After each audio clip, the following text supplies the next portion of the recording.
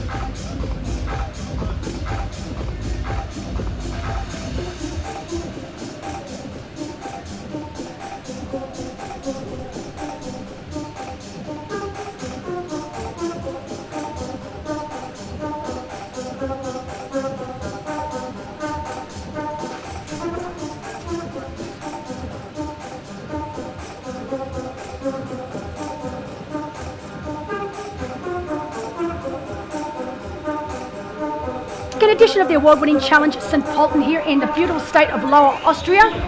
My name is Belinda Granger and I will be bringing you the live coverage for today's race in what is only the second edition of Challenge St. Pölten. We are here at the start line for the start of our professional men's race. We have a 6:30 a.m. kickoff. As you can see, they are ready to go. Beautiful conditions down on the lake today. We have around 30 pro men as they are now underway. Very cool, I have to say, for this Aussie. Very cool conditions for the start of the race today. We have an 8 degrees Celsius air temp and the water 19.4 degrees Celsius. I've been told it's a lot warmer than last year. I think temps were sitting at around 13.5 degrees last year in the water, so much warmer, but definitely not warm enough for this soft Aussie. But fantastic view of the lake. Now it's a very unique swim here in St. Pölten. They start in the first lake, swim around 900 meters before they then exit. They've got about a 250 meter to 300 meter run before they then dive into the second lake, where they'll swim another 600 meters before exiting and heading towards T1. But you can see glass-like conditions on the lake there today. It's been quite windy all week, so we were expecting a little bit of wind, but very happy to wake up to very, very little wind. We do expect it to pick up a little bit throughout the day, but right now, completely still and glass-like conditions down at the race start. Our women, kickoff for them today is at 6:35 a.m. and as you can see, we already have an early leader. Most of our pro men will be wearing light blue caps. We have got a few coloured caps out there, so I'll go through those quickly for you. In the white cap from Germany, Nicholas Mann. In the orange cap today, Giulio Molinari from Italy. In silver, Nils Fromhold from Germany. In yellow, we have got Mickey Weiss. In gold, Caleb Noble from Australia. While the rest of our professional men will be in light blue.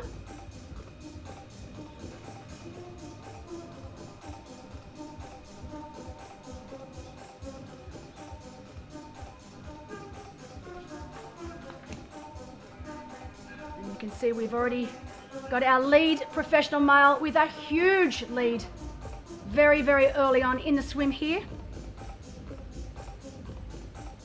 We know that there are two very strong swimmers in the field today. One of them is our youngest athlete racing, and he's from Germany. And goes Hannes Butters. I hope I'm pronouncing that correctly. So Hannes Butters, only 20 years of age. And we know that he's in one of the light blue caps.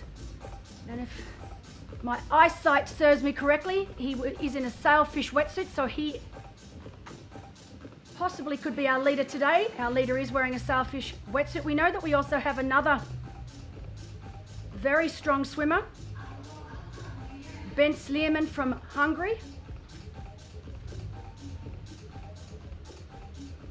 As soon as I get a little bit closer, we'll be able to have a good look at who our leader might be, but I am predicting that it is the young German, Hannes Butters. Now, he trains in Nuremberg, very, very close to Roth, and we know that one of his training partners is Frederick Funk.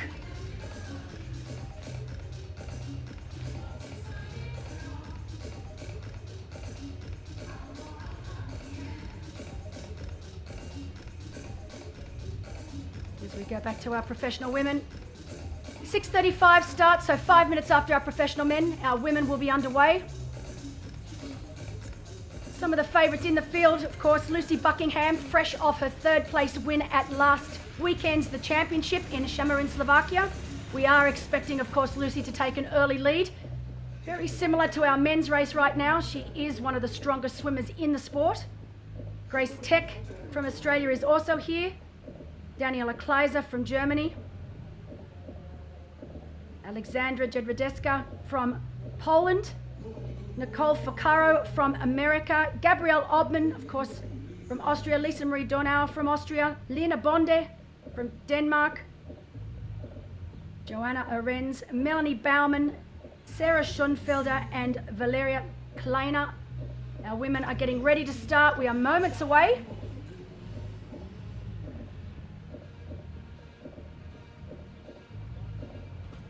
And off they go. Okay, just to let you know, Lucy Buckingham is in the green cap, and you can see that she is already away in the lead.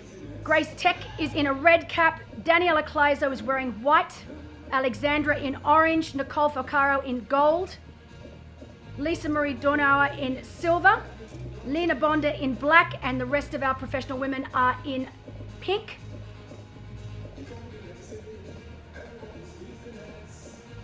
Fantastic aerial view of the first lake today. So as I said earlier, they will swim one lap of the Wienhofener See, a total of 900 metres. They then exit the water and run up and over into the second lake, approximately 250 to 300 metre run. And they'll then enter the Ratsdorfer See, swim a total of 600 metres before exiting and heading directly to T1. 19.4 degrees Celsius in the water today. As you can see, Lucy Buckingham already away to an early lead. She does this every single race. Last weekend she had the company of Sara Perez Sala. This weekend I dare say it's going to be a solo swim and solo ride for Lucy Buckingham from Great Britain.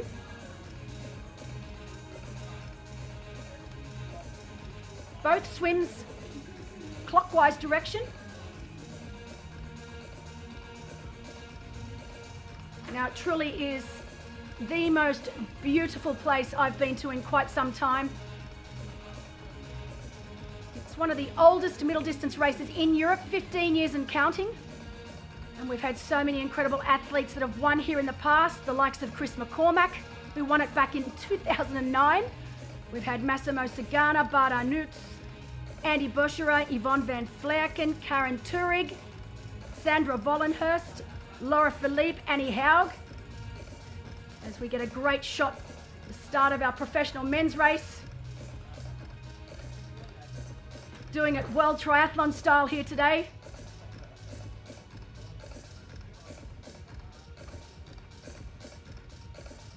But it truly is a unique two-lake swim. And this place really is like out of a fairy tale book.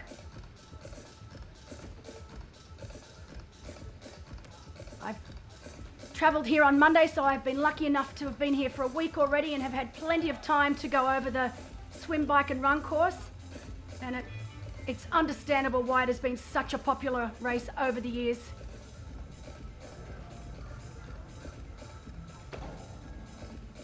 Our age group race today kicks off at 6:45.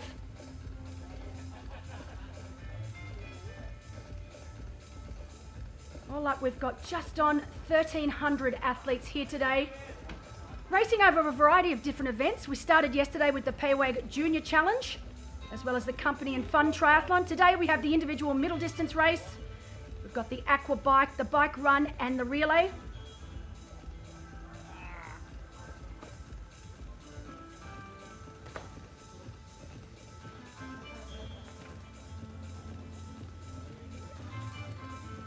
St. Pölten in the state, Lower Austria. It's a fantastic holiday destination. And very, very easy to get to from Vienna Airport. By train, it's around 25 minutes. By car, just under an hour. So a very, very popular holiday destination for the people of Austria. Renowned for its vineyards and the UNESCO World Heritage Centre of Wachau.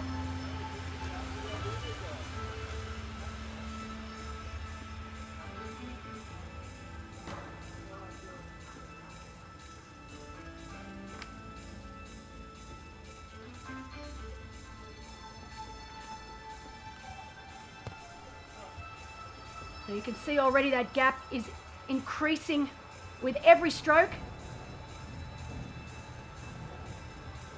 We do expect it to be quite a large chase group behind. Nicholas Mann from Germany, very, very strong in the water, as well as Giulio Molinari, Nils Fromhold, Caleb Noble. All of those men, very strong swimmers. Women's race is going to be a little bit more spread out. We know Lucy Buckingham will definitely lead out of the water. We are expecting Grace Tech to be next out behind her as we see our professional women. Great start from them. As you can see now from that aerial view, it's a very unique swim.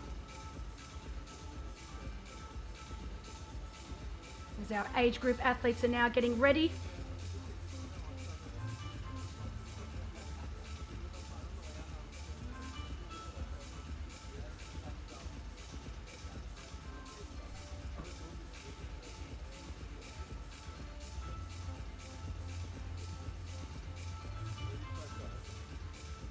Got a very international professional field here today. We've got 2 athletes from America, 3 Aussies, 2 Danes, 1 Polish, a Swiss, a Hungarian, Slovakian, athletes from the Czech Republic, of course from Germany and Austria, from Great Britain and from Italy. So definitely a very international field, which is fantastic to see, particularly after the last couple of years with COVID. Now, the very first Challenge St. Pölten was supposed to take place in 2020. Unfortunately, COVID put a stop to that, so we had the first edition last year, this being the second edition of Challenge Family St. Pölten. The race has been going since 2007, and it's a very, very popular race throughout Europe. It's won many awards, and the organisational team here are really top-notch, one of the best I've worked with. And it's a real family affair. Petra, the race director, her daughter Nina, who's been wonderful to work with this year. As I was correct, Hannes Butters from Germany, the young 20-year-old, the youngest in the field, is leading. Behind him, Ben Sleeman from Hungary. And great to see Caleb Noble from Australia. He raced in the inaugural Challenge Malta only 2 weeks ago, where he came 3rd. He is wanting to have another strong performance here today before heading all the way back home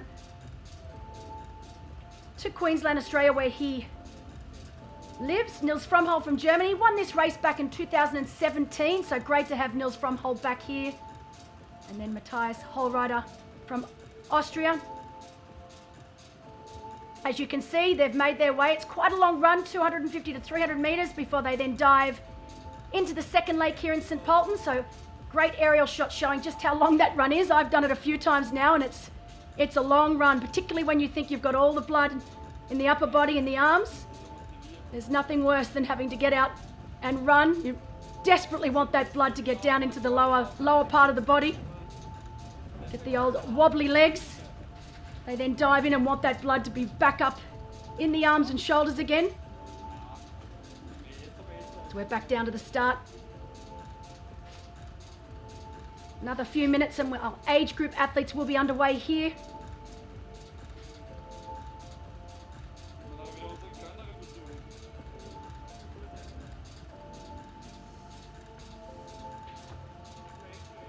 Neither of our defending champions are here with us today, unfortunately, so we will be crowning a new champion in the men's and women's race. Our defending champions from last year, Annie Haug from Germany, the women's champ, and Frederick Funk of Germany, the men's champ.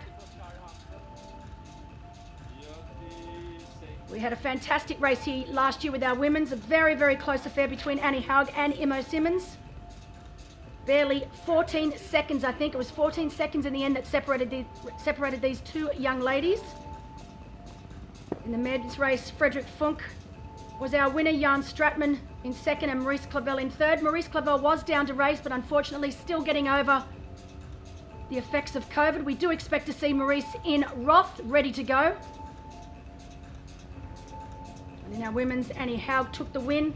Imogen Simmons a close second, and in third, Marcia Stagg-Nielsen. We do expect to see Annie Haug and Marcia Stagg-Nielsen in Roth in about 5 weeks' time. Both of our winners last year setting new best times here. Frederick Funk 3:44.49 and Annie Haug 4:20.17. I'm not sure we're going to see those records broken here today. Although in saying that, we do have perfect conditions. It's a little chilly. As I said, sitting at 8 degrees Celsius right now, but we do expect that to rise up to a high of around 14 or 15 degrees as our age groupers are now underway here in St. Pölten. Very unique dive start. Some opting not to do the dive start and doing a big leap of faith instead. I've seen people all week practicing. You know, for most triathletes and long course racing, we don't do dive starts, so it's not something we really practice that often. So I did see quite a few athletes down there earlier this week practicing that dive start off the end of the pier. Others opting to go down the stairs.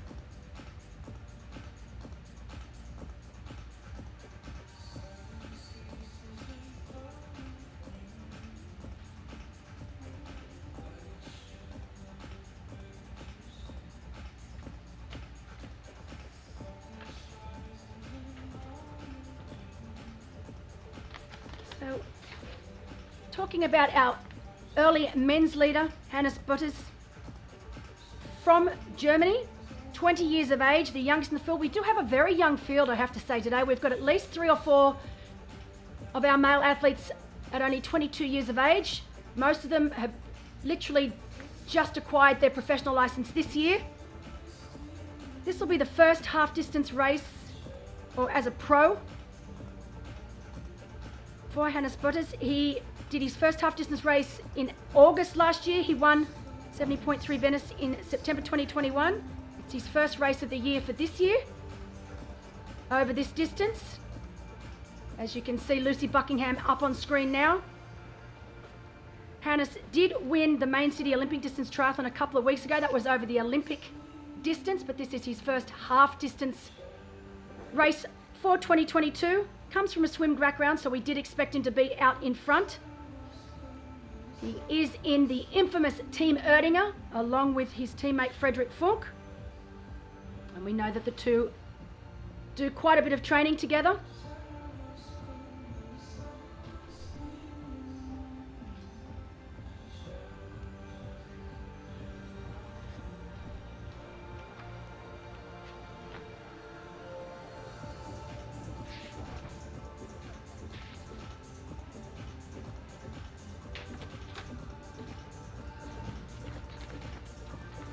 There we go. Great shot of Lucy Buckingham diving into lake number 2.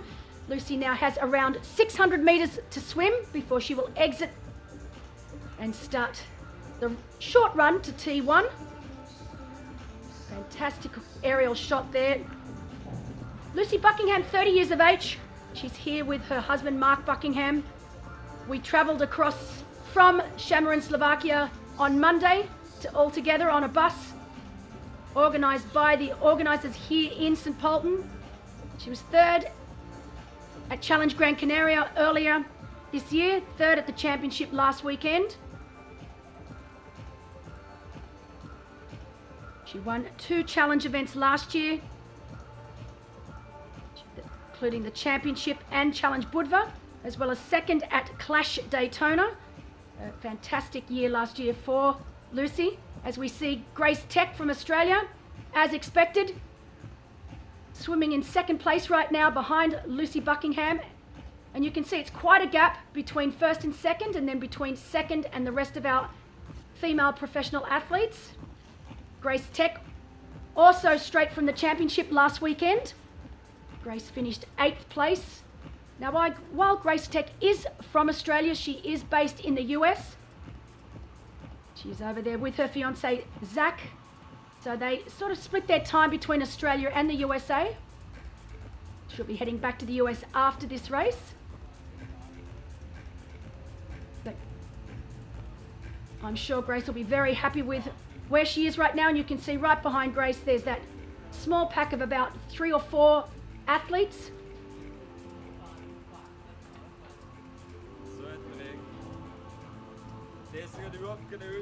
But there's no doubting our leader, Lucy Buckingham, right now. Beautiful swimmer to watch. From a short course background originally. Represented Great Britain at the Olympics in London. Has been a very, very loyal supporter of the Challenge Family events. She was rewarded for that last year with a 3rd place finish in the Challenge Family World Bonus. As we see a great shot there of Nicole Ficaro from the US. Nicole over here from the USA with Ernie Mantell, who's racing in the professional men's race. They've been here for quite some time, based in Mallorca. And both these athletes will be staying on after this race and racing Challenge Gerardsbergen in Belgium. Another fantastic race on the Challenge Family calendar.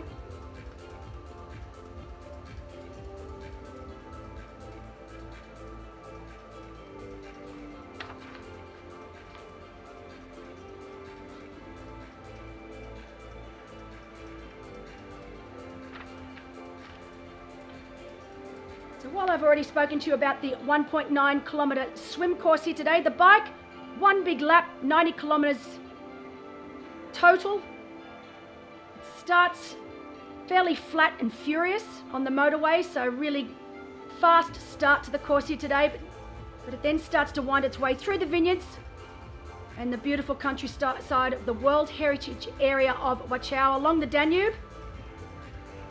Bike course here today completely closed off to traffic, and I have to say the road surface absolutely immaculate. Greatest thing about this course, it has 3 very challenging climbs and some technical descents, and quite undulating all the way back to T2 here in St. Pölten. First climb today, it is at about the 25 to 30 kilometre mark and is about 5 kilometres in length.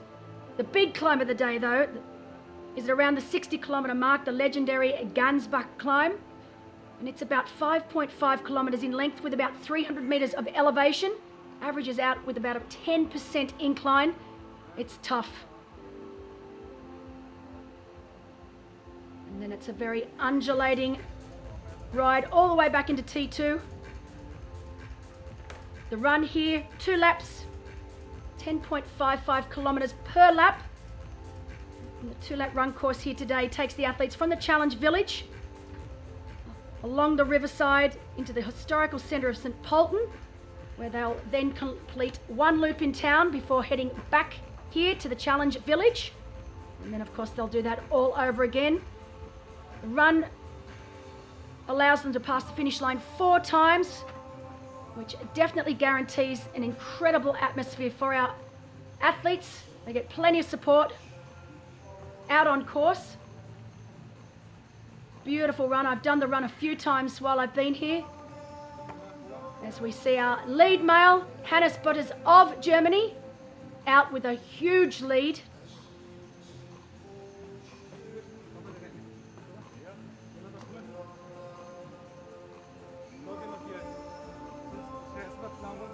So 22 minutes 30 on the clock. That is definitely going to be a record swim here today.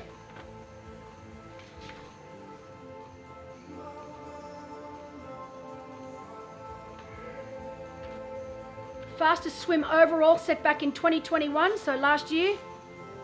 Timo Hakanos, 24:26. So Hannes Butters has well and truly blown that record out of the ballpark.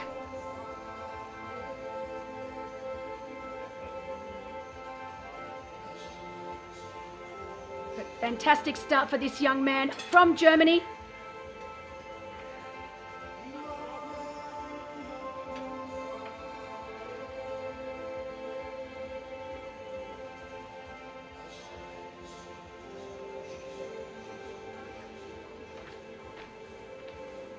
Now, while we got all of our athletes to fill in a little bit of a questionnaire for us, so I had some things to talk about today.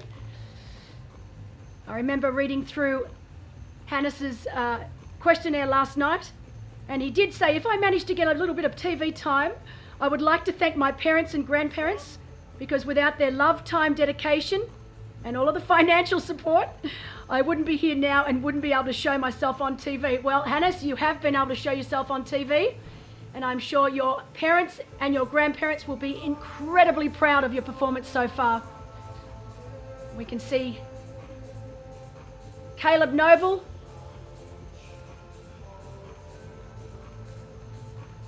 Nils Fromhold and Bence Lehman all into T2. Giulio Molinari not far behind, but great swim from Caleb Noble. He swims at home, the same pool that I work at, with the legendary John Rogers, one of our Olympic coaches. Caleb Noble training in the town of Noosa on the Sunshine Coast in Queensland. He's been over here for about a month now. Came over with his girlfriend, Caitlin, who had to go home after Challenge Malta. Caleb has, of course, stayed on to race here in St Pölten, and he'll be heading back home to Australia after this race. Third place for Caleb in Malta 2 weekends ago, and I'm sure he'll be wanting to try and do something the same here today. He's going to have his work cut out for him though, because it's a very, very strong field. As we see Nicholas Mann, our favourite for today, believe it or not, 22 years of age, very, very young athlete, but very, very strong. Recently finished third at Majorca. His first podium finish over this distance as a professional athlete. So very, very strong at a very young age. And one of the things I've really noticed from last year and particularly this year so far, just how young some of our middle distance athletes are now. I'm so used to middle distance athletes being in their late 20s. Now so many in their early 20s. As I said, our youngest today, 20 years of age. We've got at least 3 males and 2 females, 22 years of age. As we see more of our Payweg athletes, we've got 3 Payweg athletes here today from Team Payweg. That looked like João Ferreira from Portugal.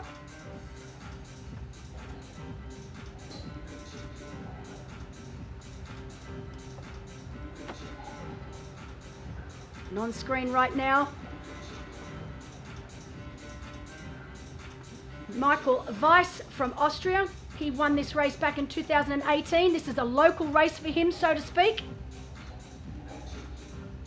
So Mickey Weiss, while I talked about Hannes being the youngest in the field at 20 years of age, Mickey Weiss is the oldest in the field at 41.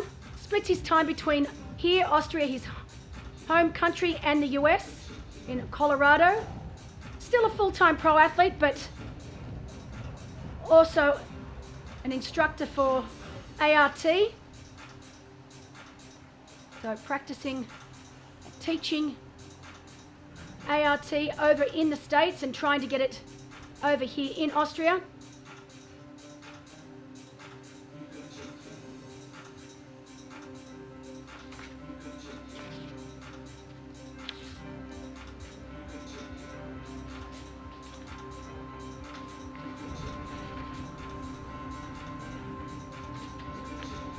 See that Payweg outfit. I love the Payweg outfit because it stands out and makes my job so much easier. Got 3 members from the Payweg team here racing today: João Ferreira, Christian Berngruber, and Kieran Storch from Australia. So another Australian here along with Caleb Noble. Kieran Storch, also from Queensland, resides in Brisbane. He's been over here for about a month training. His coach is from Belgium, so training over here with his coach and also with his team.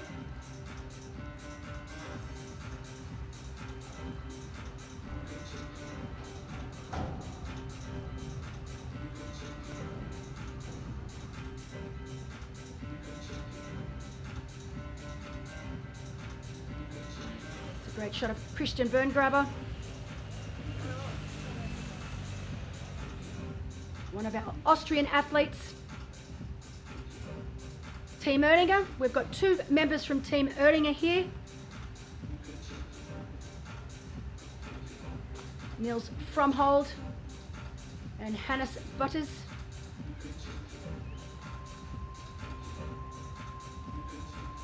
Going to be a nice competitive battle between these two teams.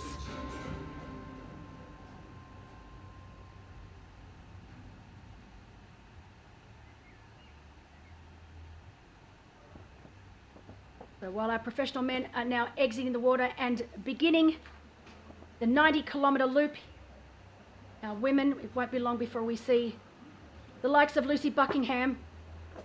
We expect her to get a few minutes lead out of the swim over Grace Tech. And just as I say that, of course, there she is herself. Fantastic swim from Lucy Buckingham. We expect nothing less. Definitely one of the fastest swimmers in long-distance triathlon, along with Sarah Perez-Sala and, of course, Lucy Charles Barclay.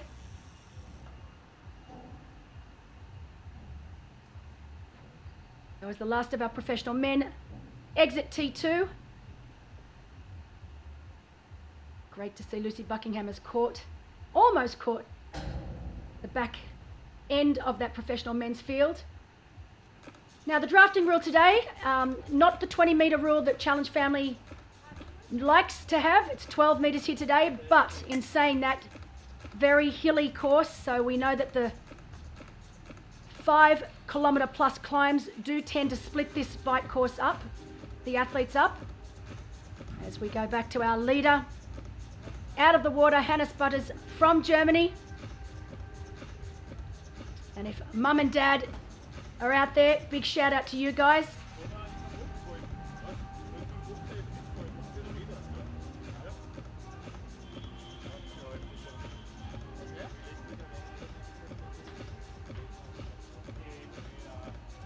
So Hannes Butters currently in the lead, followed by Nils Fromhold, Caleb Noble and Ben Sleeman from Hungary, as Lucy Buckingham now exits T1.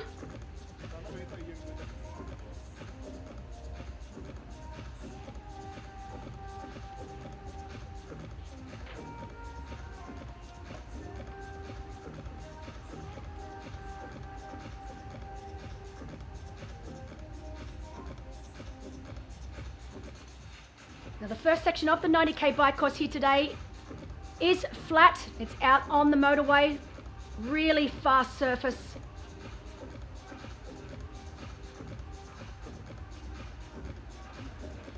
And they'll make their way to the first climb, which, as I said, about the 25 to 30 kilometre mark is when we'll see our professional men make that first 5-kilometre climb. Great conditions out on course so far, very little wind. We had very strong, very strong winds yesterday, but we've woken up this morning to picture perfect skies. No wind right now. We are expecting the wind to pick up around lunchtime, but most of our athletes should be off the bike by then. Definitely a very chilly start. Around 10 degrees Celsius right now. But for most of our European athletes, this is not a problem at all. Grace Tech from Australia making her way now to her bike. Renowned in Australia as the little pocket rocket. One of the only women I know that's shorter than me. She's tiny, tiny little thing, but doesn't she pack a punch? Brilliant runner, so definitely running is her strength. So we expect Grace to have a very strong run here today. 8th place last week at the championship. While she wasn't unhappy with that position, she would have liked to have been a little bit further up in that top 10. But she will be giving it her all out there today. And I definitely expect to see Grace on the podium by the end of the day.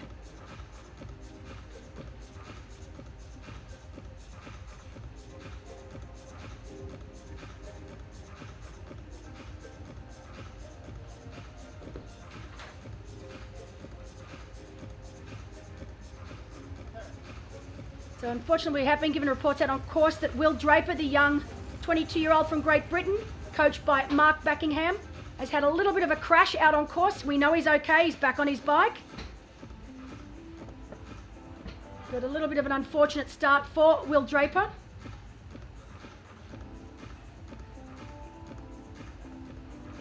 More of our professional women.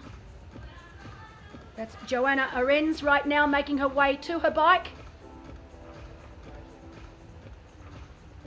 Great shot of George Enzenberger from Austria.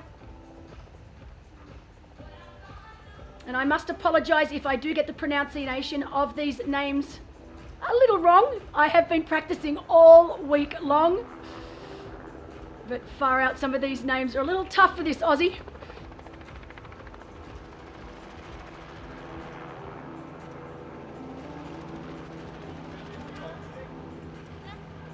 Lucy Buckingham with those gorgeous long red locks. Lucy really has become a complete athlete over the long distance now. Renowned obviously at the start for her very, very strong swimming ability. She's a fantastic bike rider and really picked up her run over the 21 kilometres over the last year since I've been following her.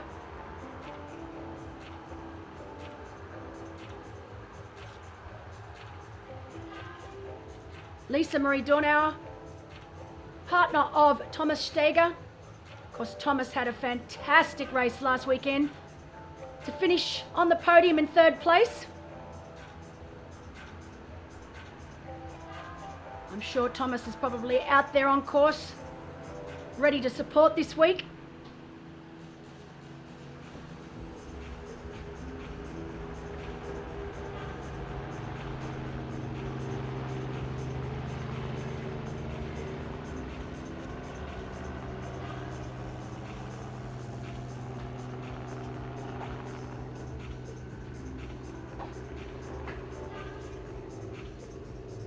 The rest of our professional women make their way into T1 and out onto the bike course here.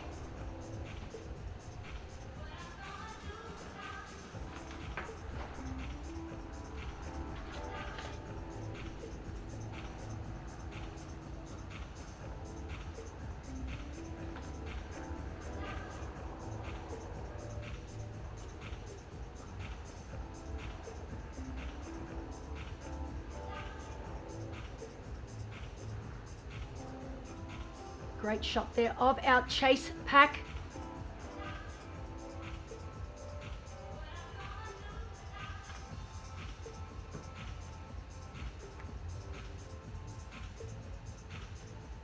So for our viewers out there, just a little update on Will Draper. He is okay. It was just a very minor crash out at the beginning of the bike. He is back up and racing, no problems.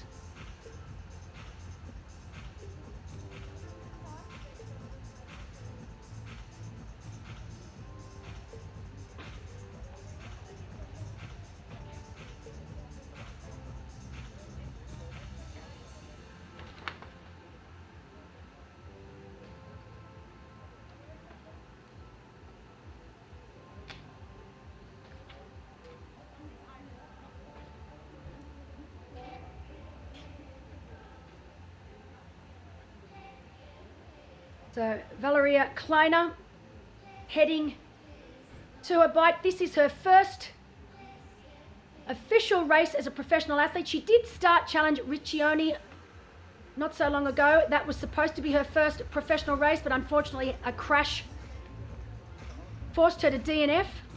So hoping for a much better start here today. But really interesting story about Valeria. She is an ex-football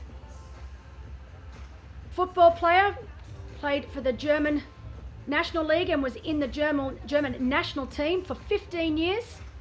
So for everyone back home in Australia, soccer player, so very, very good, very accomplished footballer, now turned triathlete and recently turned professional triathlete.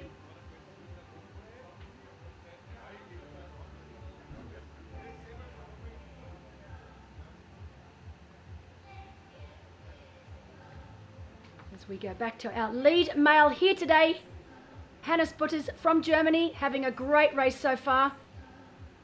We know he's the training partner of Frederick Funk, and if he rides anything like Freddie, well then we know he is definitely going to be one to watch today. 20 years of age.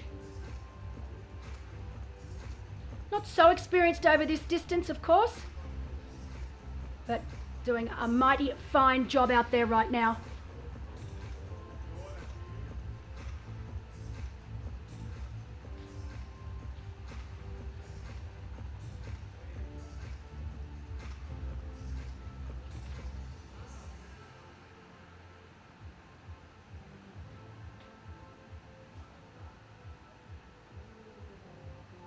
So this is his first pro middle distance race.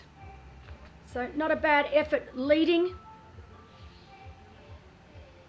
See some of our athletes opting to put arm warmers on. It is chilly, definitely a chilly start here.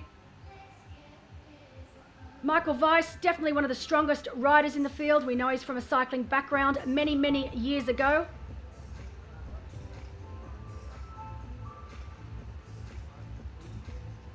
He knows this area very well. He's competed here many times. His partner's family own a very well-known vineyard in the area.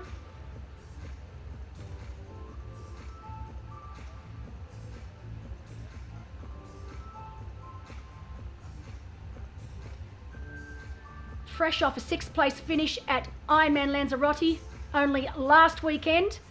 So it is definitely going to be very interesting to see if Mickey's legs come to the party today. We had quite a few athletes last week racing the championship that were fresh off the World Championships in St. George. Didn't seem to worry them too much at all. Kyle Smith from New Zealand finishing in 5th place, almost had 4th. And of course, Vanilla Langridge finishing in 4th place. Both of these athletes only 2 weeks post Ironman World Champs. 1 week might be pushing it though. 2 weeks, although some say that, the less time the better. Just keep shocking the body. But so far, Michael Weiss looking quite good out there for someone only 1 week post Ironman.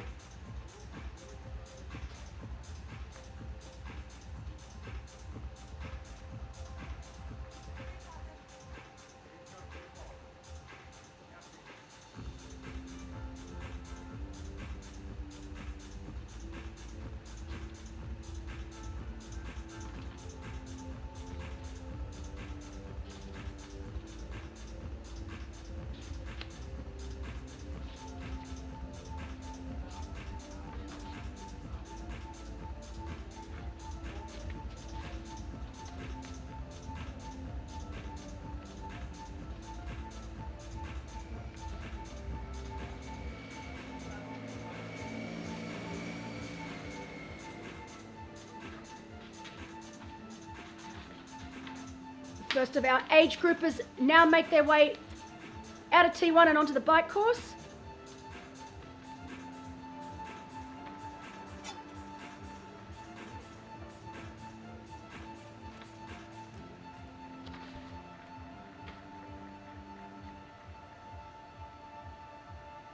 But great to see so many races taking place back in Europe right now. I was lucky enough to get to Europe last year. 2021 was a good comeback year, definitely after 2020. And 2022 races took place for Challenge Family. We had Challenge Wineacre at the beginning of the year, and of course Clash Daytona at the end of the year. 2021 saw a return of racing. I wouldn't say back to normal, but it was definitely a much larger program than 2020, which was also almost non-existent. But so far 2022 back with a vengeance. Great to see so many races taking place.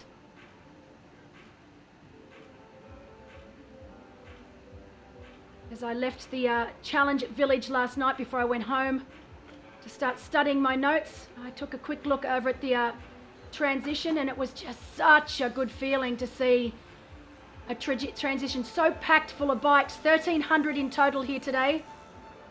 And I hadn't seen a transition like that for quite some time, and it was just such a good feeling.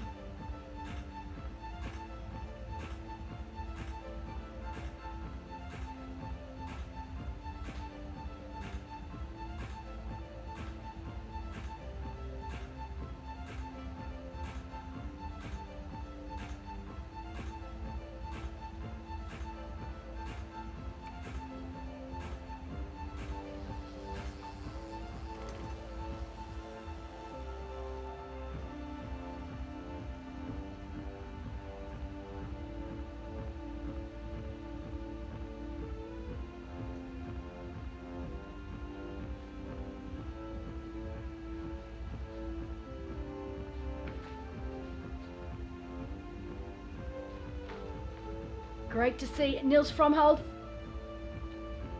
In his late 30s now, he's been around for a very long time.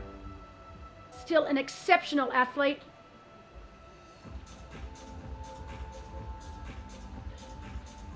Has now caught our first place male. So he's now caught Hannes Butters and is riding in the lead. So hats off to Niels Fromhold. It's his fourth time here racing St. Pölten. First time was back in 2014. He won it in 2017. He was the winner of Challenge Roth back in 2015. Very, very accomplished athlete. And one of the nicest on the circuit. Also racing for Team Oettinger, has been a long time member of that team. And understandably so, he's been an incredible asset to Team Oettinger over the years.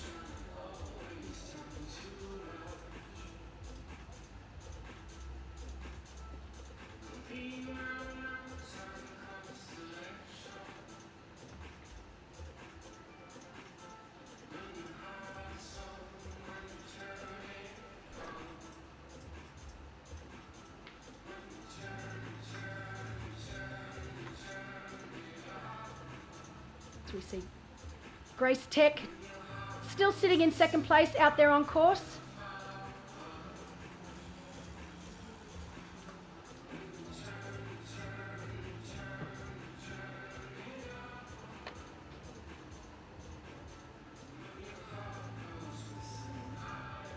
But Lucy Buckingham right where she wants to be, where she's used to being.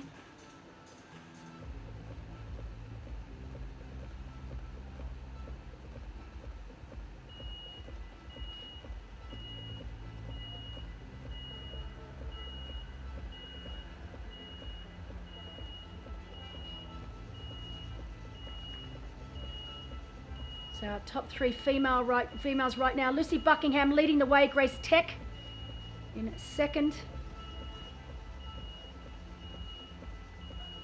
And Joanna Arens currently in third. In our men's race, we've got Niels Fromhold leading, with Hannes Butters now in second. Both from Germany, and what a fantastic sight to see, where you've got the older athlete, the older, more experienced athlete Niels Fromhold in his late 30s, racing alongside the youngest in the field at only 20 years of age. For the young up-and-coming Hannes Butters, you couldn't have asked for a better teacher right now.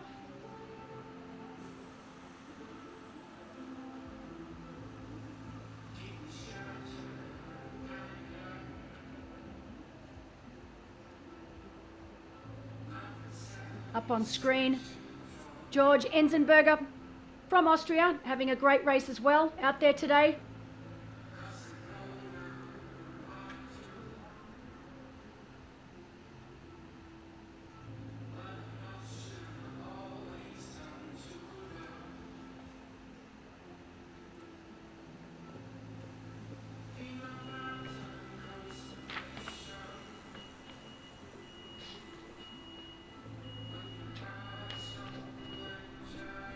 So while our main event today is definitely the middle distance race, we do also have the aqua bike, so the swim bike, and then we also have another event, the bike run, and then our relay teams to finish off the morning. So there's something for everyone this weekend.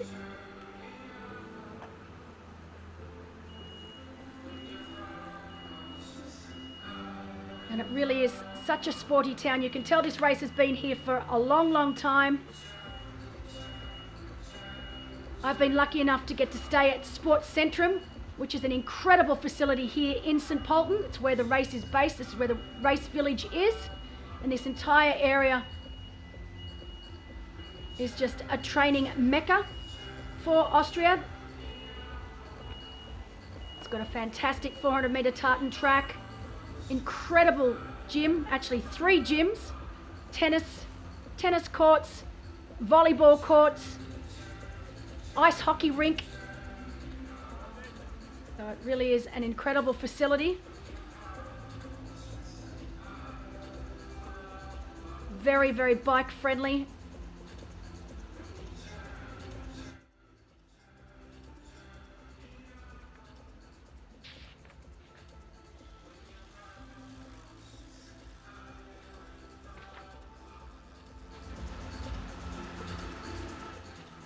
We have the same rules out there today for our age group athletes as we do for our professional athletes.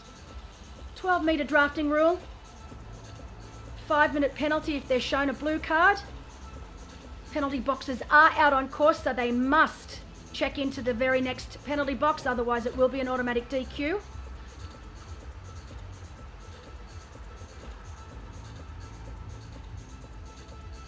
Great close-up shot of Nils Fromhold. Such an experienced athlete. And he's definitely put himself in the box seat. This is exactly where he'll want to be. He'll be racing Frankfurt in about 4 weeks' time.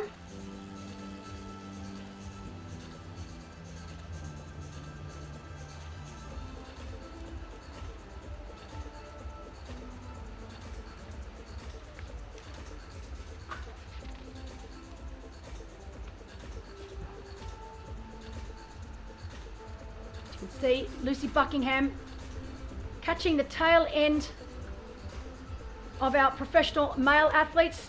Just shows you the caliber athlete that Lucy is. She had a great race last weekend at the championship. She was holding second place for quite some time till Emma Pallant-Brown came flying through at the end to snatch second place away from her. Very worthy podium last week. At the championship, with Sarah Perez-Sala taking the win, Emma Pallant-Brown finishing in second and Lucy Buckingham in third. Prize money on offer today for our professional athletes, €19,000, paying 6 deep. Also valuable points towards the Challenge Family World Bonus. Of course, our World Bonus provides the professional athletes with the opportunity to race for a share of $125,000. Takes in all of the Challenge Family events, plus all of the Clash events in the US. An athlete's top 6 results over the course of the year, of which no more than one of those races can be full distance. And I dare say that after today, if Lucy Buckingham should take the win, then she will most definitely be leading that bonus. At the moment, it's Sarah Perez-Sala in front, but Lucy Buckingham will overtake Sarah if she wins here today. For our age group athletes, we've got 2 Arbus helmets for the fastest male and female bike splits. We've also got 2 Wahoo watches for the fastest male and female, age group only, out of T1 and then T2. So Wahoo proving to be one of our incredible sponsors for Challenge Family. I think last weekend in the championship, they gave out 29 watches to those age group athletes in each category, fastest out of T1 and T2. So big shout out to Wahoo for being such incredible supporters of our age group athletes at all of our races.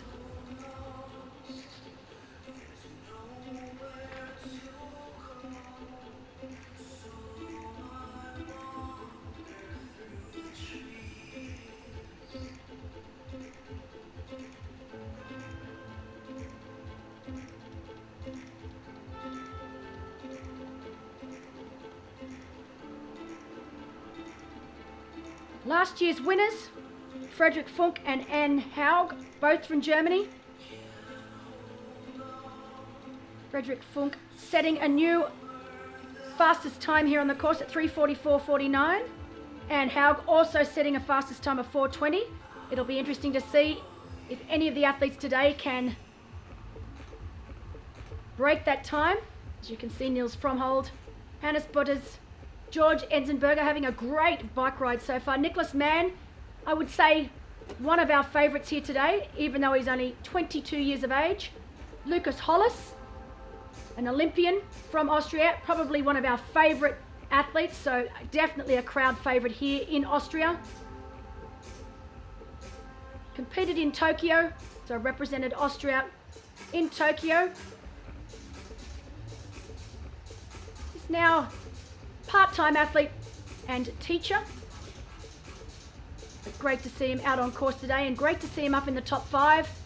João Ferreira from Team Pewag. Caleb Noble in 7th. Caleb's been here for quite some time. He's been over the course, made sure he knew exactly what he was in for. And so I'm really hoping it pays off for Caleb today and that he's able to get the result that he's worthy of. Very, very busy in T1 right now.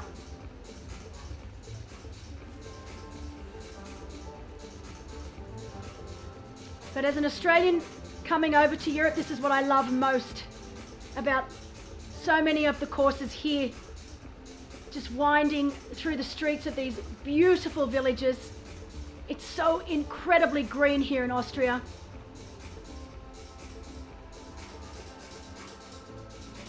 And as I said earlier, it's like something out of a fairy tale book. It truly is just so gorgeous. So they've made their way off the motorway now, and this is where they will start to climb as they make their way through the little villages alongside the vineyards. And that first climb of around 5 kilometres, coming at about the 25 to 30 kilometre mark.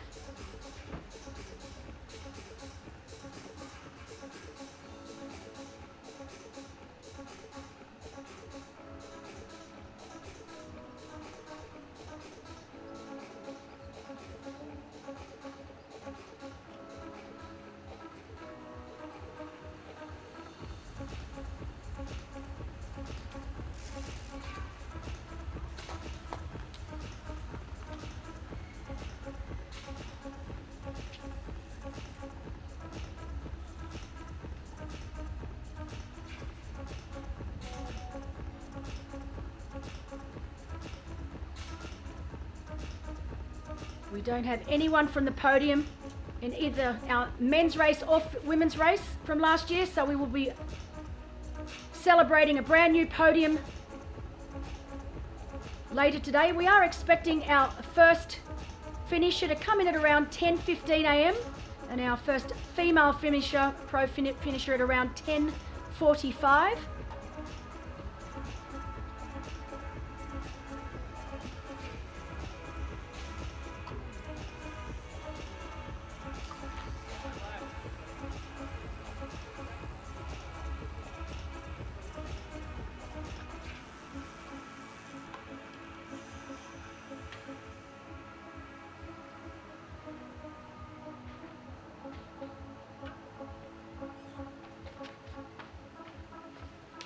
As you can see on the left, Niels Fromhold, our lead male, going past the vineyards here, the very well-renowned vineyards here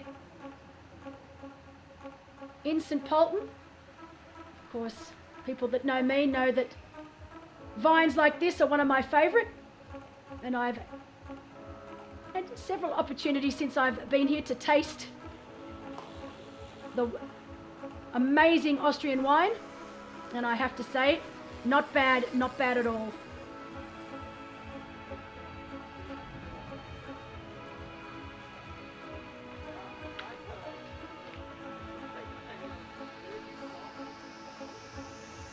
Grace Tech from Australia, currently sitting in second place. Definitely the smallest athlete in the field here today. But for someone so little, she definitely puts out a lot of power, and we do expect her to come through in the run. definitely one of the fastest runners in the field. Comes from a running background. Was third earlier in the year at Challenge Shepparton, which is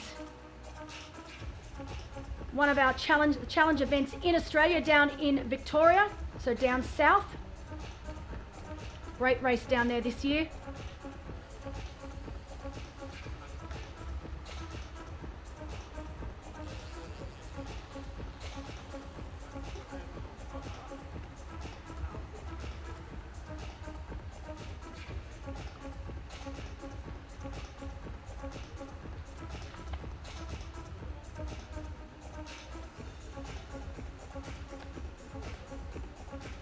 And this young man, 22 years of age, he was third recently in Mallorca, his first podium.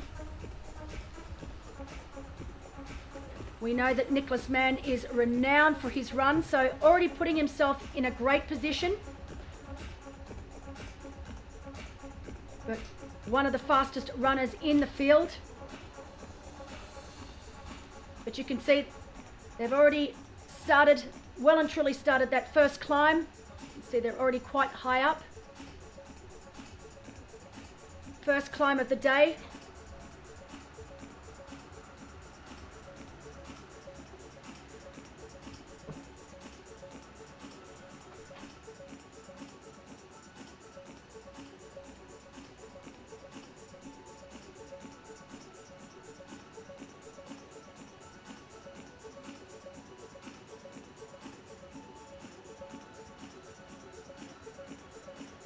Now spotters, we have got spotters out there on course, so I've got one spotter following the men's race and one for the women's race. They're able to give me some extra updates.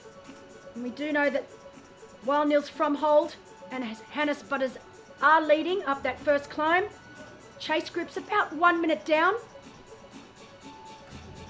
We know that chase group contains Nicholas Mann. And Nicholas really just needs to keep himself within striking distance of our leaders, because we know he is definitely one of the fastest on the run course.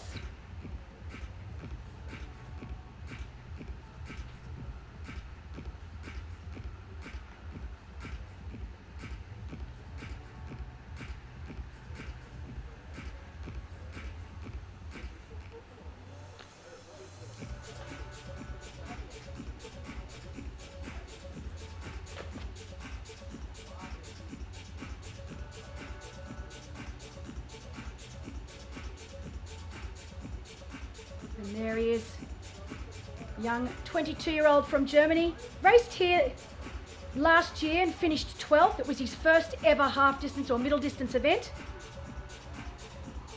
So 12th place for him here last year. His goal for this year is definitely top 3.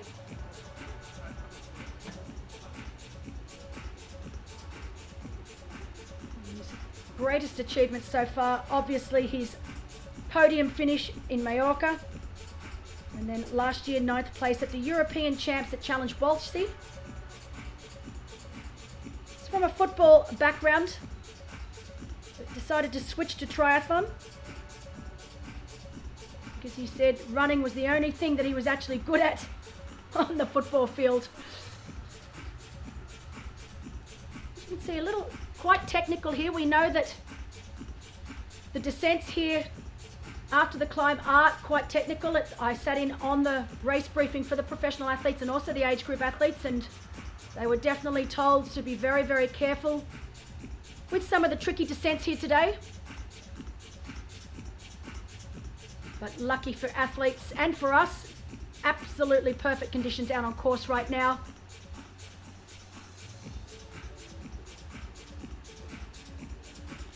The roads were a little damp this morning just because it was so cold, single digits, but it has warmed up quite quickly. And you can see now the roads are perfectly dry. But this is a great, great camera. Great shot of switchbacks as they make their way down the first descent.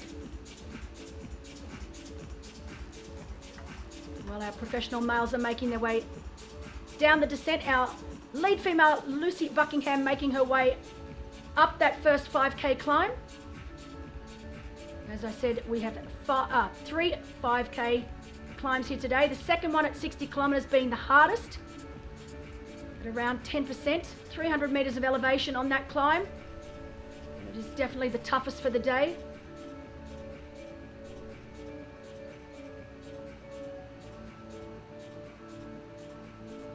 But those aerial shots we're being shown, proving how beautiful it really is here. You can understand why it is heritage listed.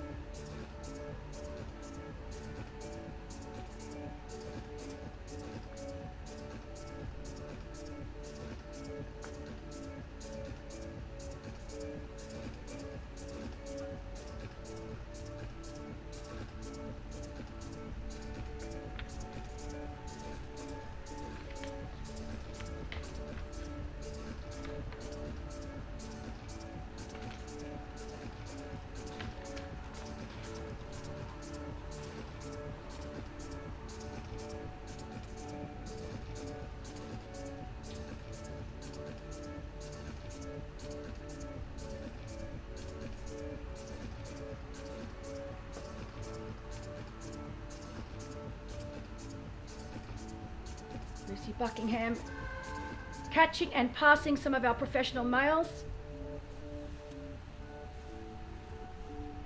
Lucy's in very, very good form. Started the year with a 3rd place at Challenge Gran Canaria.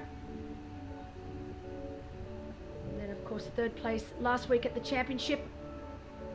Definitely looking to place higher here today. Doing everything right so far. She was a little unsure how the legs were going to be. But right now, not looking like she's showing any of the effects of last week's race. Completely different conditions to last week. It was quite hot at the championship. It was also very, very windy. Very little wind here today so far. A lot cooler. Also the run here, 2 laps flat along the side of the river. Nice compact dirt surface. Last week's run in the championship, very, very difficult with the change of surfaces.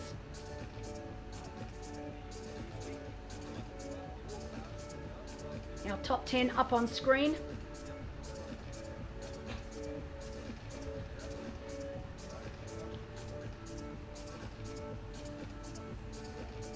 See the last of our age group athletes making their way out onto the bike course. We'll then have our aqua bike, our bike run, which is a new event for me, so never heard of that one before, but I like the idea. And then our relays are last to start today.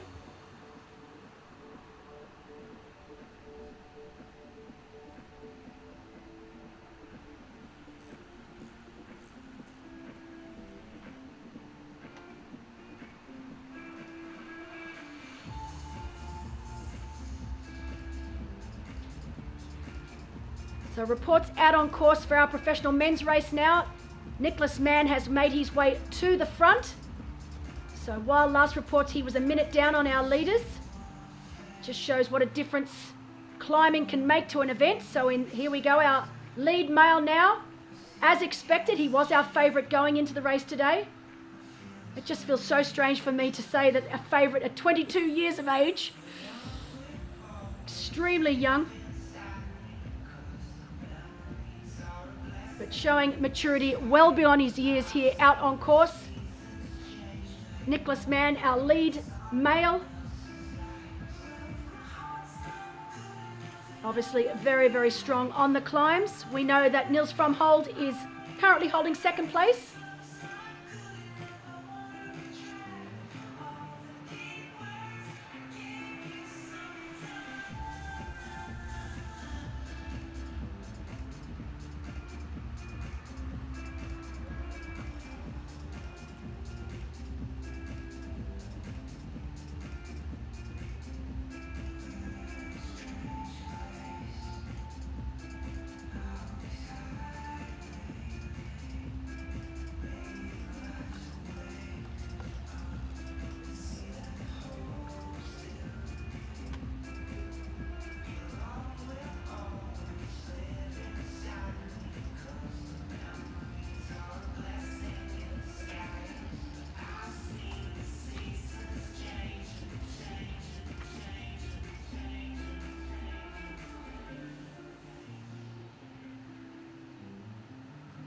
Reports out on course from our professional women's race while Lucy Buckingham leads. Grace Tech is around 3 minutes 30 down. Alexandra Jevradeska currently in third place, about 5 minutes back. We've then got Lisa Marie Dornauer in fourth. In fifth, Joanna Arens. And then holding sixth place is Sarah Schoenfelder. So that's our top 6 females out on course.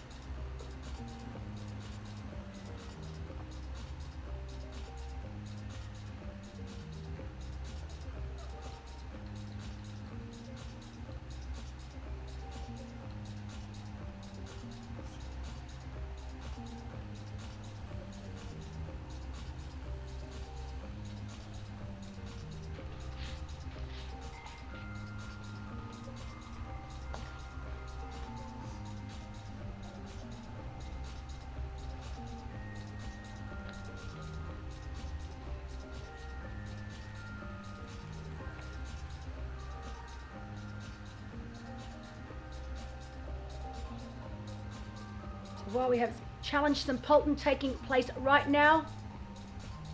Last night we had Challenge Gunsan in South Korea. Finally back after 2 years without it due to COVID. So great to see that race back in action yesterday. Woke up this morning to the news that Steve McKenna was our male winner there, while Dimity Lee Duke from Australia was our female winner. Interesting to see Nicholas Mann then ushering Nils Fromhold through to do some work up front.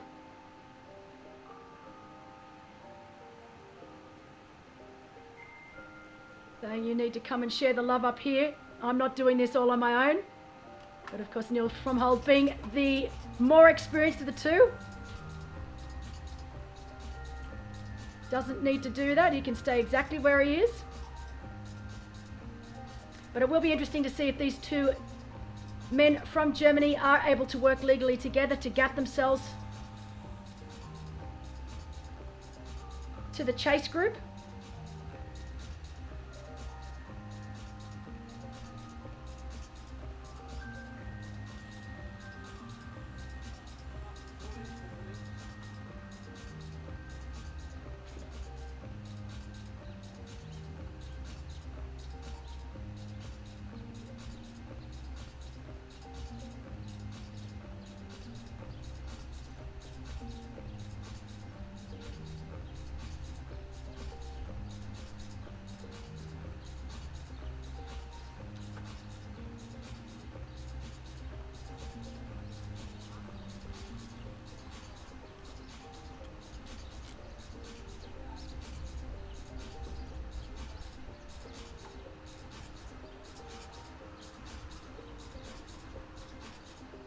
You can see not too many swimmers left.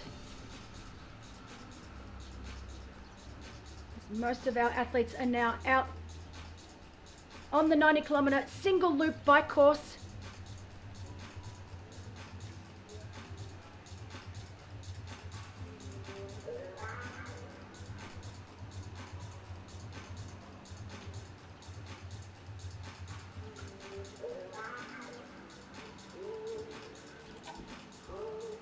Nicholas really needs to stop worrying about what Nils Fromhold is doing behind and just concentrate on his own race.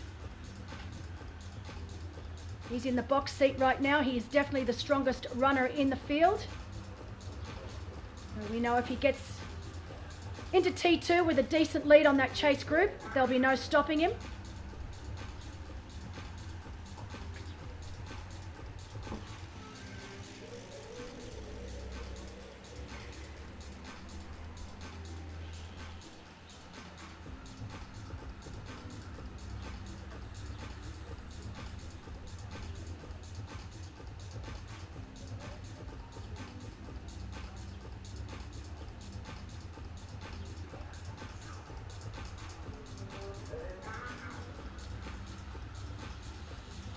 We've been given reports out on course now that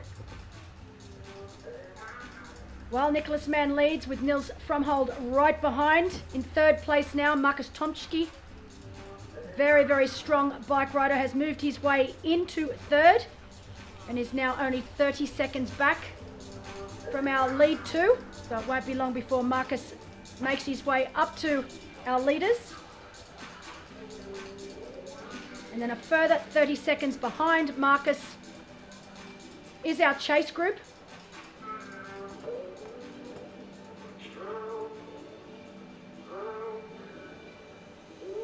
So they are definitely starting to come together.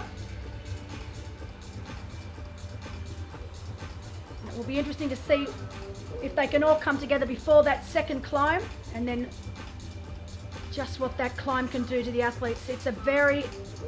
It's a tough climb, 5.5 kilometers in length, about 10% gradient, 300 meters of elevation. And it'll be interesting to see if that climb is able to split this group up. They're not together yet, of course, but well, Nicholas will be happy to see that Nils has come through, helping him with the work up front. Marcus Tomczki chasing behind around 30 seconds back, and then our chasers a further 30 seconds behind. We know for our women's race, this young lady on screen now, Lucy Buckingham, has everything under control. Big lead of around 3:30 to 4 minutes now over Grace Tech, with Lisa Marie Dornauer now in third place. So great race from Lisa, moving her way through the field.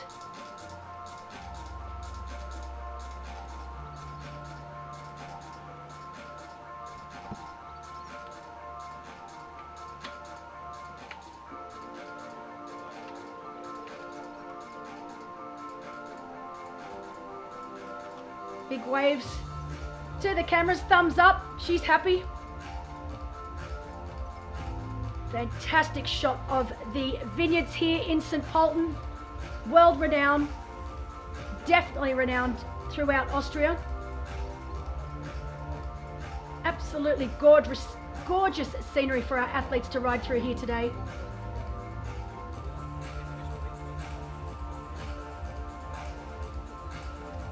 Completely closed bike course for our athletes.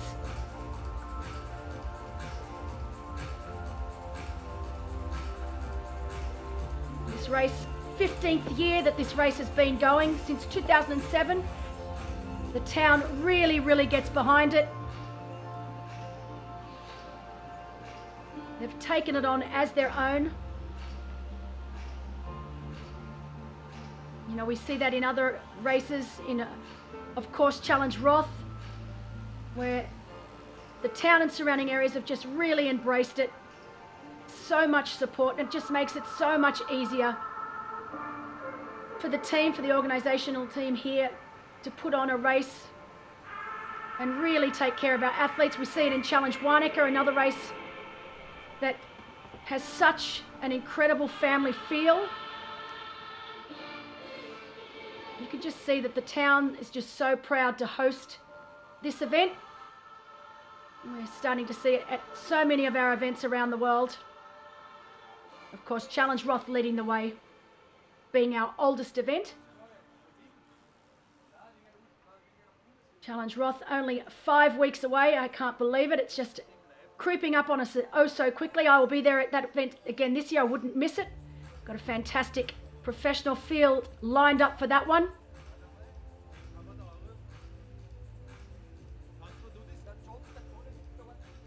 You can see by the athletes, some of them opting to put jackets on, others going out in nothing but their tri-suits.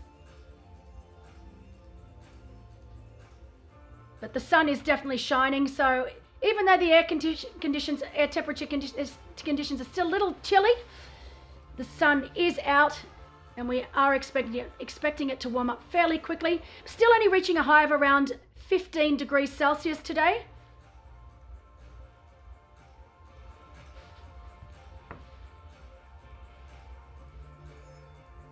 But beautiful, wide, open roads.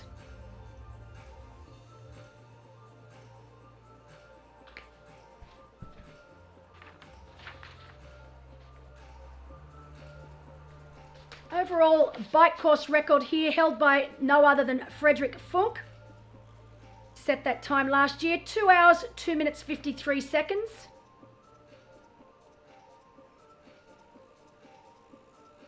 Frederick Funk, a very, very strong bike rider.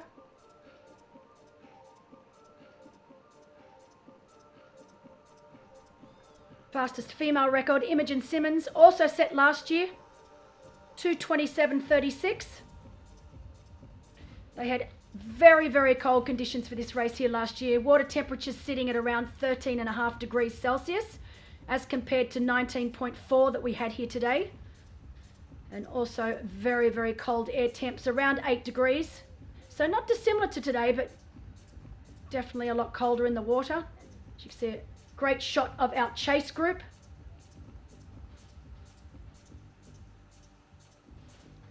George Enzenberger, Caleb Noble in that chase group as well.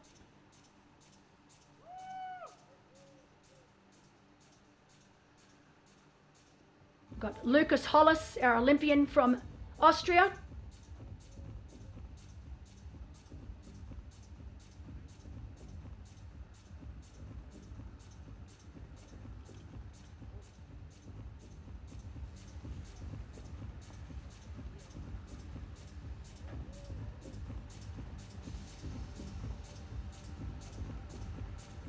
Enzenhauer deciding to remove himself from that group.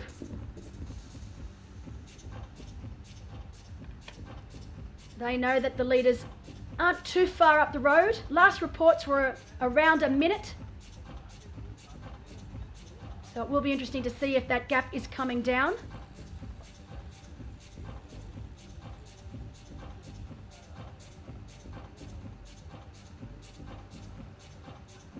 So it has come down slightly. We've been told around 55 seconds now.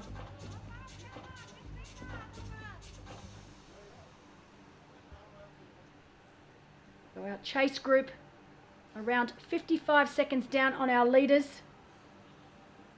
Right there on screen now from hold and man.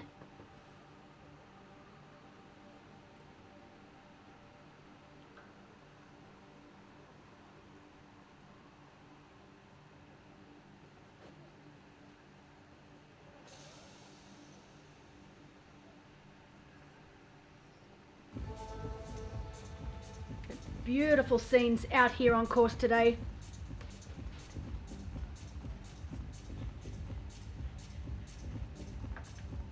Blue skies, the sun is out.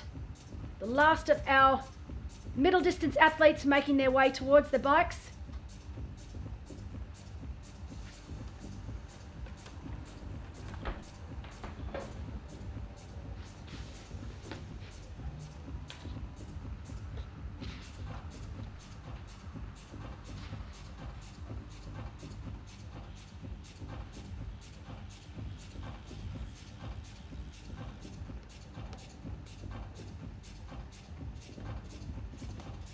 We've already had quite a few challenge family events take place this year already.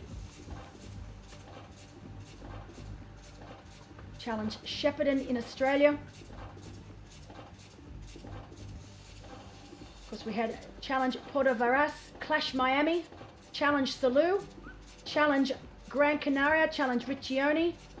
Only 2 weeks ago, the inaugural Challenge Malta. Last weekend, the championship in Shamarin, Slovakia.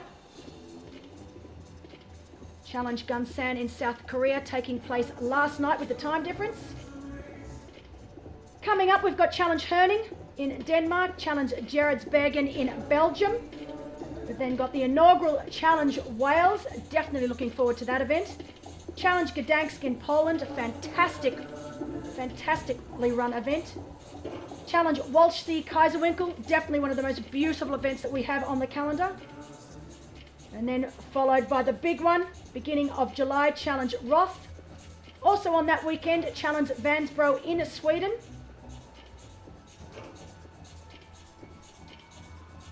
After that in July, we go across to the USA to the inaugural Clash Watkins Glen. Looking to be a fantastic weekend of multi-sport fun. Then at the end of July, we move on to Finland to Challenge Turku. And then in September to Challenge Almere Amsterdam. Then got a brand new race in end of September in Italy, Challenge San Remo. And in October, we've got Challenge Budva Montenegro, Challenge Pegera Majorca, and then finishing off the year with Clash Daytona. Such a fantastic event. I'll be heading back to that one.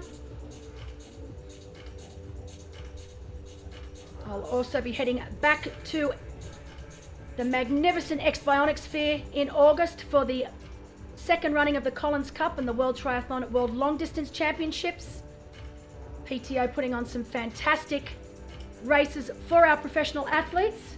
It really is such an incredible time to be a professional male or female triathlete with so many races to choose from, with the 3 PTO events taking place this year, the first one being in Edmonton in Canada, followed by the Collins Cup, and then finishing with Texas. $1 million on offer at each of these events. And then so many incredible Challenge Family and Clash events on offer this year as well.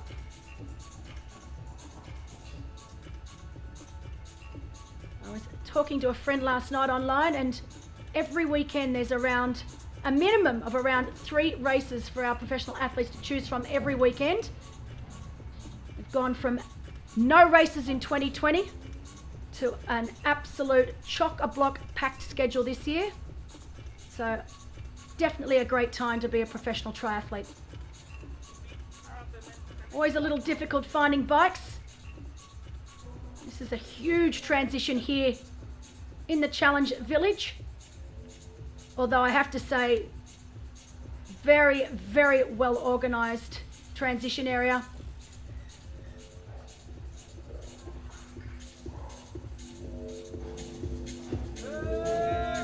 It's always interesting coming to an event. You can always tell the events that have been going for a long period of time because they just seem to run like clockwork. And this team here in St. Pölten, led by Petra and her husband, what an incredible job they do.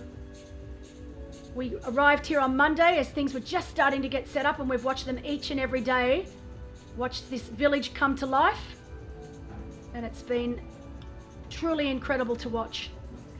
As you can see now, Lucy Buckingham leading, 4:24 over second placed Grace Tech. Further 4 minutes back to Lisa Marie Dornauer. So big time gaps in our women's field. In comparison to our men's field, where we have our leaders here on screen right now. And at last check, they were around 55 seconds back on our chase pack.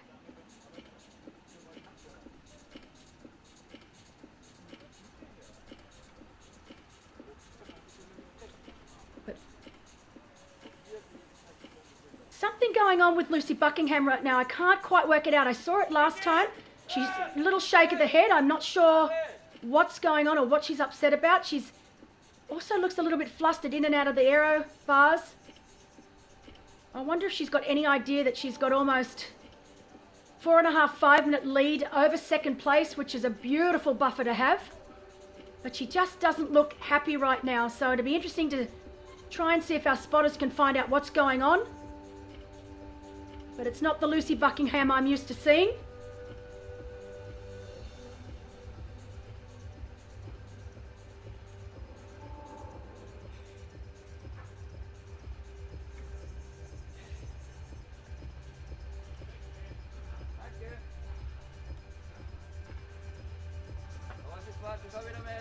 Lisa Marie Dornauer currently in third place, having a great race.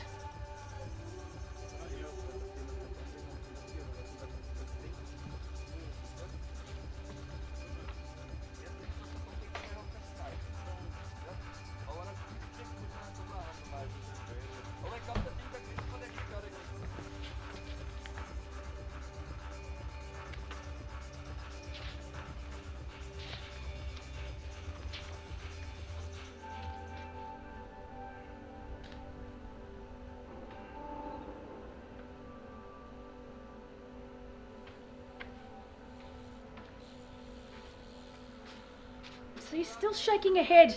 I'm going to try and see if I can find out, get one of our spotters to find out what's going on.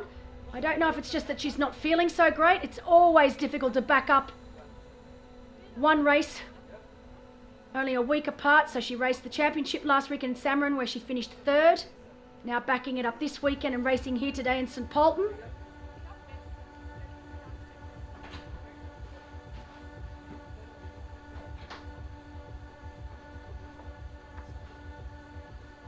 But yeah, this is not the Lucy I'm used to seeing. Just something's not quite right.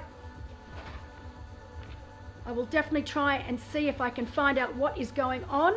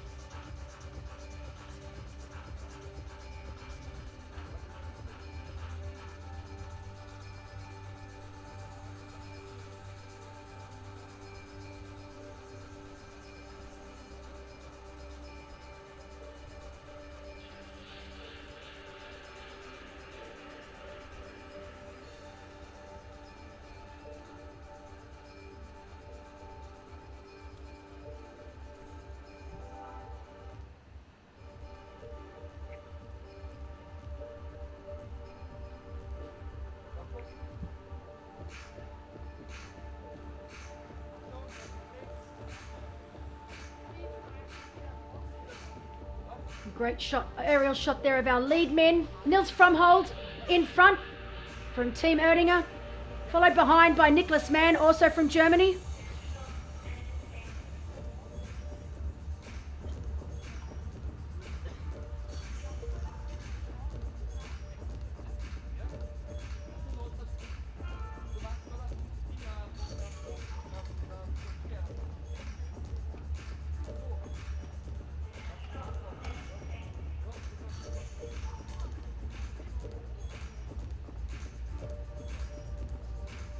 Looks like our chase group in our men's race has fallen back just a bit. They were able to get that down to around 55 seconds, but it's now pushed back out to about a minute and 9 seconds.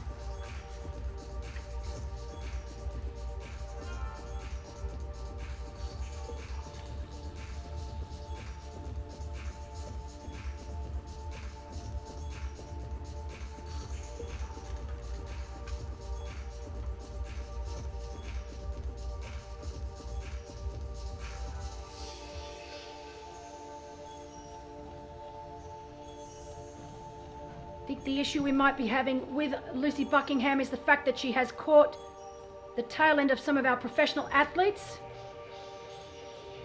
And they are not doing the right thing by her and are staying very, very close. Of course, it's 12-metre rule here.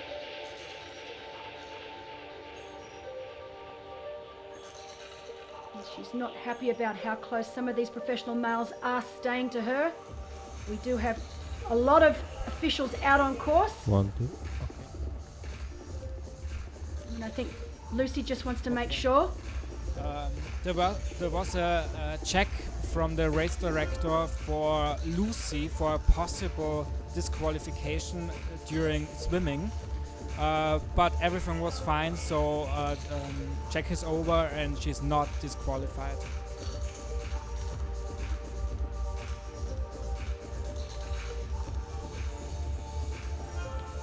All right, so update out on course. The reason that we have seen Lucy Buckingham not so happy is because there was a little bit of an incident in the water where they thought that Lucy Buckingham had gone the wrong way on the swim.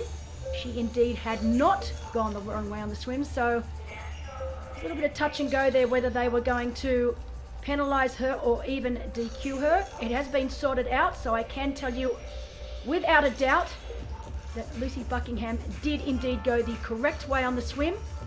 She will not be receiving a penalty. So I think she's just a little upset that it happened at all. But good to know that we have come to the correct conclusion here. But great to get that update and just to get a little bit of an understanding on why Lucy was looking a little bit irritable out there on course.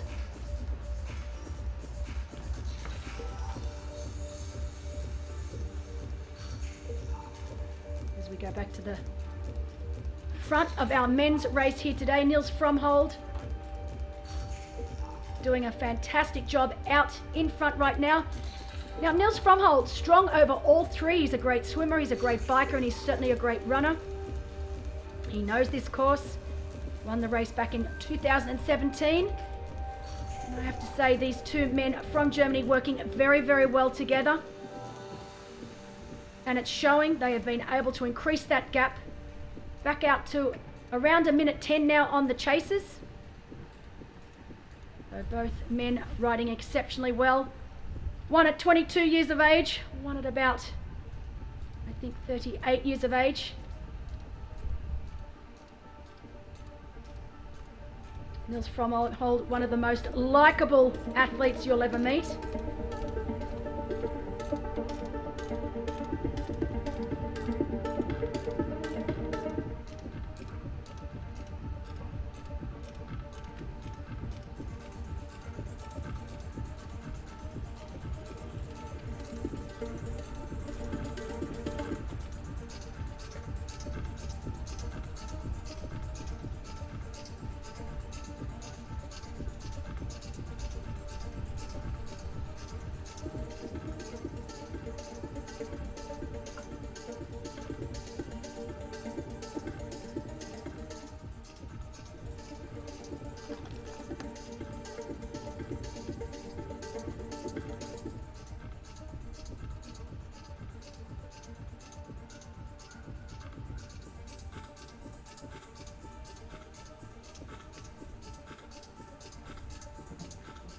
We're back with our chase group on the bike. So this is another of our chase groups.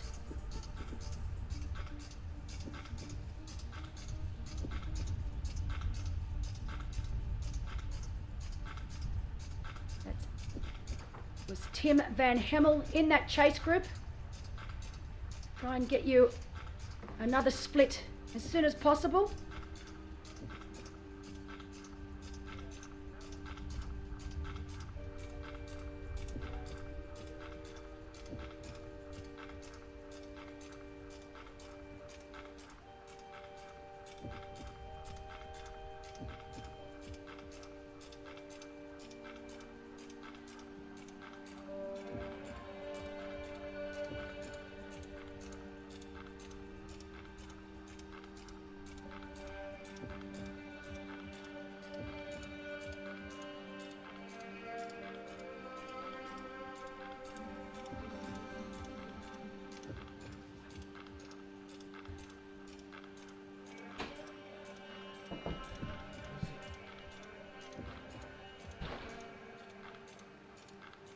So absolutely breathtaking scenery here out on course today. It truly is such a spectacular bike course. I love the fact that it is one giant loop. You rarely see that anymore in triathlon. We often see multi-loop courses, but just look at that backdrop. It still takes my breath away just how green it is here in Austria. Of course, coming from Australia. Definitely not scenes I am used to.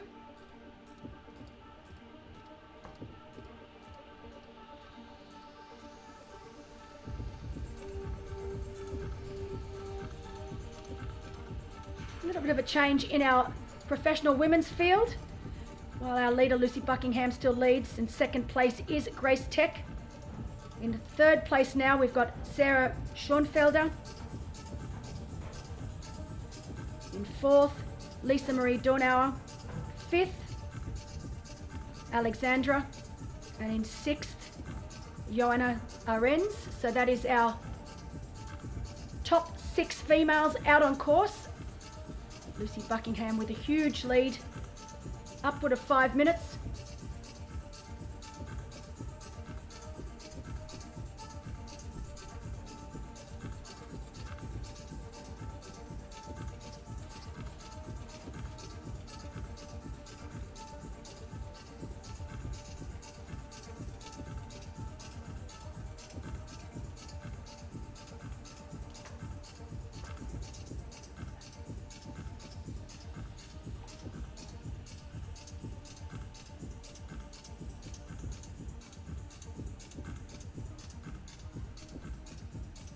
Great shot here of Michael Weiss, who I said won it back in 2018.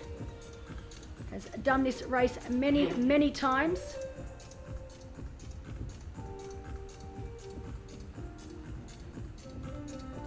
Sixth only last weekend in Lanzarote, one of the hardest full distance races you can do.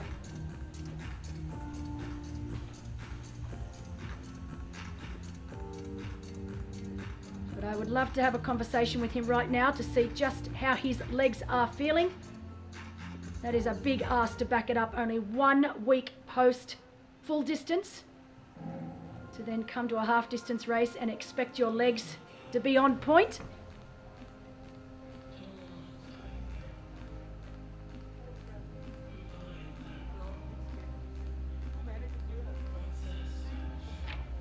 You know, currently in third for the men behind our lead 2 men is George Enzenberger, followed by Hannes Butters in 4th, and in 5th Caleb Noble. So great racing from Caleb Noble. So for all of our Aussie fans out there listening online, they'll be very happy to hear that currently in 5th place Caleb Noble, fresh off his 3rd place finish at the inaugural Challenge Malta 2 weeks ago.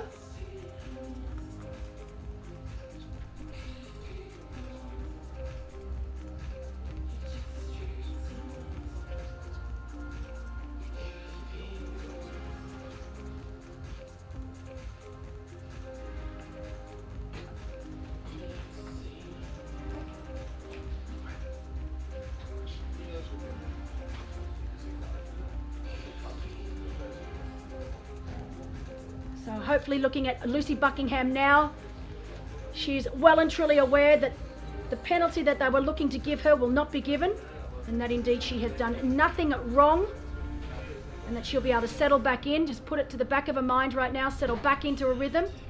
She has got full control of this race, leading by almost 5 minutes.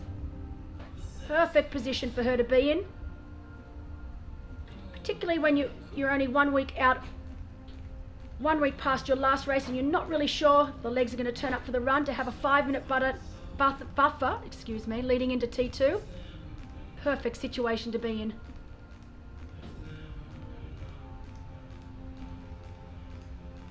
Sometimes when you don't come into a race fresh, and when I'm saying fresh, I'm not just talking about physically fresh, I'm talking about mentally fresh is probably more difficult, to be honest, than the physical side. I think for most of these pro athletes now, You know, they're used to training day in, day out, and training tired and racing tired. So I don't think physically it will be an issue for Lucy Buckingham here today, but mentally it's very, very easy for little things to just really start to get to you and to irritate you. And if she lets that happen, then it will affect her race. So she needs to just take a deep breath, put that to the back of her mind, reset, and concentrate on nothing but what's in front of her. She doesn't need to worry about what's going on behind her. It's too far back to be concerned. She just needs to worry about what she's got in front. And we know that the hardest part of this course is yet to come, with the toughest climb of the day being at about the 60-kilometre mark of the bike ride. But Lucy's been around long enough and she's experienced enough to know how to deal with this sort of adversity, so I have no doubt that she will take a big deep breath and move on.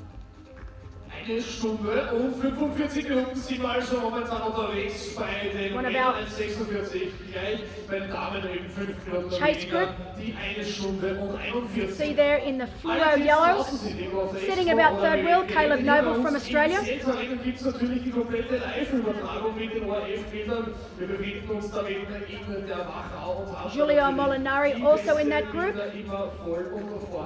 Great to see Julio here racing. He is going to become a father for the first time in September, so huge congrats to Julio and his partner. Einige fragen sich natürlich, wann wird der erste hier bei uns wieder bei der Finishline sein und in den Halbmarathon reingehen. Das sollte um circa plus minus 5 Minuten 9 Uhr in etwa der Fall sein. Wir haben vorne gesehen bei den Herren Nils Frommholt und Nicolas from Italy. Übrigens ein Spitzenläufer letztes Jahr mit der zweitbesten Halbmarathonzeit, und mal schauen, ob der das heute auch wieder so hinbiegen kann.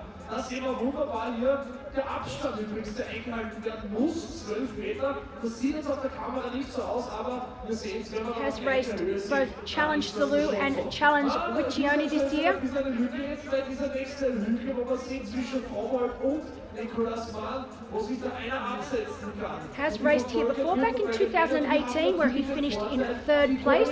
He is no stranger to this course. Wo natürlich auch zum Teil Österreicher noch drinnen sind. Das ist etwas wunderbar hier. Noch immer Nicolas Mann im roten Trikot, richtig gut unterwegs, übernimmt hier immer mehr die Führungsarbeit. 22 Jahre alt, und der ist wahrscheinlich heute laut Papierform der beste Läufer. Nicolas Mann liegt dahinter immer Frommholt, der vielleicht nicht so der gute Läufer mehr ist. Der muss jetzt natürlich versuchen, dran zu bleiben, und dahinter wird es bei den Verfolgern spannend. Na, noch lasst er nicht ganz abreißen, aber gerade eben diese Bergaufpassagen sind eben dafür gemacht, dass man sich den Vorsprung ein bisschen ausbauen kann. Er weiß schon ein bisschen, aber ganz leicht kann man es erkennen, dass er reinpasst.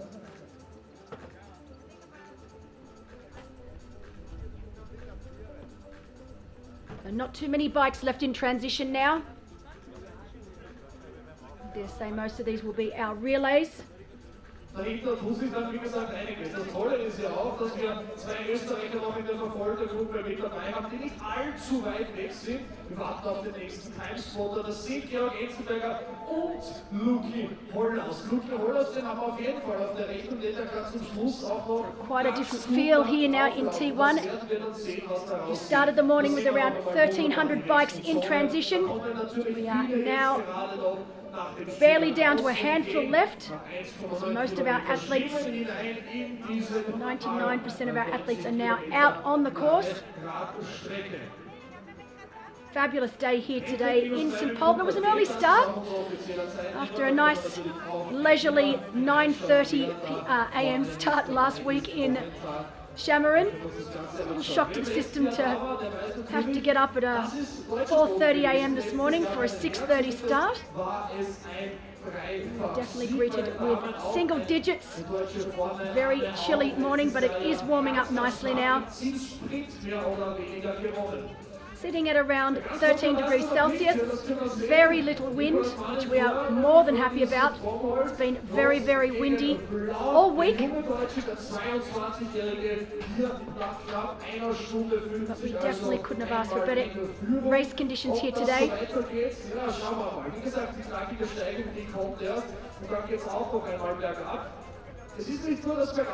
Nicholas Mann still leading the race. Both himself and Nils Fromhold working so well together. We've been given reports out on course from our spotters that Mann looking very, very strong. 22 years of age and really having the race of his life so far. We know that he got his first podium finish only a few weeks ago in Mallorca. He finished third. Today he's taking a step up again. Well and truly in control of this race so far. As is this young woman, Lucy Buckingham, having led from the gun. She's increasing her lead.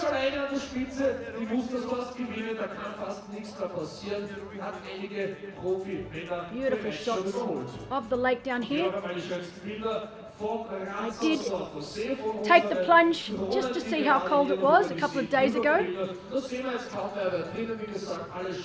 Back around 3 days ago, I was sitting at just on 20 degrees Celsius. We know it's a little cooler today at about 19.4. Needless to say, I think I lasted about 1 minute before I had to get out. Just a little too cold for this Aussie. But beautiful, clean, pristine waters, really clear. In fact, clean enough that you can drink. Absolutely lovely.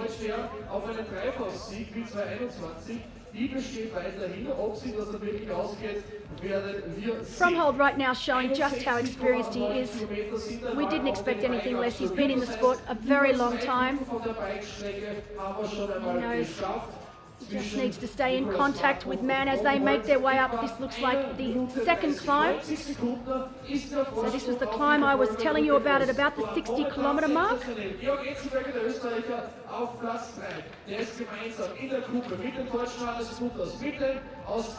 This is the legendary Gunsback climb. Around 5.5 kilometers in length and around 300 meters of elevation. Averages at around a 10% incline. Definitely going to sting the legs at 60 kilometers into the bike. The toughest thing about this is once they get to the top, they will descend over the other side, but then it is basically undulating all the way back into T2. Now you can see the second incline, the uphill we're just going through. This is going to be around 7 kilometers long. Exactly where the athletes are going today. So incredibly mountainous on either side of this bike ride. Our lead males are currently just starting up Gunsback. You can see it right there on screen now. Once they descend down the other side of Gunsback, you can see just how steep it is. Definitely a very, very challenging climb. Going to suit our stronger riders here today. But you can see that Nicholas Mann is already managing to gap himself over Nils Fromhold. Fantastic riding from this young man here today. We know that he used the first climb to bridge across to our to our leaders. He was in the chase group to start out of the swim. The first climb that we encountered at around the 25-kilometer mark is where Nicholas Mann was able to make his move, connect himself to our leaders, and now he is using the second climb to get rid of Nils Fromhold. 2 Verpflegungsstellen entlang der Radstrecke und auf der Laufstrecke. It will be interesting to see just what sort of a gap Nicholas Mann has over Fromhild by the top of the climb. A little bit of a tricky descent down the other side. Nothing that these two men will not be able to handle.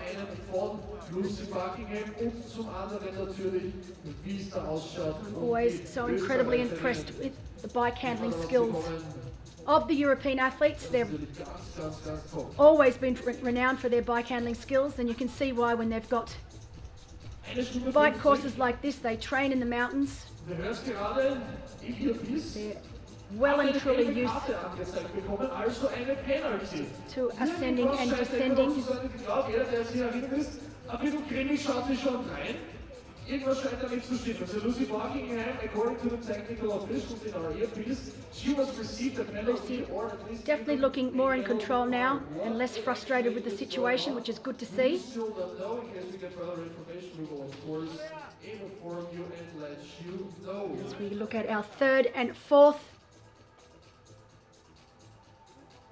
placed professional women, so that's Lisa Dornauer in fourth,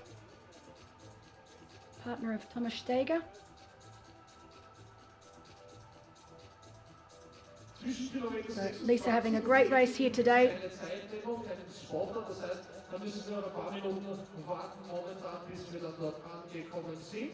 Lucy Buckingham aber bei diesem Kilometer 26 mit über 4 Minuten Vorsprung schon auf Grace Tech aus Australien dahinter auf Platz 3 und 4. You know that Grace Tech is still holding second place.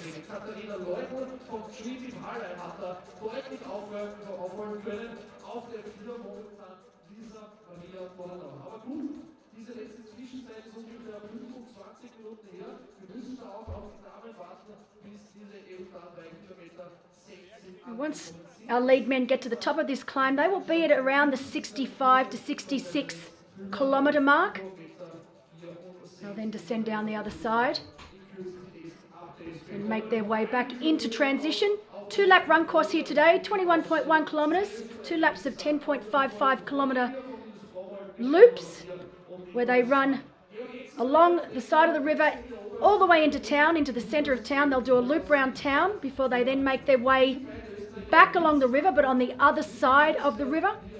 They'll then do a loop round the village here, and they'll head back out and do that loop all again. So 2 identical loops here today. Completely flat run, predominantly hard-packed dirt. Beautiful running surface here. Of course, once they do the loop in town, that will be on road and pavement. But it's only a very small section of the run here today. So definitely a really nice run underfoot. But fantastic atmosphere already outside here in the village.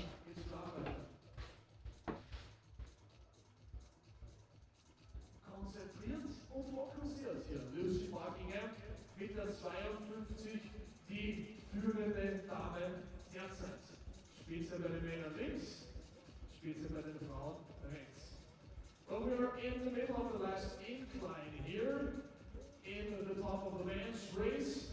That means 63 out of 90 kilometers are already done.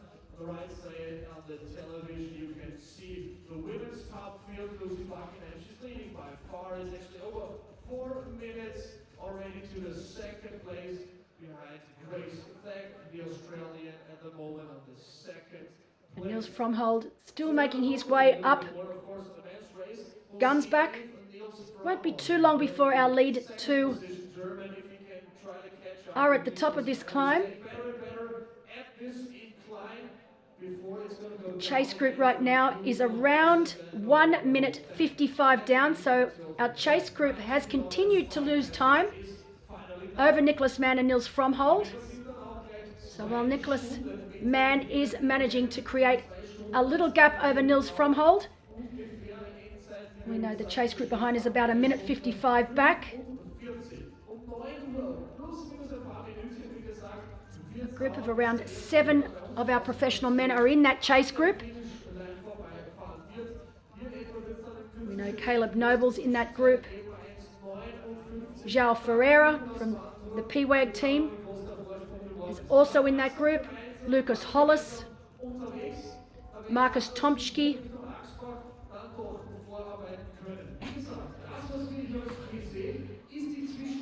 Bence Lehrman, a Hungarian athlete. So quite a big chase group, but they are 155 back, so they have continued to lose just a little bit of time over every kilometre.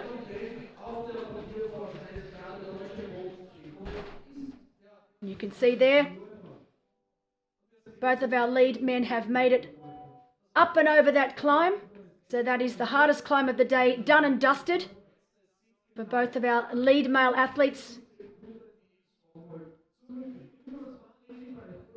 It'll be interesting to see. You can see Nicholas Mann just up there, top of screen.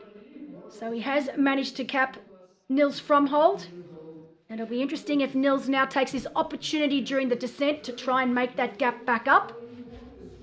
Nils being the bigger of the two athletes. So definitely greater potential for him to make some time back up on Nicholas as they make their way down the other side. But I have to say, I am super impressed with this young man's performance out there so far today.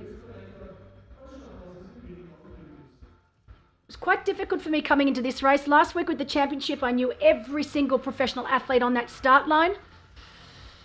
I got to the race on Monday here, so I got to the venue here on Monday and I looked at the start list, and while there are quite a few athletes that I definitely know quite a bit about, there were a whole lot of them that I'd not only didn't know about, but I'd actually never heard of them before. So fantastic that we've got so many new, inspiring, up-and-coming athletes coming into the sport of triathlon. But gee, did I have my homework cut out for me. So plenty of studying taking place this week, but it's been great.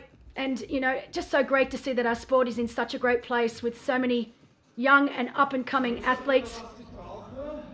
There are more new professional athletes in this race than I've ever worked at before. A lot of them, this is their first time over the middle distance as a professional. Several only getting their professional licenses this year, while quite a few others only getting their licenses last year, as we see that chase group now. So this is the chase group that we said is at about 1:55 back. You can see João Ferreira in the green PWAG colours. Caleb Noble right behind him. Lucas Hollis is there. So this is quite a formidable chase group. There's some dangerous athletes in this group. Giulio Molinari, second last wheel. So some very strong bikers, but sometimes being in a group that size can be of detriment because no one's really willing to get on the front and work hard, whereas this young man up front knows that he cannot afford to relax on the pedals at all.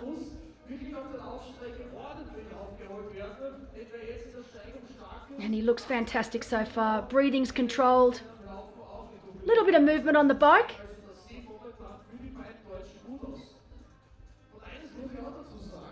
But really, for at 22 years of age, definitely showing race experience beyond his years, and particularly over this distance.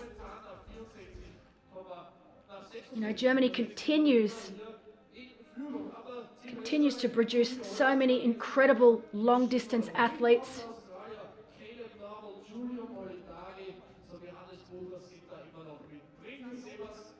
So you can see there now at the 65 kilometre mark, so that is at the top of the climb. We know that our lead two men have already made their way to the top and are well and truly over the other side now. And so Nicholas Mann able to get around that 30-second gap over Nils Fromhold at the top of the climb, with our chase group just over 3 minutes down.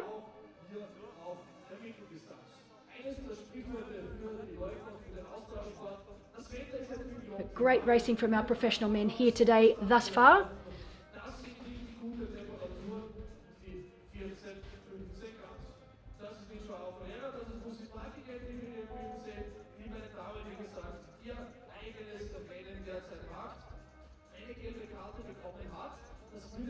And Lucy Buckingham leading the way and just continuing to put time into the rest of the women's field. We know that right now she has a gap of 6 minutes 20 over second placed Grace Tech. So 6 minute 20 second lead that is continuing to extend. And it's going to put her in a very, very good position coming into T2.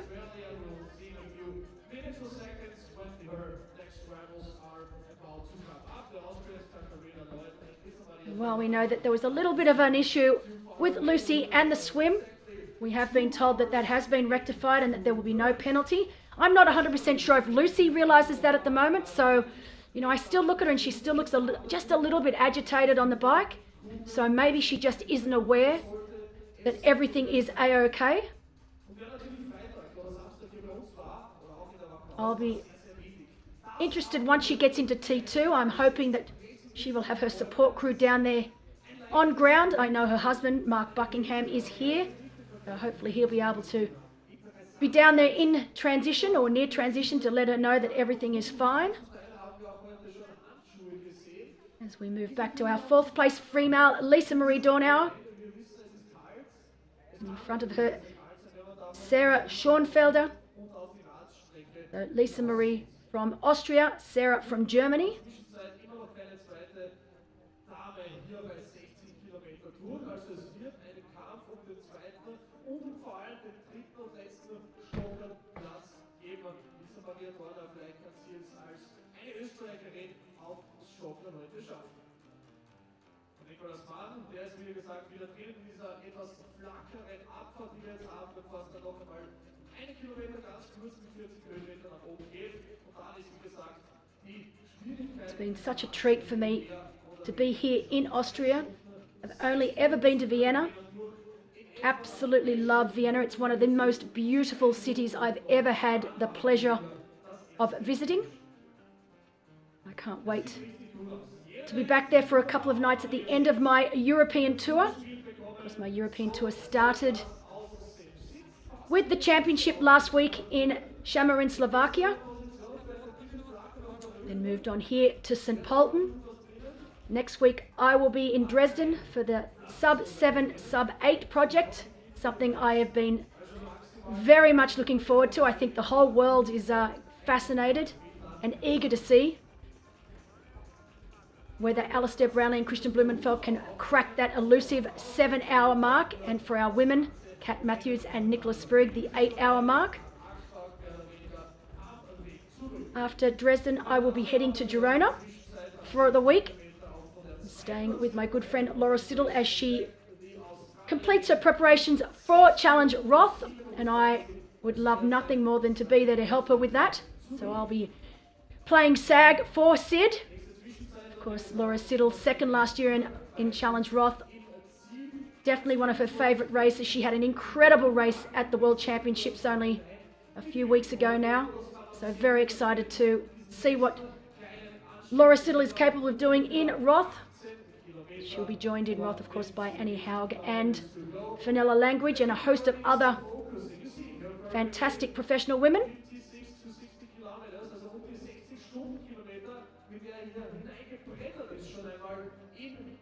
But definitely, absolutely loving being back here in Europe.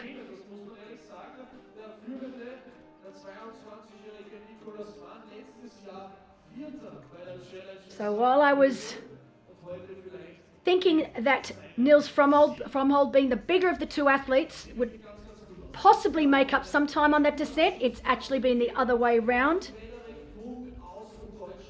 And he is continuing to look so strong out on course here today.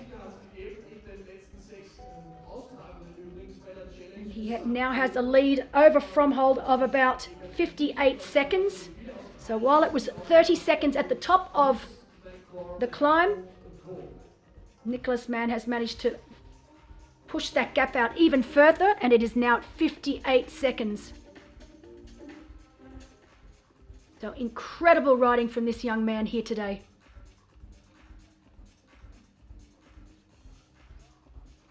And it is interesting, you know, the psychology. He finished third a couple of weeks ago in Mallorca, his first podium over the middle distance as a professional athlete. And I think sometimes when you have a race like that, when you know everything's working, you come into the next race with such confidence. And it's certainly showing here today.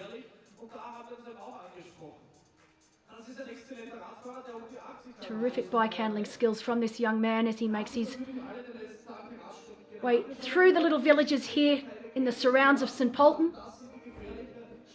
And it won't be long now before he starts making his way back into the city centre and back to us here in the Challenge Village. I'm not sure if he knows exactly what sort of a gap he has now, but once he hits T2,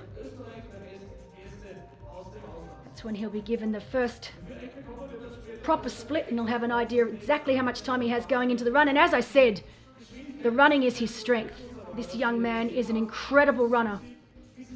So, absolutely perfect position for him to be in right now.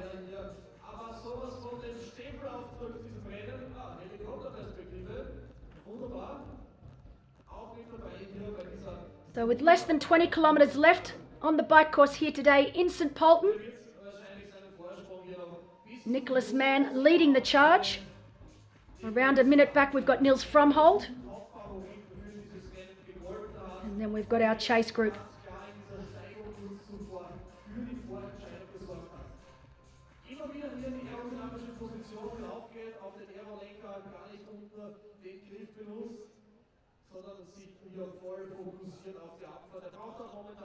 And our chase group right now is sitting at around 3 minutes back. So our chase group 3 minutes back from our leader here.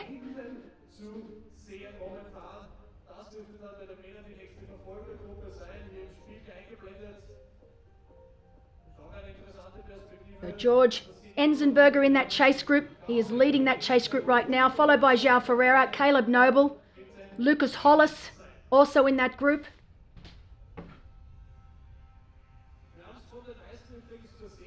Lucy Buckingham continue to put time into her pursuers.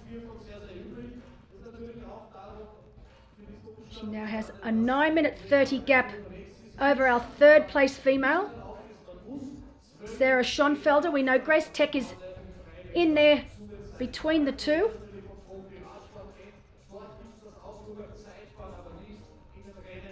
But both Sarah Schonfelder and also Lisa Marie Dorner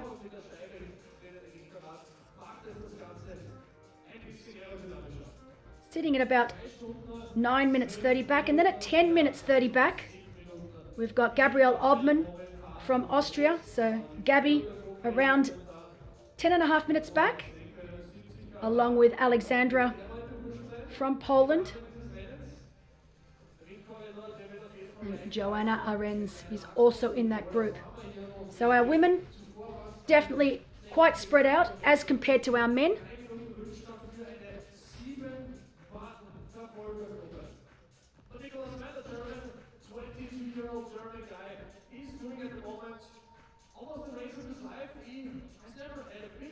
So while Nicholas Mann leading the charge here, we know that his training partner Freddie Funk is in Krakow right now.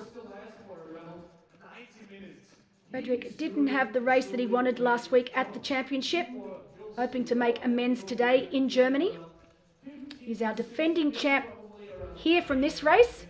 I'm sure he'll be very, very happy to know that right now on course it's looking very, very likely that this young man has an extremely good chance of being crowned the new champion of St. Pölten. I'm sure Freddie would be the first to say if he can't have the title, then his training partner's the next best thing.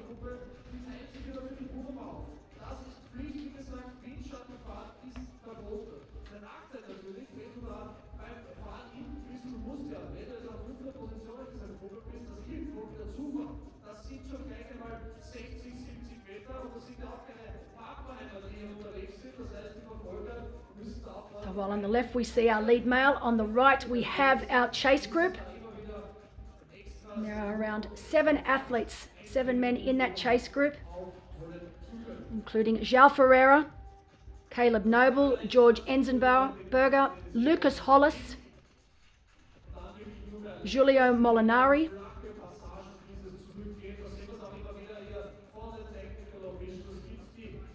Battle will be on in that chase group who's going to be able to take that final podium spot.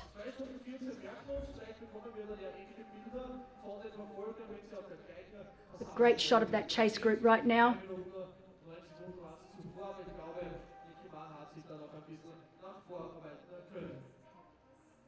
And as you can see, even though they've only got about 20 kilometres left to ride, it is certainly not flat back into town. It's quite undulating all the way back here to transition 2.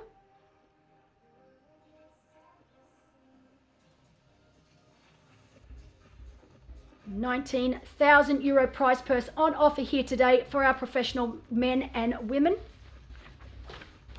First place will take home €3,500, second €2,100, third €1,400, fourth €1,150, fifth place €850, and sixth place €500. Our top 6 professional men will also earn, and women will also earn, valuable points towards the end of year Challenge Family World Bonus.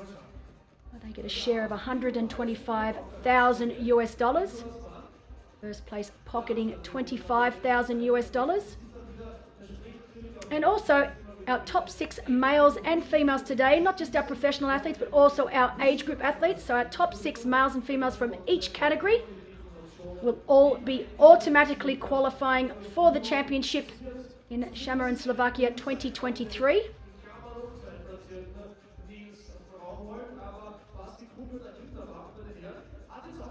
Our fastest age group male and female bike splits, so the fastest overall age group male and female bike splits will each take home an Arbus helmet. Well, our fastest age group male and female athletes out of T1 and T2 will take home a Wahoo watch. As Nicholas Mann has a little bit of a chat to our officials on course. But the poise of this young man so far, honestly, I'm shaking my head. Shouldn't really surprise me though, because the German athletes are renowned for being so composed.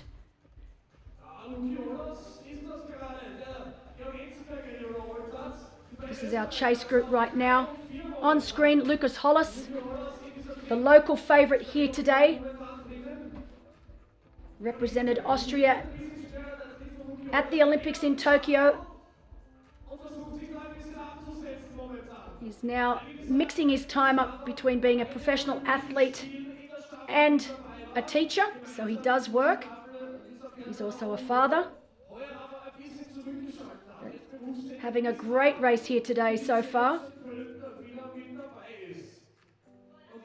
But very, very popular athlete here in Austria.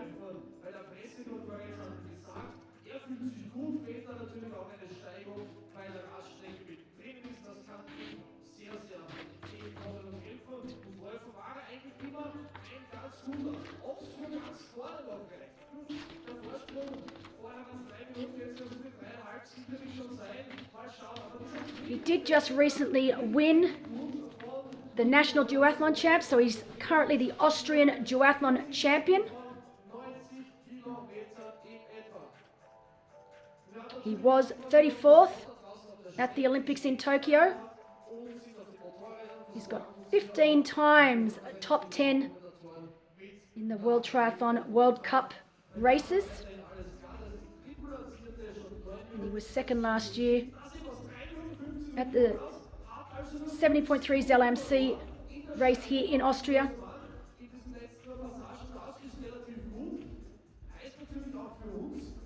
He has 3 beautiful children, and these days tries to fit all of his training in while his kids are sleeping, which normally means 5 a.m. starts. Gets his first session done very, very early, and then the last session done after 8 p.m. once the kids are all in bed. So hats off to all of our athletes, professional athletes that have families and or jobs and are trying to fit this in. It's hard enough being a professional athlete when you get to do it full time, let alone having to fit in everything else. I do know that we have plenty of athletes on the circuit that are juggling all three.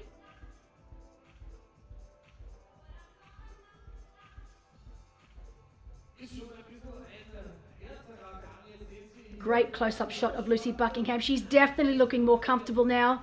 Looks like all those frustrations are definitely gone, and this is the Lucy Buckingham I'm used to seeing. In a position she is definitely well used to being in, off the front and out of sight. It's going to be a bit of a lonely old race for Lucy today. When she raced Challenge Gran Canaria earlier this year and also the championship last week, she had company with Sara Perez-Sala. The two of them worked so well together in the swim and on the bike. Great shot of Lisa Marie Dornauer making her way up the infamous climb here in St. Pölten.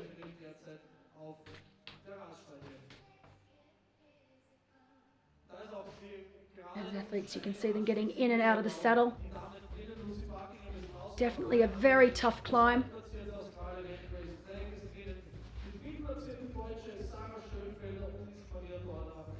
But you can see the two major climbs in this course definitely split the groups up. So our men's race now, it's been going for 2 hours 20 and 46 seconds. Our women's race 2 hours 16 and 3 seconds. Our professional females started 5 minutes after our professional male race today. 6:30 start, nice early start. We were greeted with very cool and crisp conditions. Single digits to start the day at around 8 degrees. It's currently sitting at about 12 to 13 degrees Celsius. Very little wind out on course. We do know that it will gradually pick up throughout the day. We really don't expect it to become an issue till about 1 p.m. So for some of our age group athletes, it might play a little bit of a part, but for our professional athletes, it should be completely fine. They may feel it a little bit on the run course here today, but most of the run course here today is protected, and I don't see it being an issue at all for our professional age group, professional athletes. Possibly our age group athletes could feel it just a little bit more.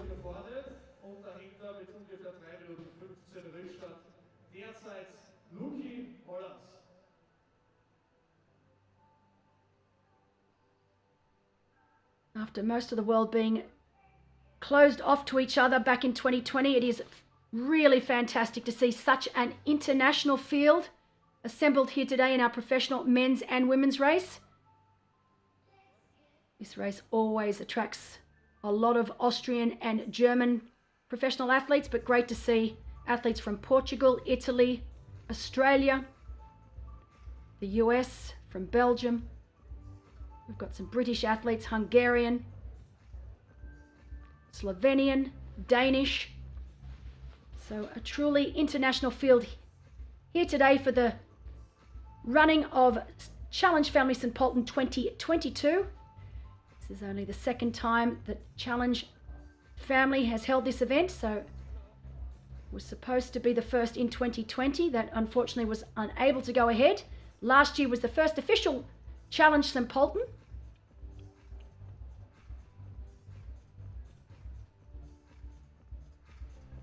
But just so great to see triathlon racing around the world pretty much back to normal.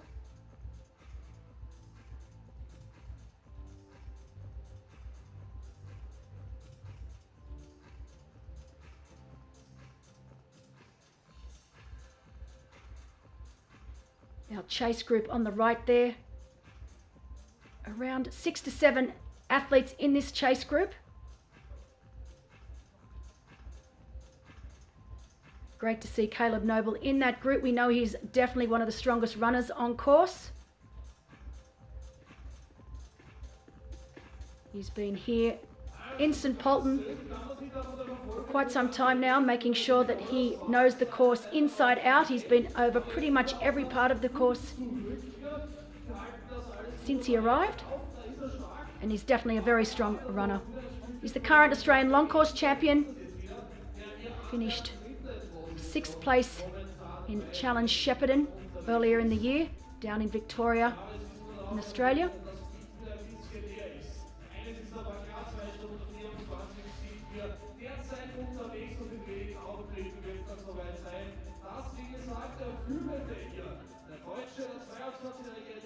These young men in this chase group do need to make sure that they don't drop into that 12-meter draft zone.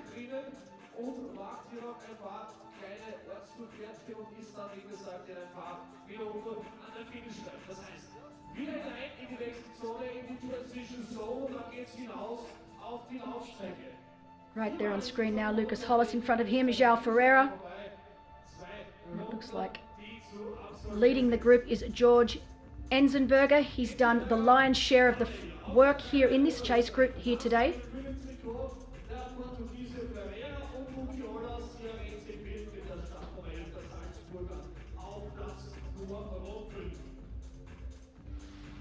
You know that the professional men are very, very close to hitting T2. So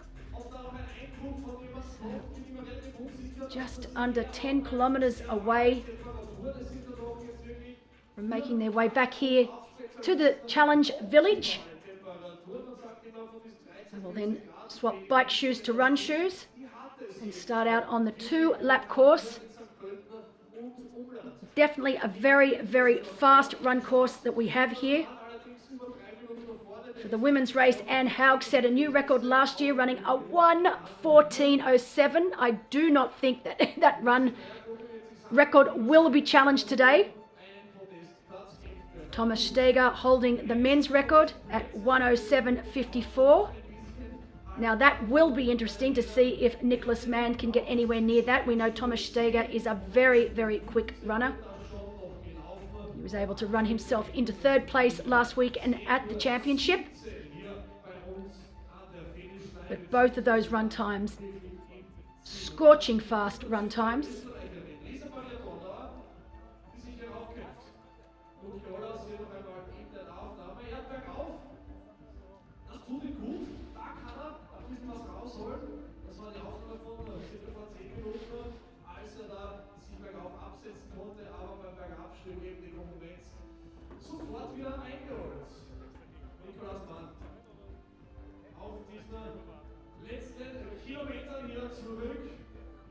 Zu uns in das Eventgelände. Ganz unmöglich, wie gesagt, ist dieser deutsche Dreifach-Sieg nicht ins letzte Jahr bereits gehört, angeführt von Frederik. Heute, jetzt beziehungsweise immer noch 2 Deutsche in Führung, Nicolas Mann und Nils Frommholt und der zweitplatzierte Deutsche. Hier sehen wir den Einfahrt St. Pölten, der hat 2017 schon gewinnen können.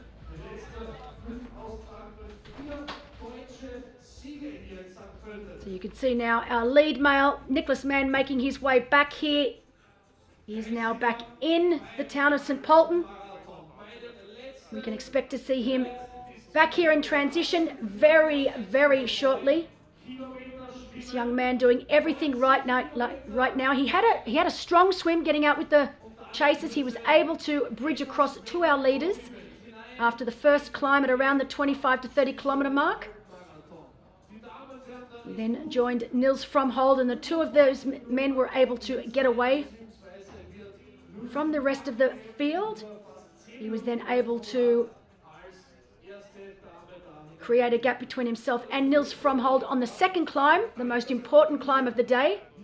And since that moment, he has not looked back, and he has just increased his lead over Nils Frommholt and the chase group, which has got around 7 athletes. Whoop, a little bit of a tricky corner there.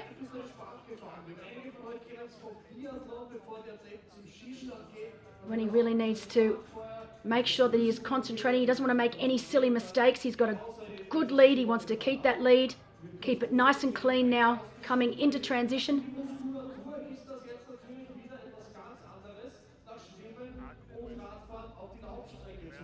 But really, he has got complete control of this course right now.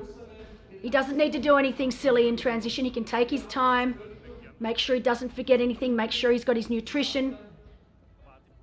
He can start out those first couple of kilometres. He can take it easy, make sure he finds his rhythm.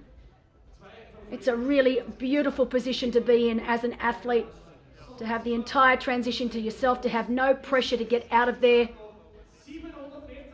No pressure from the athletes behind. I'm sure he'll be given a split once he gets into transition by some of his team that are here with him today.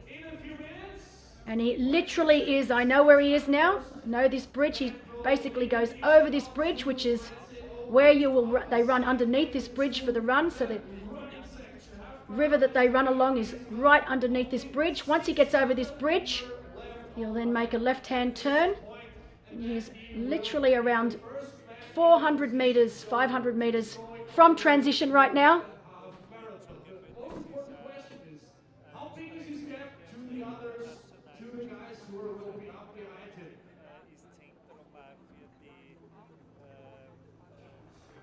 Gleich da vorne, wie gesagt, wieder jetzt abbiegen und dann geht's hier links hinein. Vorne sehen wir auch noch das Fahrzeug, das ist weggefahren, damit abgesperrt, da geht's links hinein, runter in die Kilometer Allee, links hier. But as you can see, he'll make a left turn here, where he will now make his way down into the challenge village.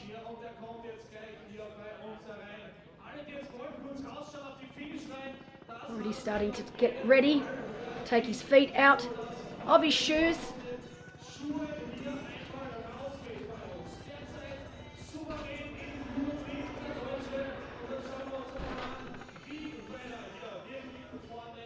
Young Nicholas Mann looks very much in control right now.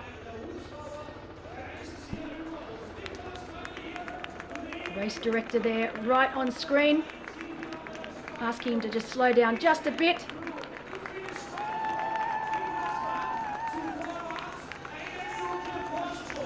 Incredible race so far from the young man from Germany. Fantastic crowds down here now that have assembled as they get ready for our first male professional to make his way into transition.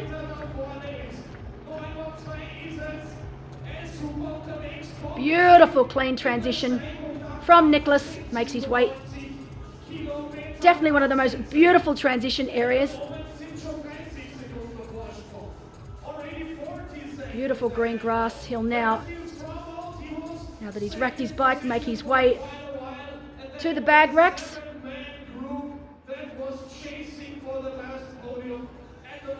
It'll be very interesting to see what this split is back to Nils Fromhold. We know Nils Fromhold is still holding second place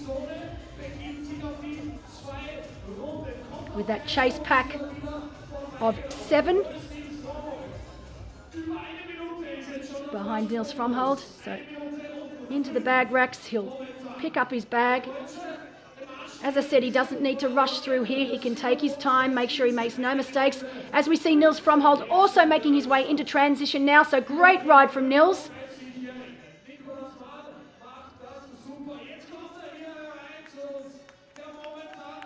So fantastic to see the future of our sport in the lead, while one of our more experienced athletes also making their way into transition. Nicholas Mann at only 22 years of age, while Nils Fromhold in his late 30s. Very, very experienced. Great transition from this young man as he makes his way now out onto the run course. We know that he is a very, very strong runner. Beautiful turnover already. Normally it takes, a K or two. Now this is the nasty part of the course. I remember going over the course yesterday and saying, surely these stairs aren't in the course. They're like, oh yeah, they do them right at the beginning. So they will actually come over those stairs twice, right now at the beginning of the run, and then obviously once they start lap 2. As we can see our chase group now making their way over the bridge.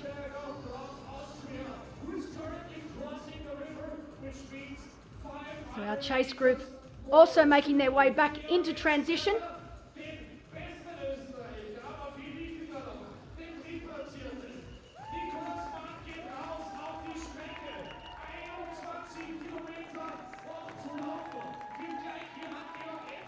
But just look at this young man run. He looks fantastic.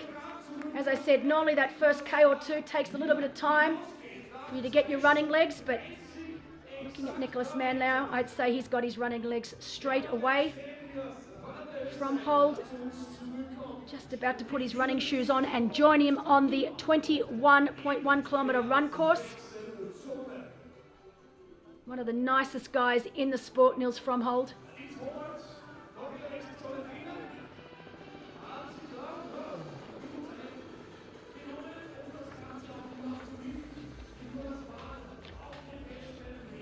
He's had an incredible career in triathlon so far.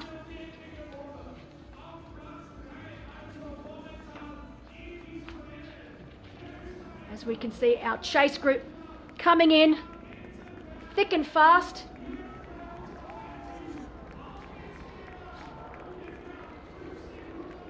So leading that chase group, as we see on screen, the race director Petra Schwartz. She's an incredible woman, along with her daughter Nina and her husband.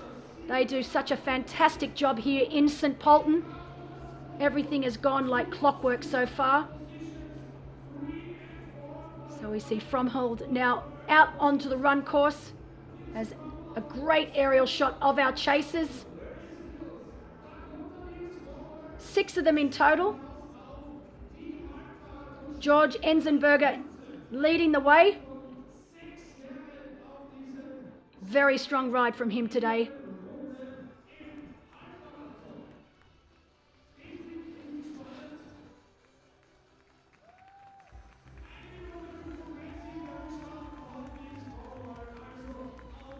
Fromhold, he was the winner here back in 2017. He's raced here 4 times, so definitely knows this course very, very well.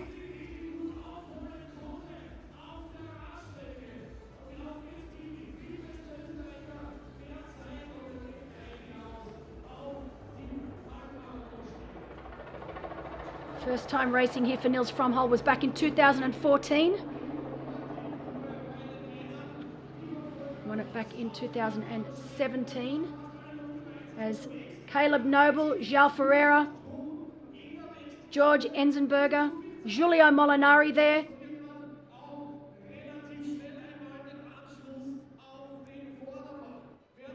We've also got Marcus Tomsky wearing bib number 20, and of course Lucas Hollis there on screen in the black and white race kit.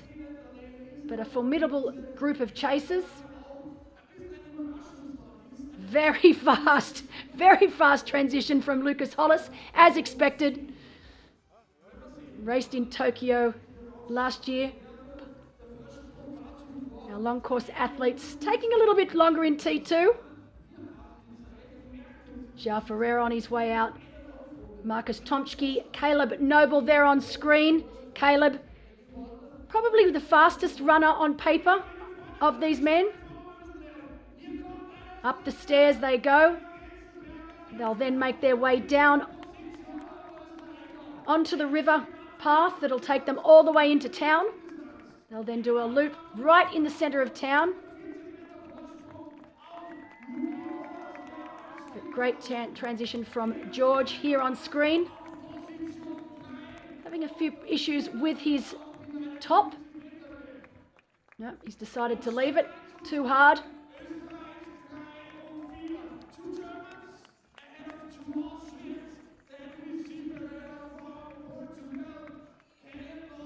It's going to be a very, very interesting run amongst this chase group. There's lots of strong runners in here. Lucas Hollis making his way out.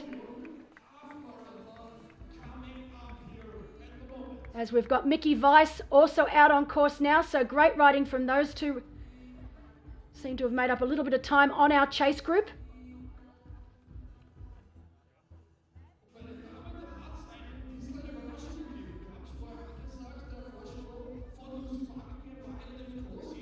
Giulio Molinari.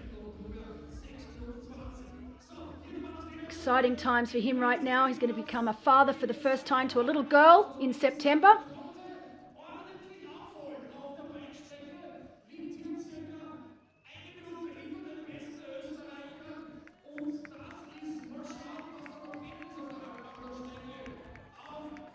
So running with Michael Weiss is Lukas Siffert from Germany.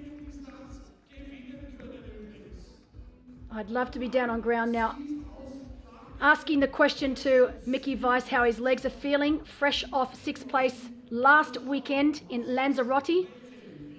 Arguably one of the hardest full distance races on the circuit.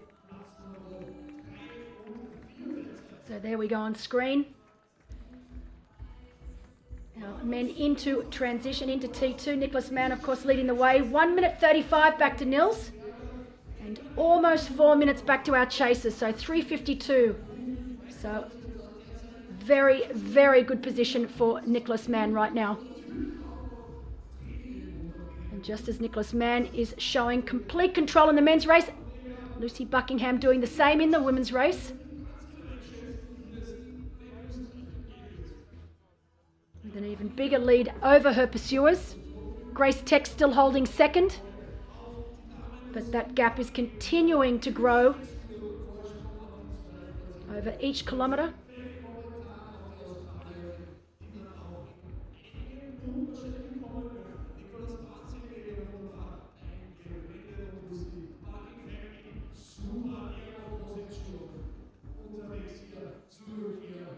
I can hear the announcer out here at the finish line talking about Lucy's position, and she does have an incredible aero position on the bike. Actually getting to watch both herself and Sarah Perez last weekend in the championship was a sight to behold. They both look absolutely fantastic. Lucy looking exactly the same here today. She's definitely moved on from that earlier frustration that we saw when she wasn't really sure what was going on, whether she was going to be given a penalty or not. She's put that behind her now and is looking the goods. Of course, Lucy will be part of the team for Kat Matthews next week at the sub-8. So she will be part of the team. So she really wanted to get a great hit out on the bike today. I think there's even the hope that she might be able to get Imogen Simmons' bike record, which would be awesome to see. We all know what a strong bike rider Imogen Simmons is, so it'll be interesting to see if Lucy Buckingham is able to get that record.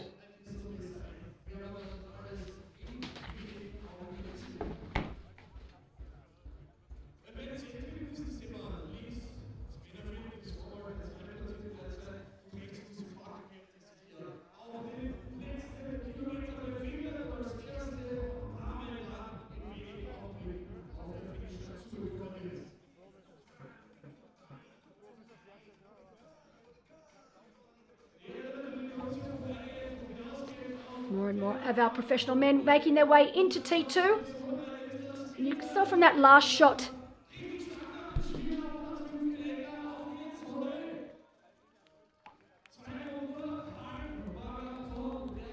can see from the shots now that that is João Ferreira on screen right now, making his way down onto the river path, and you can see now the surface of that river path. It's nice compact dirt, beautiful to run on. Just have to apologise. I said that she was on, Lucy Buckingham was going to be on Team Cat. She's actually on Team Nicola. So that's my mistake. You can see I haven't done my research yet for that. I've got all week for that. This week was St Pölten. Last week was the championship. This week was St Pölten. Next week will be the sub-7, sub-8 project. I promise you I'll get it right for that. So Lucy Buckingham, definitely part of Team Nicola for next week's sub-8. And it's going to be so exciting to see if either Nicola or Kat Matthews is able to go under that elusive 8-hour mark. Back when I was racing, it was the elusive 9-hour mark for the women. Now you're not even in the game if you can't go sub-9. So incredible to see that really just over a period of 10 years, just how much women's racing has improved. We've gone from it being great to go sub-9 to now pushing the boundaries and trying to go sub-8.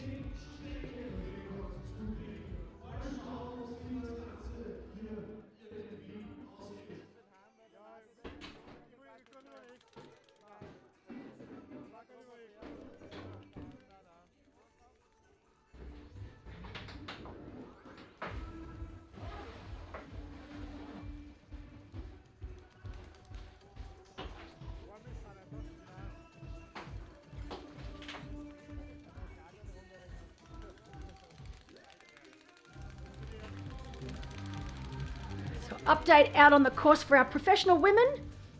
Lucy Buckingham, of course, still leads the way. Grace Tech currently sitting at around 6 minutes 20 back on Lucy. And then at 10 minutes 20 back, we've got Sarah Schoenfelder holding third.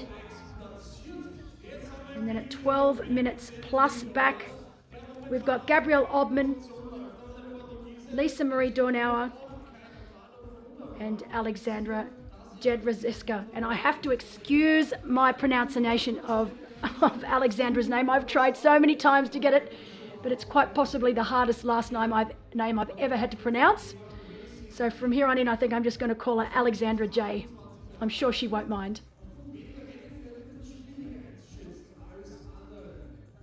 But really, really beautiful run course here in St. Pölten. 2 laps. So 2 loops that they do, heading all the way into town, into the town square, and it's absolutely gorgeous in there. I had dinner in there the other night and it is so pretty. It will not be long now before we see this woman on screen on your right, Lucy Buckingham, making her way into T2. She's going to have a nice around 6.5 minute lead on second place Grace Tech. As the last of our remaining professional men make their way out onto the run course, you can see that our leader here, Nicholas Mann, has already made his way into town. So once they get into town, there's sort of 2 dog legs that they do. The first one here, which is a smaller dog leg. So by dog leg, I mean just a small loop that they do here in town before they then make their way into the town square, where they'll do a loop into the town square. You can see our graphics on screen now that show you exactly where they are going.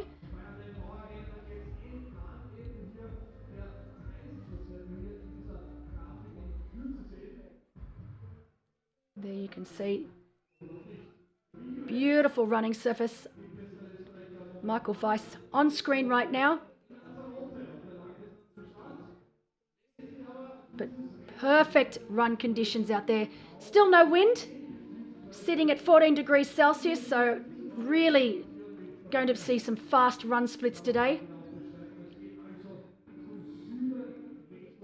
So they run alongside the Tracen River.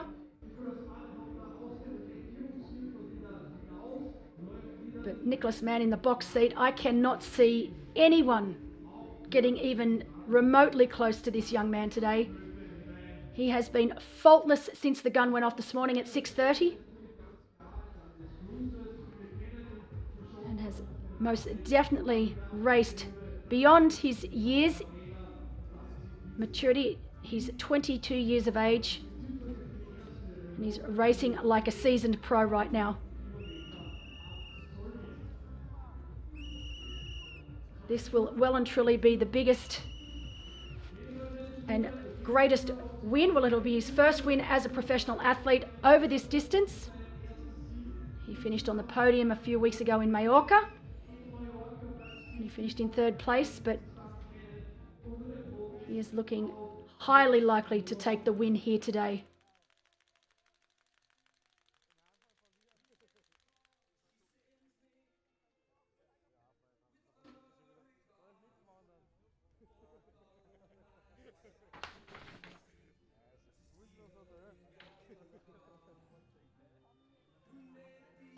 So incredible to think that just this time last year, Nicholas Mann finished 12th here, while today, only 1 year later, he is absolutely obliterating this field.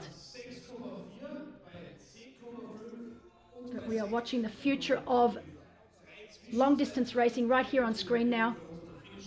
Another phenomenal German athlete in the making. We've had so many. Of course, Jan Frodeno still being the GOAT, still being the greatest athlete the world's seen so far in long course racing. I know there's been a few disputes about that of late with the 2 Norwegians, Christian Blumenfeld and Gustav Iden. If you ask me personally, I still think Jan is the GOAT. I don't think he's going to be as easily beaten as some people may think. And I for one, am definitely looking forward to seeing Jan Frodeno back out on a race course as soon as possible. But you think, so many incredible German athletes. Norman Stadler, Sebastian Kienle, Patrick Lange. They definitely have an incredible repertoire of athletes. Ever since I've been in the sport of triathlon, I think it's been upward of 30 years now that I have been in the sport. Started when I was around 21 years of age, and since that time there have always been some incredible German athletes.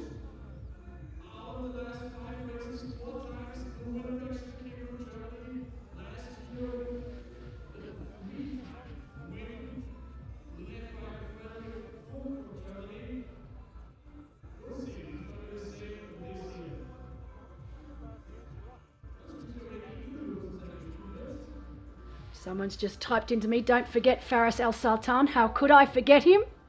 Thanks for that reminder. So Faris, another incredible athlete out of Germany.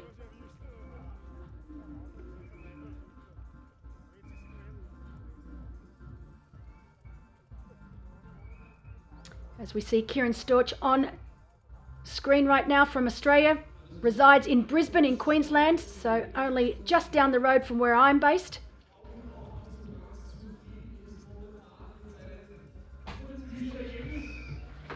Kieran's been based here in Germany for about a month now.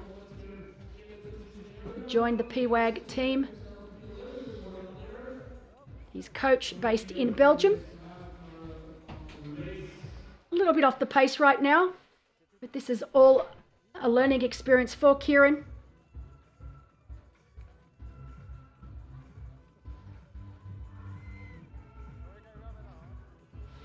Great part about this run course is they actually make their way through the finish line area 4 times. And I've just had a quick peek out my door, and the finish line area here is starting to get chock-a-block full with spectators, with all the fans. So it'll be a great atmosphere for our athletes to pass by that area on 4 occasions. There's nothing better than when you're not feeling so great to get all those cheers from all the supporters and the crowds on course. You can see now people screaming for Michael Weiss out there. You can see the look in Weiss's face. This would be hurting him. I mean, fresh off a full distance race only last week. There's no way this can be feeling good. As we see Lucy Buckingham now only 400 metres from making her way into T2.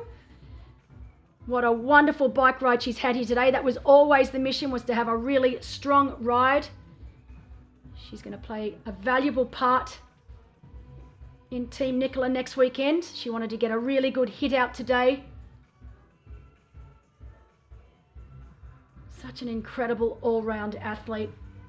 From Olympian over the shorter distance, now to really making her mark in long distance triathlon. Yet to try the full distance. I think she's going to stay exactly where she is. She's really, really so strong over this half distance. She looks so smooth on the pedals right now. Completely different look to what we saw in the first 5 to 10 kilometres of this race here. Feet come out of the pedals as she gets ready to dismount. But she has well and truly blown this field apart. Great position for her to be in going onto the run. She doesn't need to stress about a thing. She can take her time. And while she will be aware that there are some good runners behind her, the likes of Grace Tech, I mean, this is just too much real estate to make up. And definitely these conditions will suit Lucy. She's not such a fan of the heat or humidity, So these are perfect running conditions for Lucy here today. Beautiful dismount straight into T2. I'm sure her husband, Mark Buckingham, will be somewhere out there to let her know exactly how much of a lead that she has coming into transition.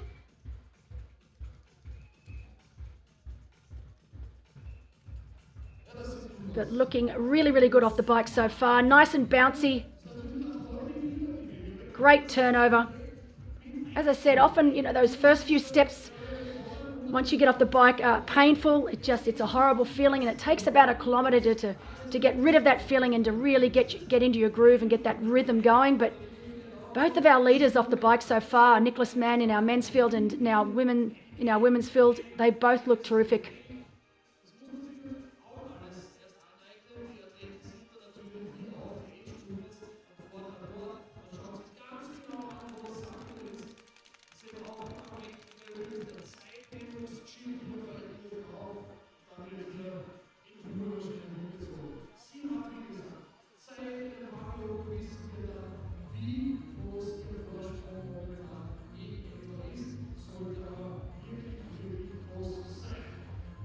So while Lucy puts the socks on, shoes will go on.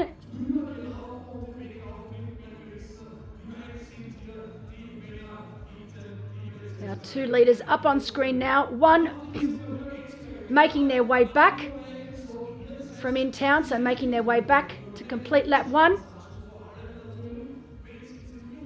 They've finished the loop in town and they're starting the way back here to start loop 2, while Lucy Buckingham on our right, starting the first of 2 laps with a huge lead over her competitors.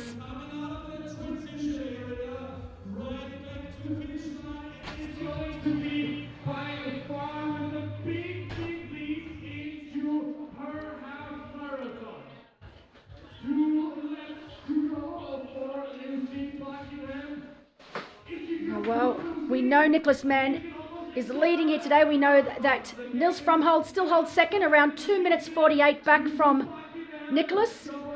But the big mover in the field now is Caleb Noble, who is now in 3rd place, around 3 minutes 48 down. And then at around 4 minutes down, we have Lucas Hollis in 4th place. So our chase pack starting to split just a little, but great to see Caleb Noble now holding 3rd place, around 3 minutes 48 back from our leader, Nicholas Mann. But there is no doubting that this woman on screen now, a huge lead over Grace Tech. As we can see on screen, Grace Tech making her way into transition. Great racing from Grace Tech today. She was definitely a little unsure how she was going to pull up after the championship last week, but showing she's done everything right as far as recovery goes. It's definitely not a long turnaround time. 1 week to get the legs back firing.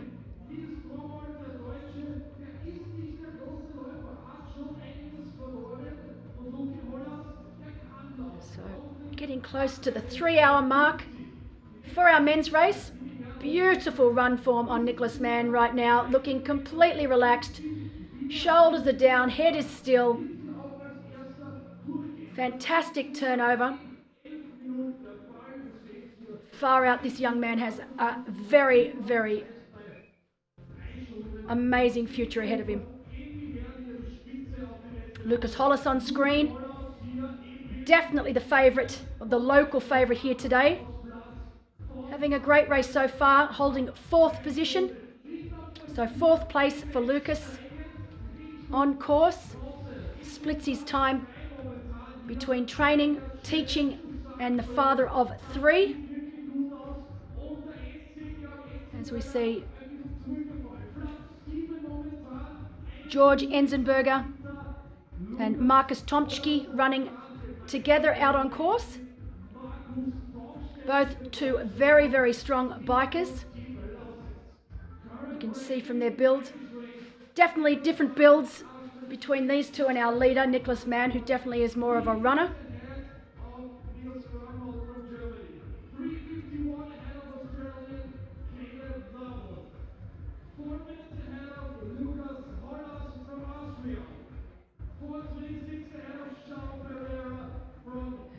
So while it's looking likely that first and second in our men's race are looking very safe right now, it's anyone's race for that last podium position.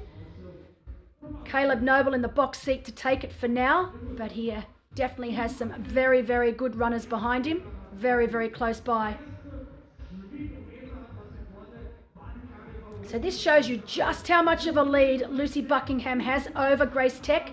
She is only just coming into transition now, so she'll make her way down to the end here and into the transition zone. And you can see it is upwards of 6 minutes 23. Now, while Grace is a very, very strong runner, it would take an absolute miracle here now for her to catch Lucy Buckingham, who has also improved her run so much over the last season alone.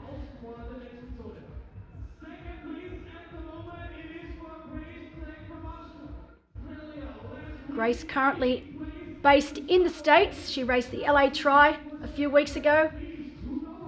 Was 8th at the championship only last weekend.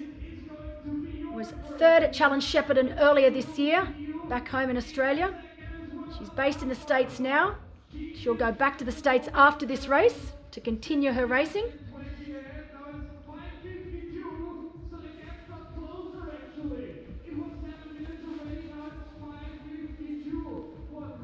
So they are saying now that Grace has actually pulled back a little bit of time towards the end there, but it's still almost 6 minutes.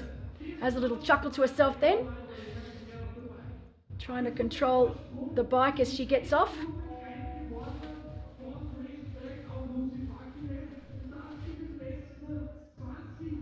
Now we'll see the little pocket rocket in action. Definitely by far her strongest leg is her run. Coming from a run background herself.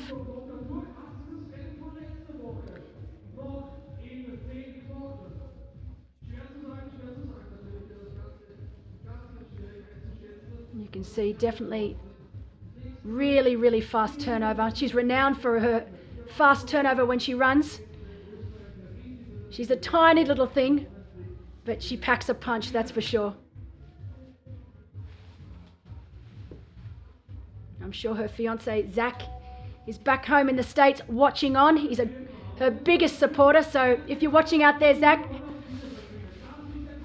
she's doing very, very well. As is this man on camera right now, Caleb Noble. I know he desperately wants to hold on to a podium position here today. He's going to have to work for it. He's definitely a very, very talented runner. But Lucas Hollis is very, very close behind. And of course, Hollis has the advantage of the Austrian crowd here today.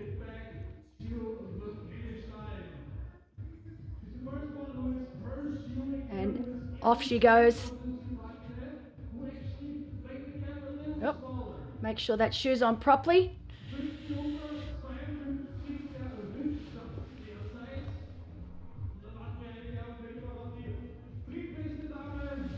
So this is definitely going to get interesting in the men's race for that final podium position. We know Fromhold is now 3:10 down from Nicholas Mann, who is leading.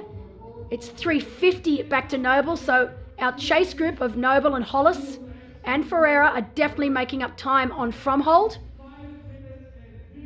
So 3:50 for Caleb Noble, 3:59 for Lucas Hollis, and then 4:28 back for João Ferreira.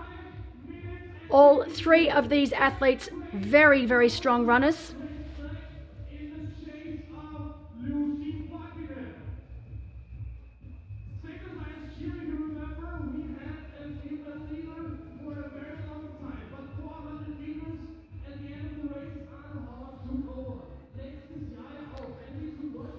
This time last year, Imogen Simmons led off the bike here.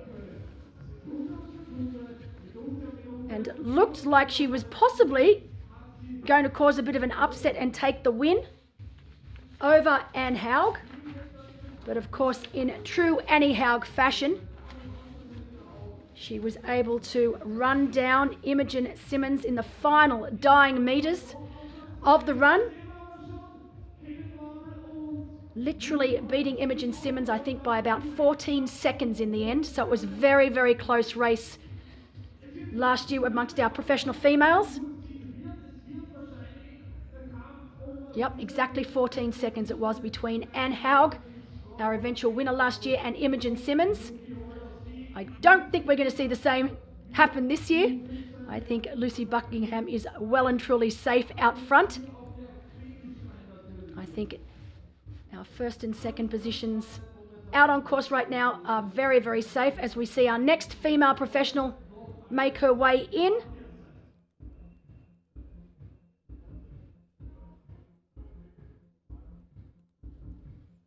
So quite big time gaps between our top 3 women so far.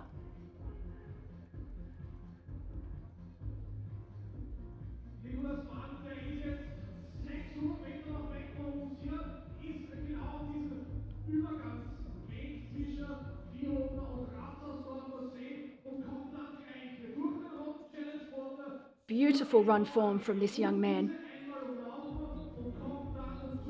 So this will give you a good look at exactly where our professional men are.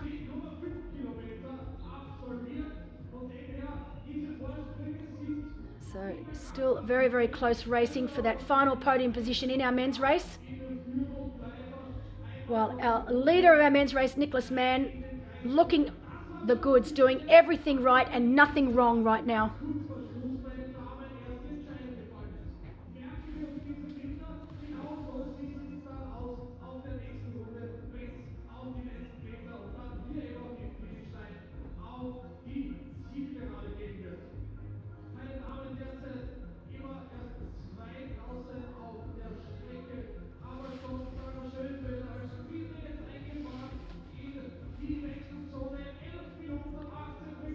More of our professional women now making their way into transition as Lucy is making her way into town on the first of 2 laps. We've got Nicholas Mann, you can see over to the right of screen, that is the village, so the challenge village. So he is almost back ready to complete lap 1 before he then heads out on the final lap of the run. Well, Lucy Buckingham's making her way into town right now on the first lap of 2.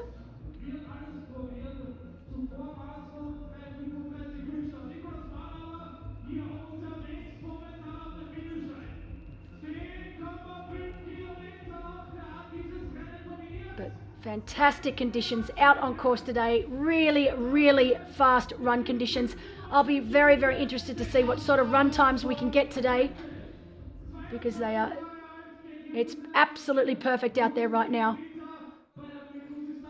And this is where Nicholas gets to come back through the start. You can see off to the left there, the red carpet.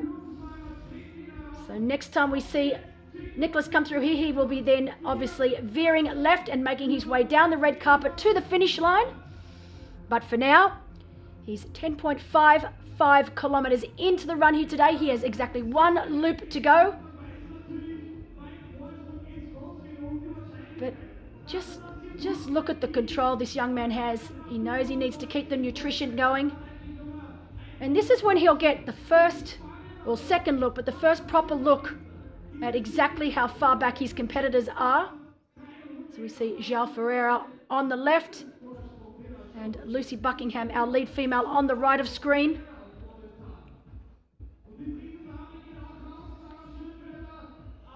Really, Lucy doesn't need to do anything silly here. She doesn't need to go for any speed records. She just needs to keep putting 1 foot in front of the other, take care of herself, and she will cross that finish line in first. As we see Lisa Dornauer on screen right now. Solid race from Lisa today.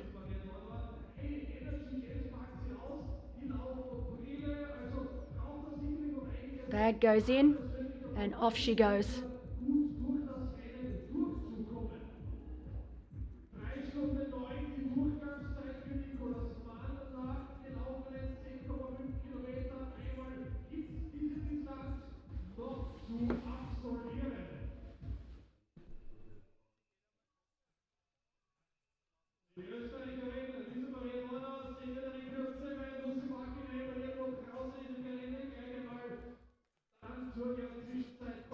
In front of Lisa Dornauer off the bike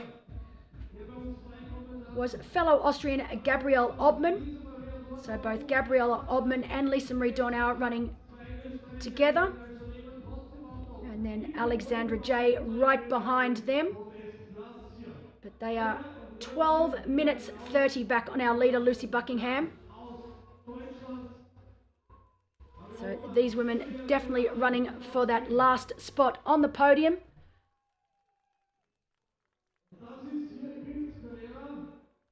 But Ferreira right now looking very, very strong. Of course, João Ferreira from Portugal, part of the Paywag team. We have 3 members of the Paywag team here today.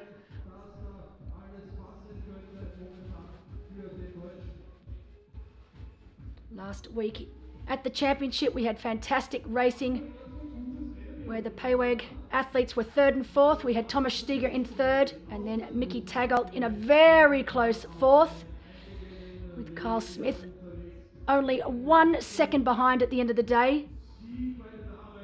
Such exciting racing last weekend. Of course, Gustav Eden, our eventual winner, doing it in absolute style on the run. Very similar to what we're seeing left of screen now with young Nicholas Mann.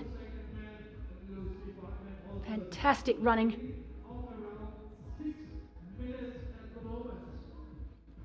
So we know that Lucy Buckingham has just over 6 minutes on Grace Tech at the start of this run here today for our professional women.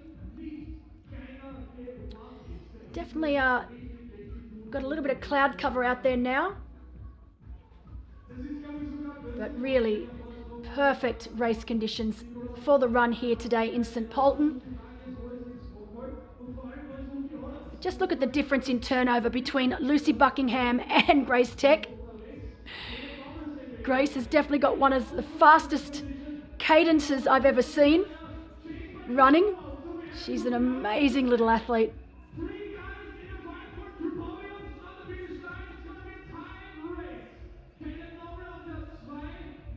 So reports out on course for our men's race. It is getting really, really tight. Our chasers are catching from hold, and it's going to be a very, very tight race for those last 2 podium positions for 2nd and 3rd. And it's really going to be make and break now for those athletes. It's who can hold on. No such problem for this man on left of screen though, Nicholas Mann. He has absolutely dictated every part of this race today.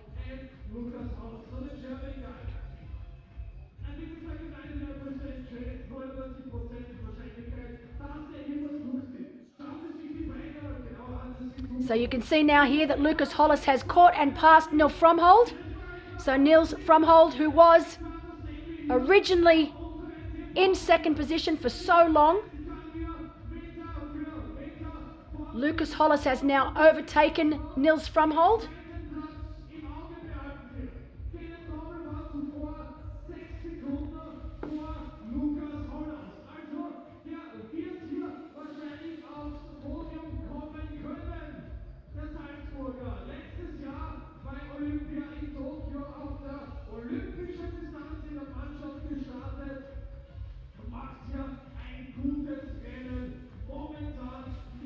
But Lucas Hollis, he wasn't 100% sure how his form was going to be going into this race, just because he has taken on a job as a teacher.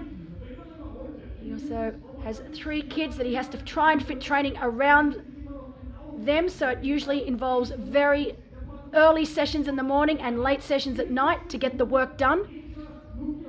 But showing right now that that is not an issue at all, as he continues to put a larger gap between himself and Nils Fromhold. But Lucas Hollis definitely going to be a crowd favourite out there today. And you know, that really does make an advantage. It's a huge advantage when you know that you've got everyone cheering for you. It just picks you up. And I'm sure that's exactly what Hollis is feeling out there on course right now. He knows that everyone's behind him. Finished in 34th place in Tokyo last year. He's the current Austrian duathlon champion.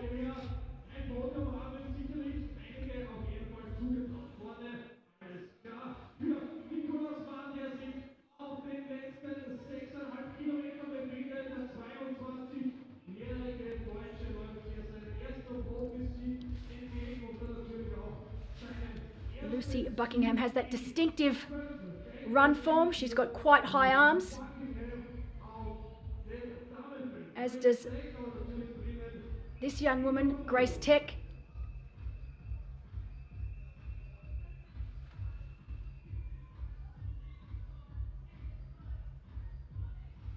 Be very interesting. Both of these women raced the championship last week, as I've previously mentioned, but neither of them showing the effects of that right now on screen. Of course, Lucy Buckingham has a much slower cadence than Grace Tech, but Grace Tech's renowned for her uber quick turnover. But both women looking very, very comfortable right now. Great form. No upper body movement at all. Nice and high in the hips.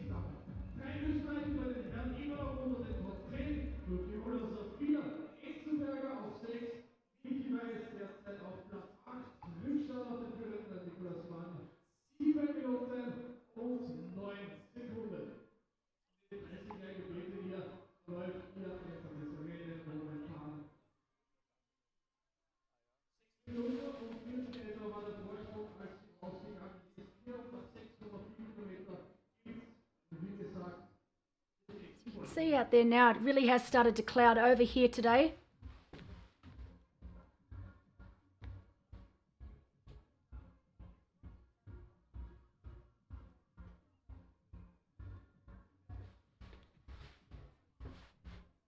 And as our age group athletes now make their way into transition, so the first of our age group athletes, of course our fastest age group, male and female, on the bike course today, taking home an Arbus helmet, as Nicole.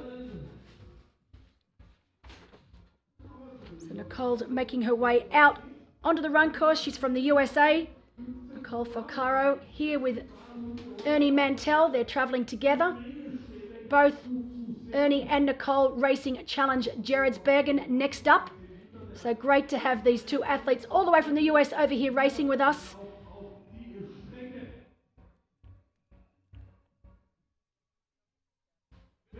So Nick looking on screen right now, Lucas Hollis currently in third position. So just so you know, Caleb Noble from Australia is in second position. He's having a fantastic run. He's having the run that I know he's capable of. Very, very strong runner. So while Nicholas Mann well and truly in the lead, Caleb Noble now holding second. Lucas Hollis in third, and of course Nils Fromhold in fourth.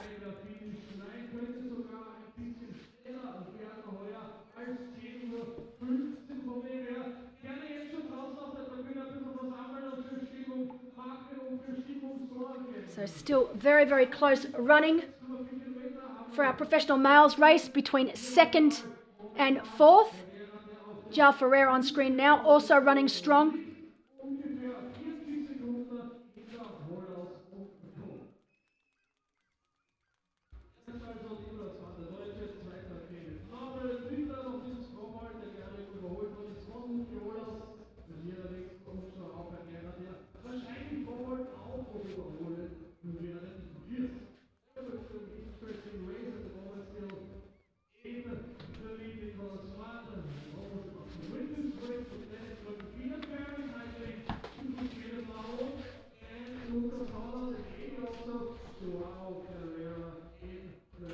Currently fifth position, but also he might take over soon of Niels from the German guy who was in second place after the 90 kilometers bike course.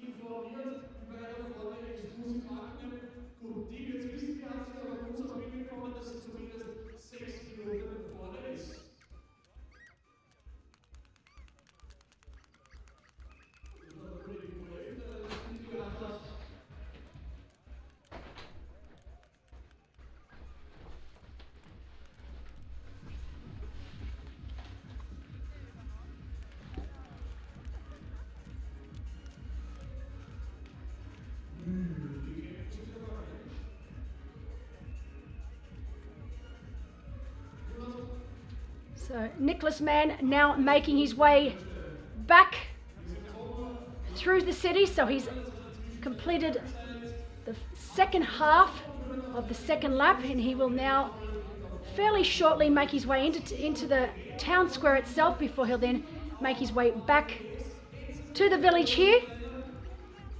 3:44 back to Caleb Noble. What a terrific race. This is the exact race that Noble wanted to have. I spoke to him earlier this week. He's been here for a while. But great to see Caleb Noble having a very, very strong race out there today. And I know if he's able to hold on to second, he will be more than happy with that. We have the race director there on the right. I'm not sure what he is saying to Lucy Buckingham, but it's probably just to reassure her that everything is okay, that there are no issues with the swim.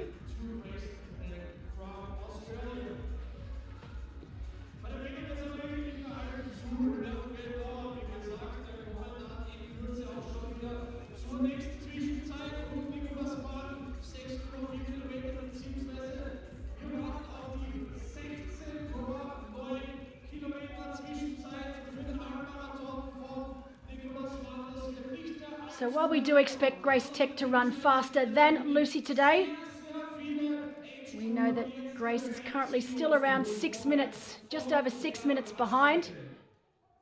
So definitely no threat to our leader, Lucy Buckingham.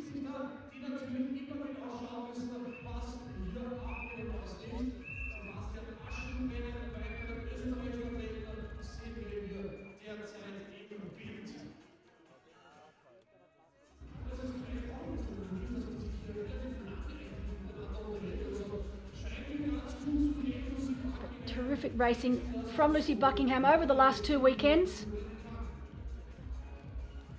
So far this year she's had a third at Challenge Gran Canaria, a third at the championship last weekend. We know that she's an Olympian representing Great Britain in London all those years ago. She's now crossed over to longer distance racing, proving that she is also a world best at that as well.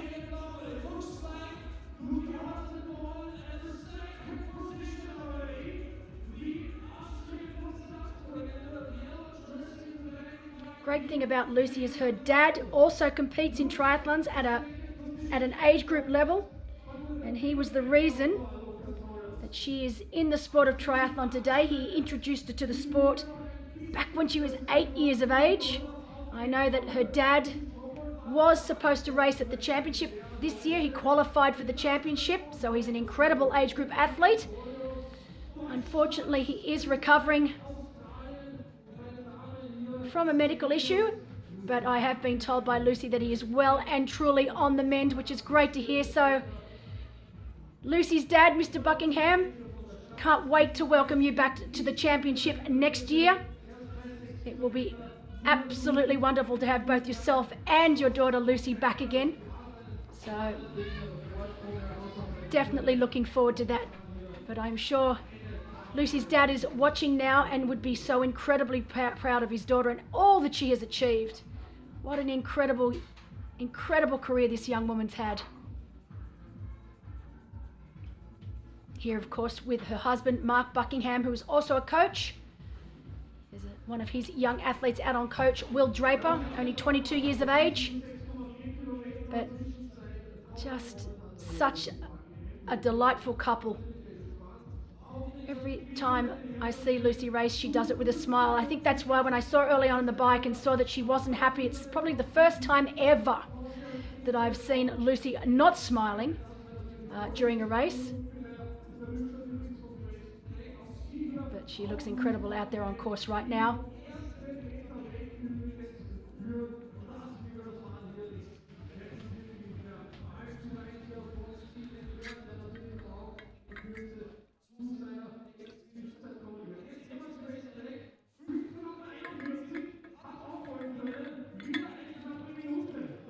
3 hours 27 for our men's race, 3:22 for our women's race.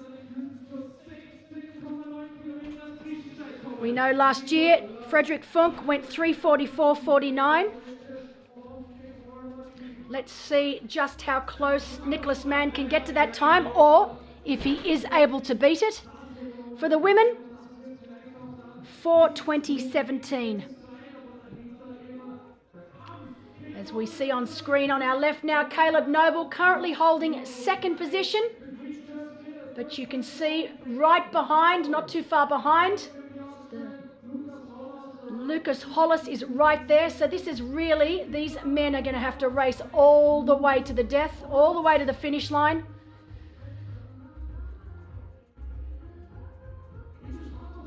Caleb's just got to keep on doing what he's doing right now. I see Caleb so many times when I'm in Noosa. I see him training at the pool, also out running. He's a great athlete. But yeah, it's going to be tough today. It's going to be really tough. Those men behind are still within striking distance. So you can see already how much time Grace Tech has been able to take out of Lucy. She came in around just over 6 minutes. She's already taken a good 30 seconds out, but as I said, she's going to well and truly run out of real estate here today. And Lucy looking really completely in control. No laboured breathing, shoulders are relaxed. She doesn't have the old head wobble that a lot of us get when we start to get tired. Looks really, really good right now out on course.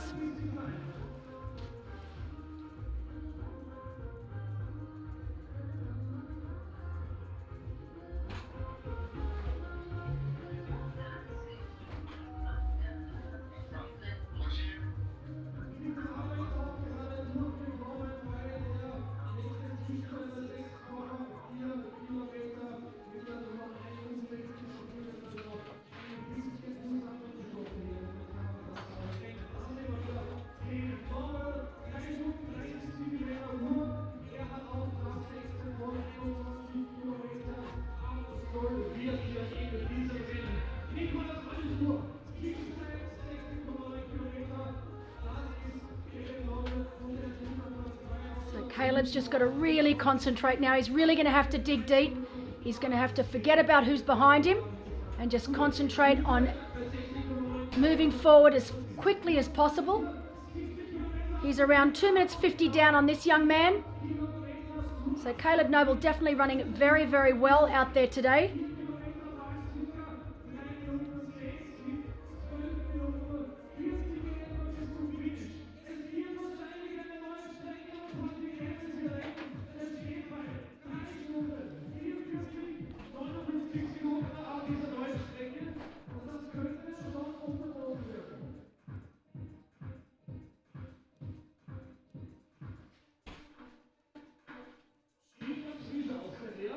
So our women's race, Lucy Buckingham leading, second Grace Tech. In third we've still got Sarah Schoenfelder, still holding third place. Now looks like Alexandra may have moved herself up into fourth position. So great run from Alexandra. We know that she's a very, very accomplished runner.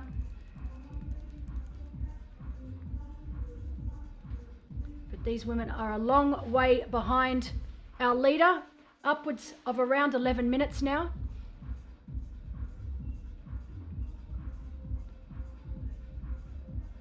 So Sarah Schoenfelder around 11 minutes down on our leader Lucy, while Alexandra is around 13 minutes down in fourth place. In fifth, we've got Lisa Marie Dornauer. So that's our top 5. As you can see, our top 10 at the 17-kilometre mark.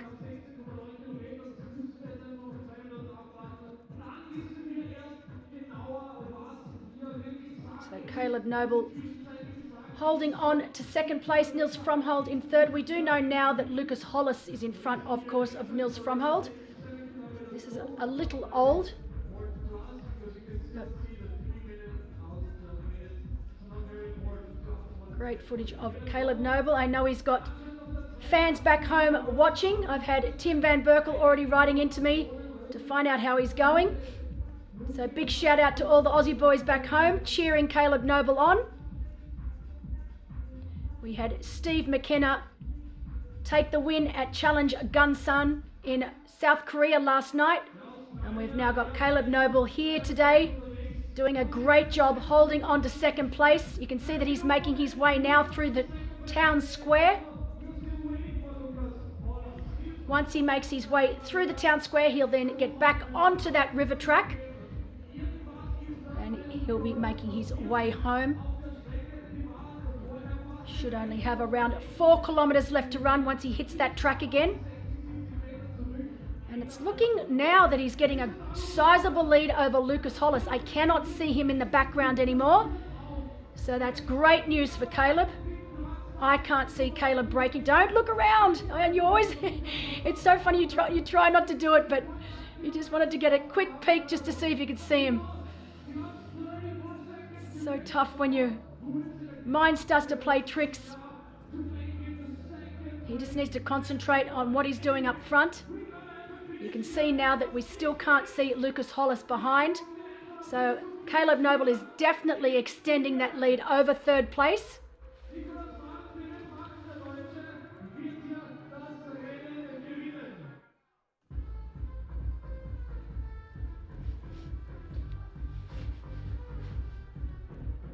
But I'm going to be very, very interested to see what sort of times that we're able to see here today, because it really is beautiful out there right now. And even amongst our age group athletes, it'll be very interesting to see how fast they go today. We know that Wahoo is giving out watches to our fastest males and female age group athletes in and out of T1 and T2.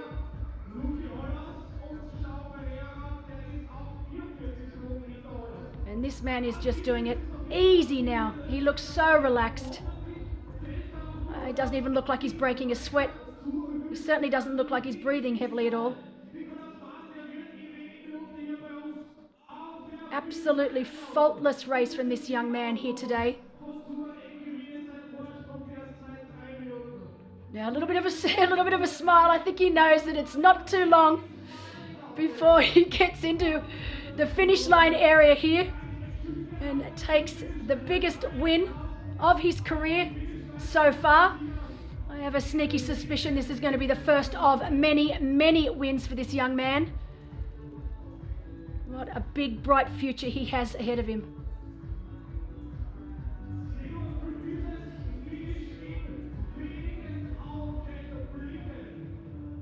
It's been one of the awesome things for me in this sport is just to watch so many athletes start as juniors, make their way through, and just to see what they're capable of, and now to see this next generation yet again coming through. I'm old enough to be this young man's mother, so to see it now, it's just, yeah, it's a fantastic feeling. And just to see how far our sport's come in the 30 years that I've been involved, it's been truly remarkable. And see that it's starting to really heat up here down on the finish line.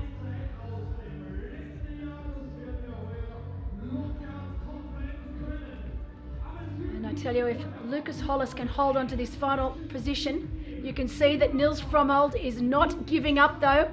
He's like a dog with a bone. And that's just the experience that Nils Fromhold has as an athlete.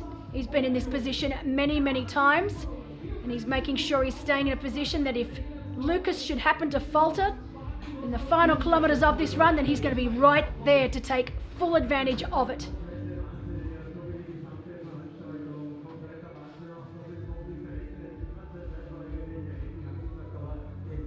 But I can hear the music pumping outside right now, right outside my booth. The finish line, there's getting more and more people out there on course, cheering them on, you can see now, but particularly right down on the finish line at the stadium. Got a great support crew out there, as you can see now. Lucy back in here at the village. She'll do a lap round here to complete lap 1. You can see she's going past the finish line. Once she does this loop round here in the village, she'll make her way out again. She's still running very, very well. She looks fantastic there on screen right now. So she'll get lots of cheers as she passes through here now with all the spectators on this part of the course. Around 10 kilometres left to go for Lucy now. Just under 6 minutes lead over second place Grace Tech from Australia.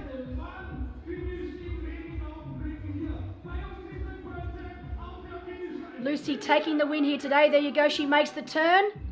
And now she will head back out onto the second lap. But Lucy getting the win here today will ricochet her straight up to the front of the world bonus, the Challenge Family end of year world bonus.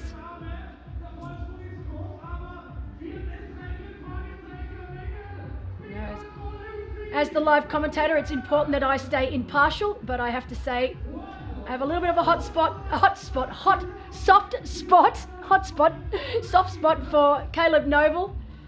You know, it's a big deal for Aussies right now, particularly since the pandemic, to get on a plane and make the move over here to Europe. It's a long trip, it's 30 hours plus to get here, around an 8 to 9 hour time difference, and a huge financial commitment. And it's really tough to make that decision, is it worth me doing this?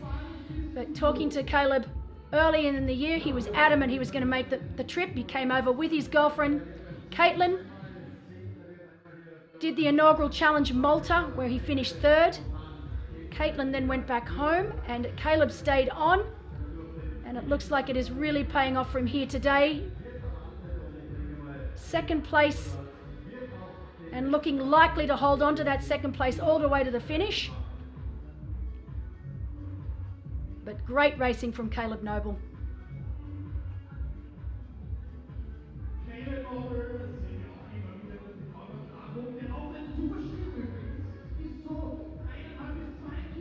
So the grandstand down there now at the finish line, filling up nicely in preparation for this young man on the left, who is literally, I would say,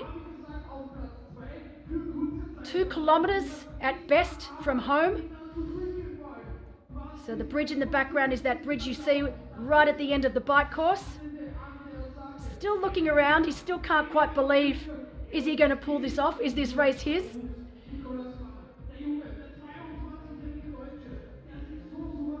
But he'll make his way alongside the river here. He'll then cross back over to the other side and then make his way onto the red carpet here at the finish line. So he literally has around 2 kilometres left to run. Well, Lucy Buckingham on our right, less than 10k to go now.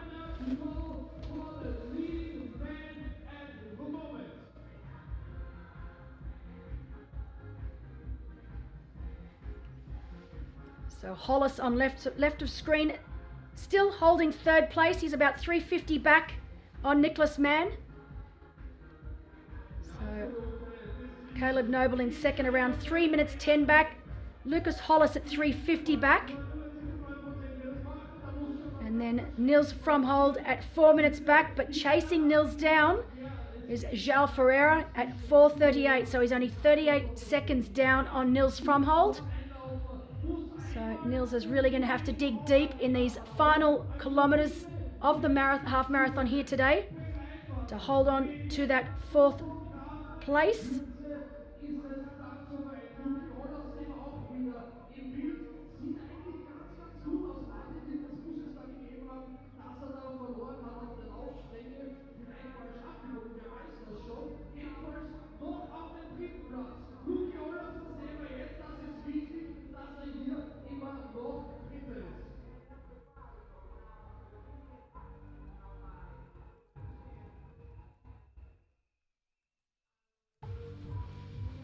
Great look at our women and where they are right now. Grace Tech in second, 5:40 down. Sarah Schoenfelder in third. Alexandra has moved her way up into 4th position, so great running from Alexandra. But we are oh so close to seeing this young man make his way around. He's crossed back over the bridge. That is the same bridge they ran over to get to the second lake today in the swim. He'll now turn this corner and he'll literally only have 100 meters left to run. So once he makes a sharp turn here, he'll literally have 100 and 150 meters left to run. What can I say though about this young man's race here today? Solid swim, fantastic bike ride. He was able to bridge across to the leaders on the first climb. He was then able to separate himself on the second climb. He then continued to increase this lead into transition onto the fastest or best leg for him, which is his run. And then he's just been able to control this 21.1 kilometer run. He never once looked fatigued or stressed. It's been textbook today, absolutely textbook for this young 22-year-old from Germany.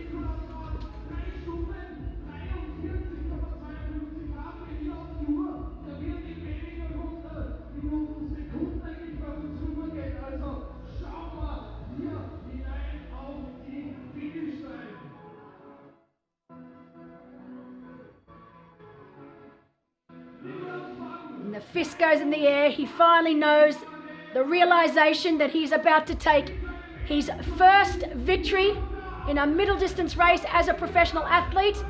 Of course, third place in Mallorca not so long ago, as he makes his way on to the red carpet.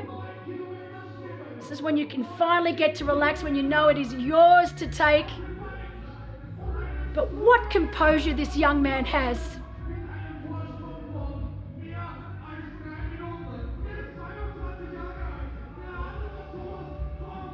Here we go, makes a little bit of a U-turn here.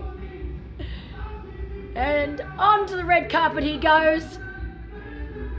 Nicholas Mann, 22 years of age, from Germany, trains in Nuremberg, right near Roth, where the famous Challenge Roth is held.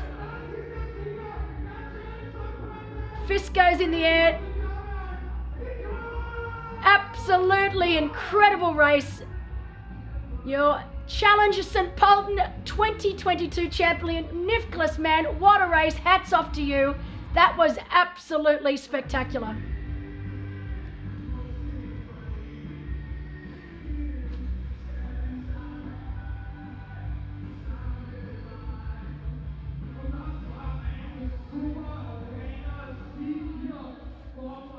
Terrific race.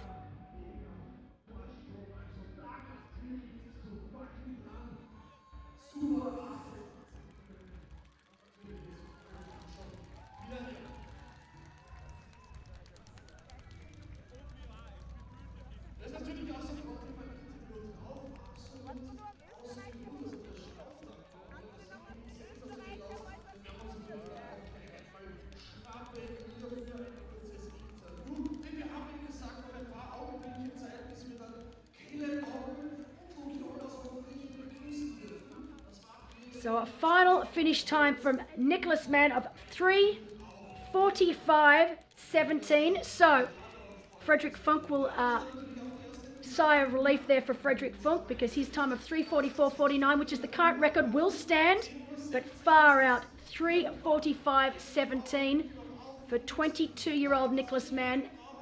It's scary to think what this man is going to be capable of in a few years' time. Incredible race. As we see Caleb Noble, a little bit of a grimace on the face there, but he knows the work's been done. He's done exactly what he needed to do. Coming home now in second position. Last quick look over the shoulder just to make sure there's no surprises. He will be over the moon with this race here today.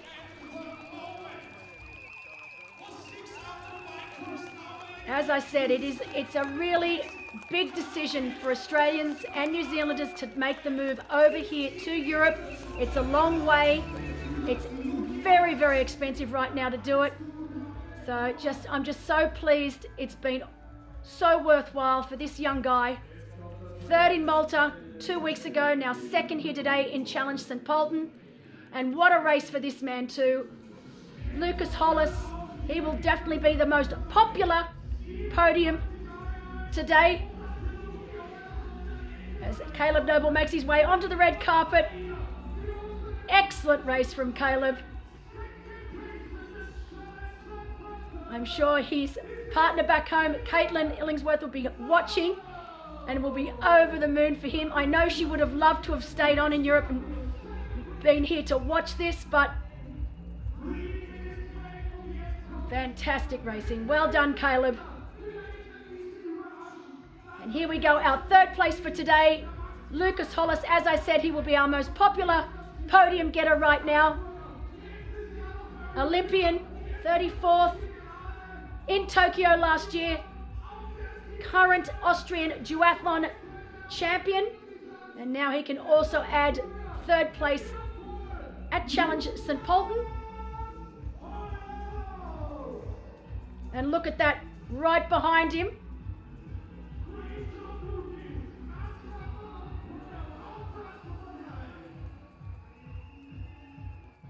He's happy. And right behind him, it looks like João Ferreira flying home in fourth. So fast and furious racing from these men here today. Yep, João Ferreira it is, coming home in fourth place. Part of the Pewag team. Their manager René is here watching the boys today. So I'm sure he'll be super proud with this effort from João.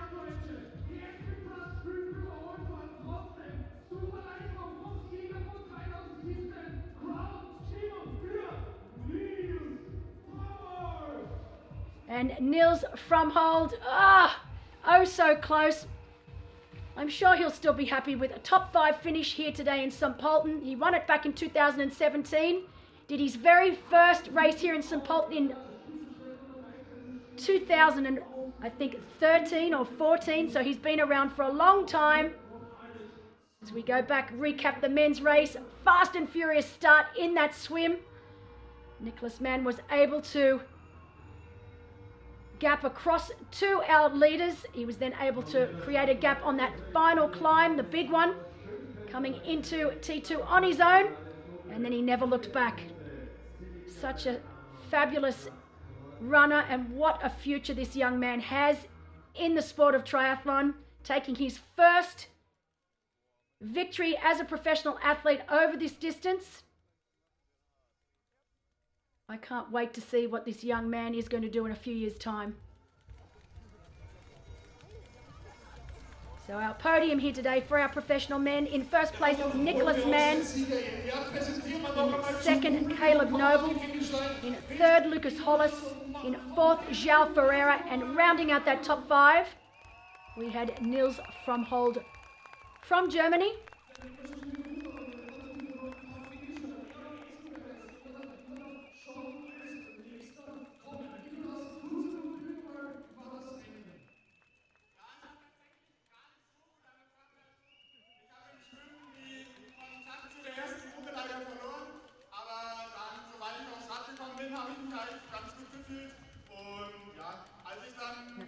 Marcus Tomsky now also making his way down the red carpet, followed by George Enzenberger. We hear from our champion down on the ground.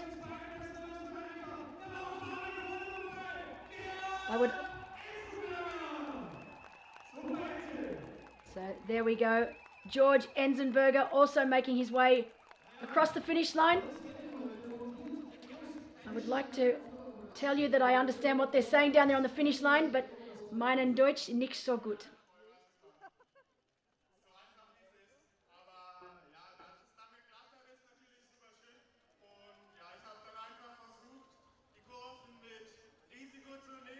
And such respect that these men have for each other out on the race course.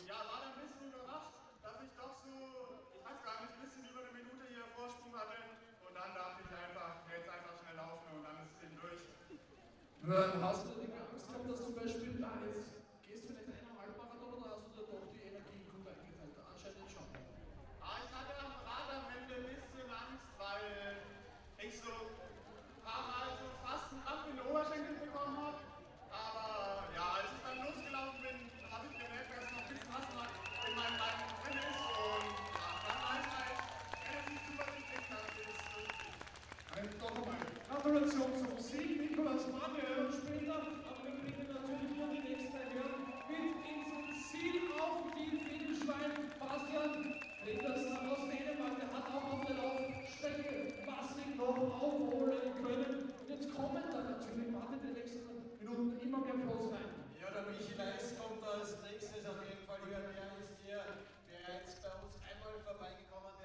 As we now see more and more of our professional men make their way onto the red carpet. They make that sharp right-hand turn and then down onto the red carpet. I can see Michael Weiss now making his way down to the finish line. Pretty spectacular effort from Michael Weiss, only 1 week out from Lanzarote. That is a tough ask.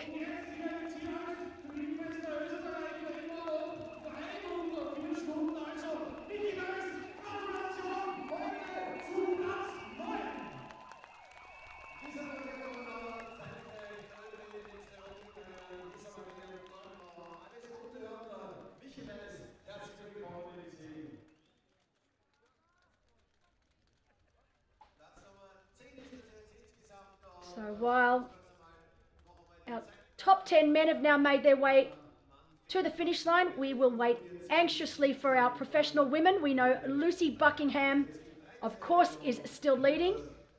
Grace Tech is definitely one of the fastest, if not the fastest, out on course right now. She has managed to take a little bit of time back from Lucy.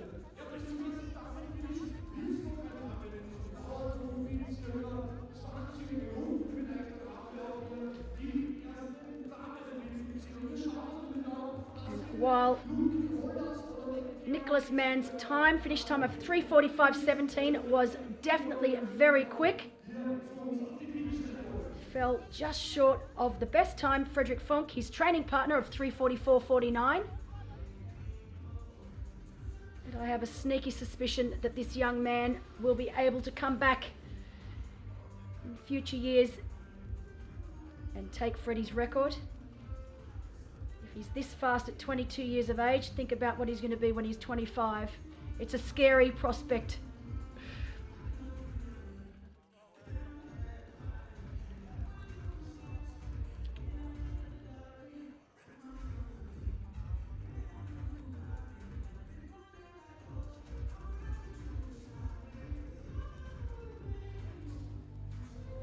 So our top 10 up on screen right now. Nicholas Mann, our winner from Germany. Caleb Noble from Australia in second. Lucas Hollis in third, followed by João Ferreira and Nils Fromhild. Marcus Tomczki, George Enzenberger, Bastian Peterson, Mickey Weiss in ninth. And rounding out our top 10, Lucas Siffert.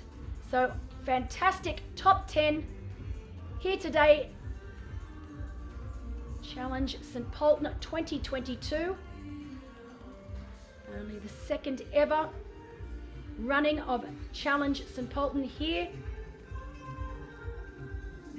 But it did not disappoint. What a great race from our professional men as we now wait for our professional women to make their way back here to the finish line.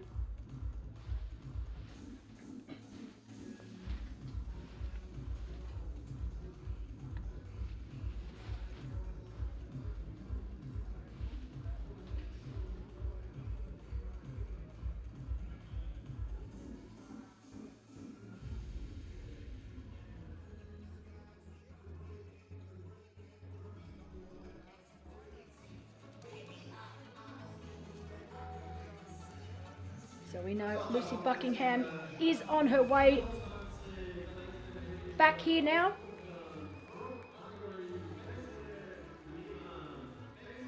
We'll try and see exactly where the women are.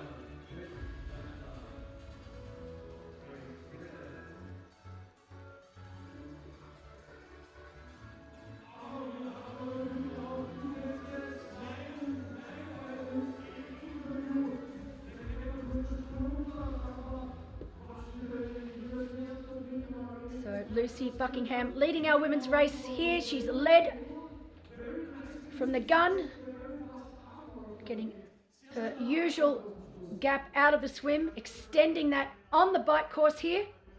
And now they're just sitting pretty on the run, not doing anything more than is necessary to cross that line in first place. We know that she needs to back it up next week for Nicola Spirig in the sub-8 project. So she doesn't need to be doing anything more than needed right now to cross that finish line in first place. Making sure she's taking on plenty of nutrition.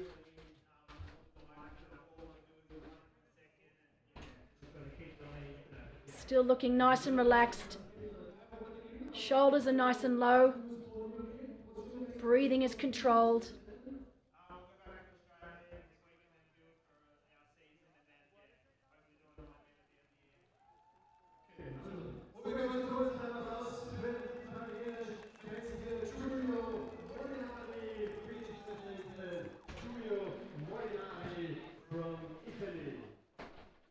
So great to hear Giulio Molinari also across the finish line. Probably not the result that he was looking for, but after a DNF in Riccione, he'll be happy that he's made it across the finish line this time, as has Tim Van Hemel.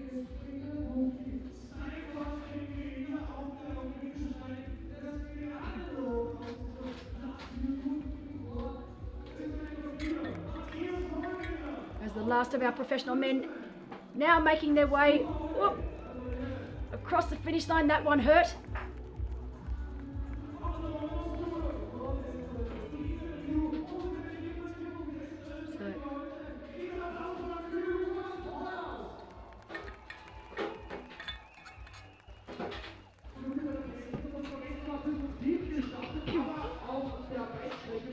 Great shot there. Lisa Dornauer also making her way onto the run. Still in the top 5 for the women here today.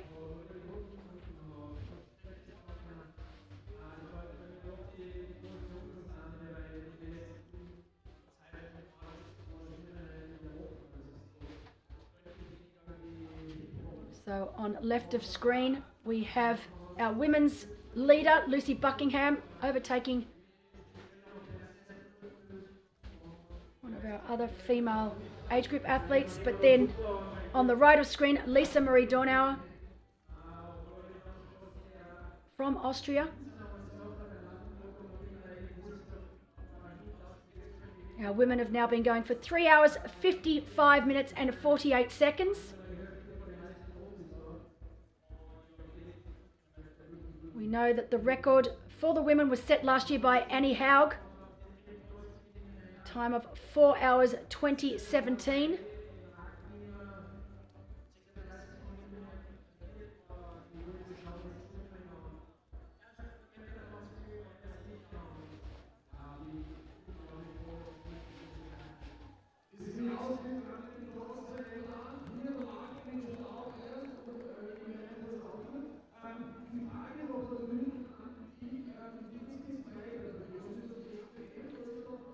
Total of 1,300 athletes racing today across an array of different events that have taken place over the weekend.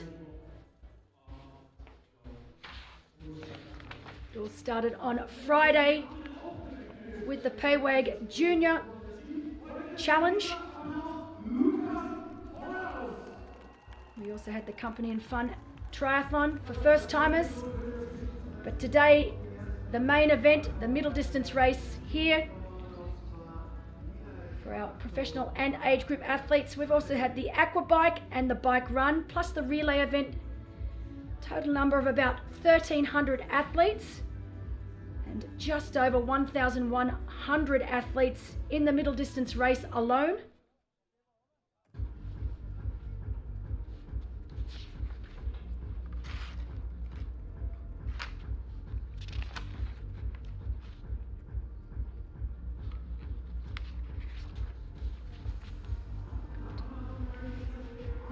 Race definitely has such great respect, has such a great name throughout Europe. This is the 15th year for this particular race. It's won many awards, and after being here this week I can totally understand why.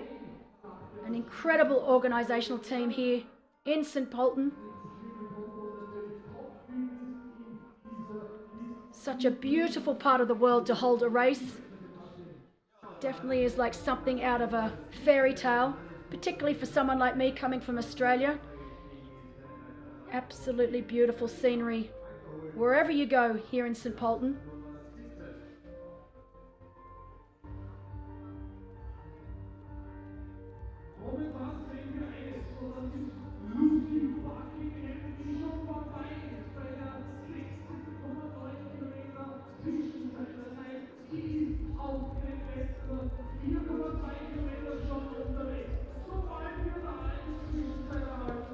Lucy Buckingham left of screen, now making her way through the loop that they need to do in the centre of town.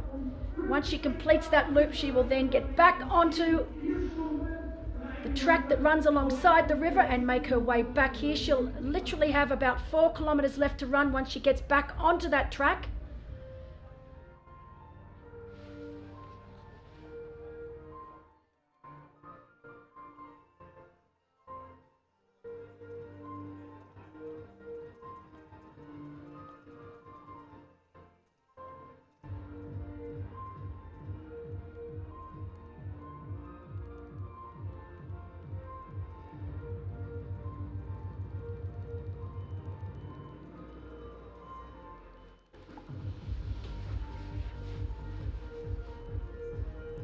Definitely not the warmest day out there today. I'm sitting here in the studio with several jackets on and still quite cold, but for the athletes out there running, I'm sure it's perfect running conditions. But definitely a little chilly for this Aussie.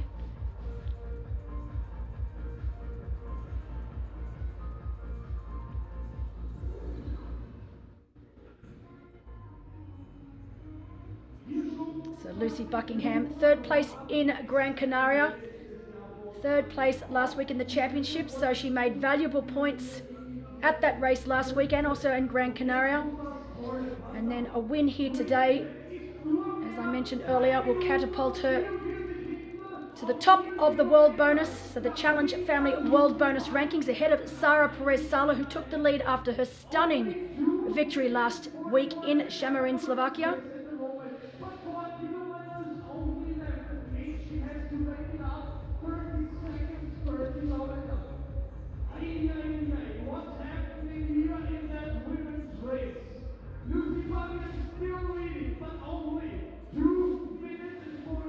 All right, so this is getting interesting, guys. Lucy Buckingham while leading. We know that Grace Tech is absolutely flying out there. And of course, we knew she would. She's a phenomenal runner. But we do believe that that lead of Lucy's is now down to about 2:40. So it's going to be a very, very interesting finish to this race.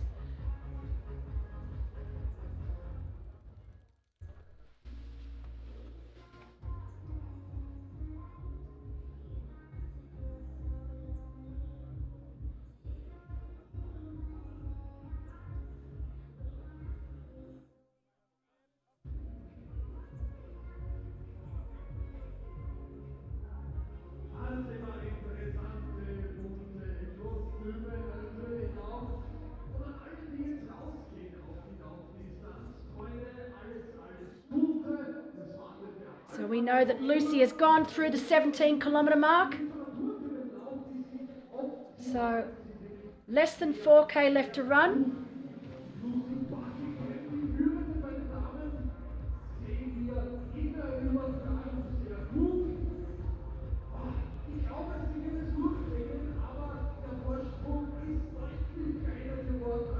So at around the 17-kilometre mark, they've both gone through that. So both Lucy Buckingham and Grace Tech have gone through that.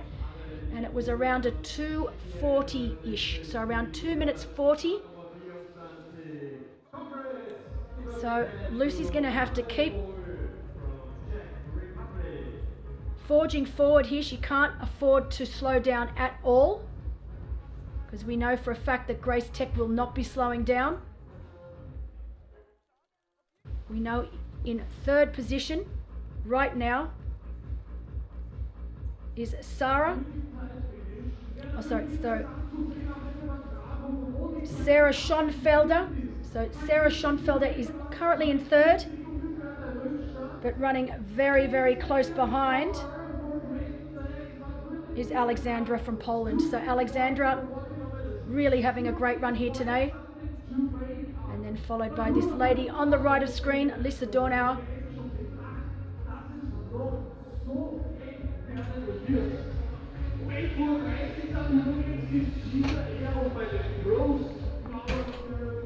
So this is shaping up to be a fantastic finish to our women's event.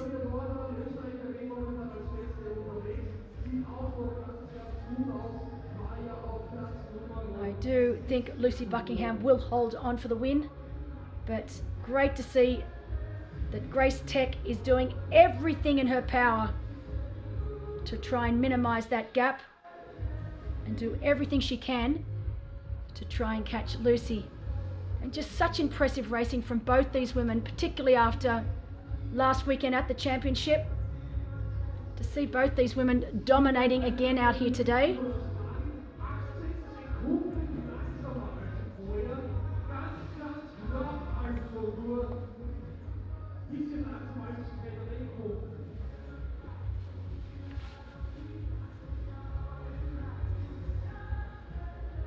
We're still very, very early in the season here in Europe. It's really only just begun.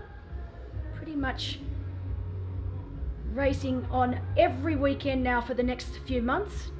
In fact, in most cases, there's more than one race on.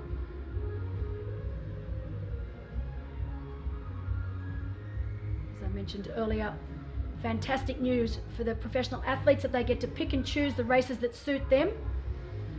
Of course, it's quite difficult these days for athletes to make the right choice, with PTO points always up for grabs at every single race. There's a lot of strategy involved these days into what races professional athletes need to do to maximise the points that they get on the PTO rankings. But the PTO definitely doing fantastic things in the sport for our professional athletes. So big shout out to the PTO.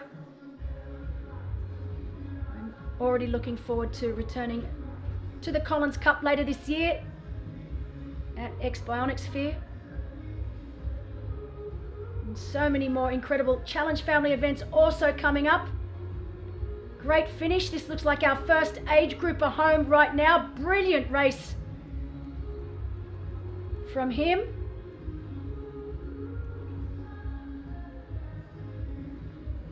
In fact, there were probably at least 3 or 4 of our professional men that raced today were racing professionally for the first time, and last year they raced here as age groupers, and they've come back this year and are racing as professional athletes. Dare say we might see that young man doing the same next year. Terrific race from him.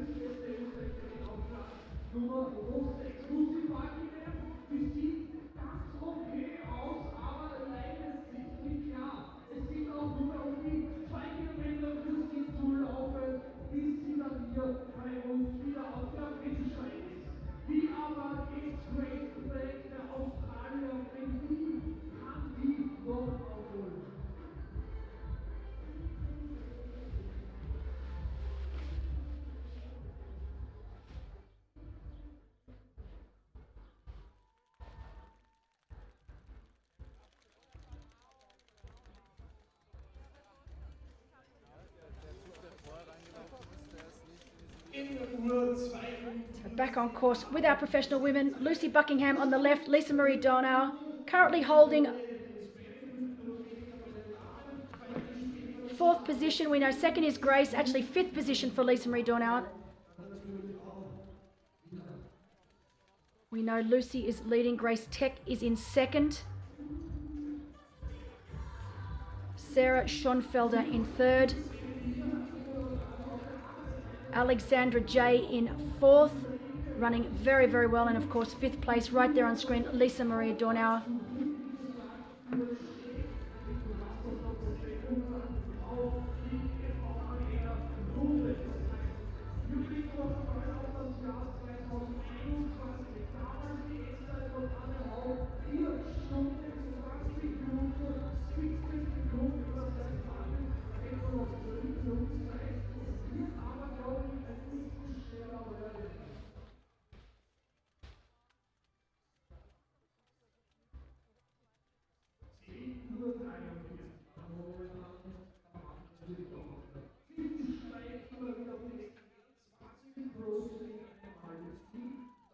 very, very excited and a very, very happy Nicholas Mann taking his first professional win here in St. Pölten, followed by Caleb Noble of Australia. He'll be very, very happy with that race. He'll get ready now to return to Australia. Winter at home right now. They'll have a little bit of time to get ready for the Australian season. And again, a very popular third place finish for Lucas Hollis. He will be very happy with that race. In the press conference on Friday, he was a little unsure how it was going to go, just because he wasn't able to train full time anymore. He's now teaching during the day, trying to fit training around his day job and his 3 children. So a great podium here in St. Pölten. As we go back to our women's leader, Lucy Buckingham. Grace Tech in second. You can see the look on her face. She is giving it everything she possibly can. If there's one thing I can say about Grace is that she is a fighter and she will fight all the way to the finish line. And it's a scary prospect when you know that Grace Tech is running you down. I've seen her do it many, many times in races back home in Australia.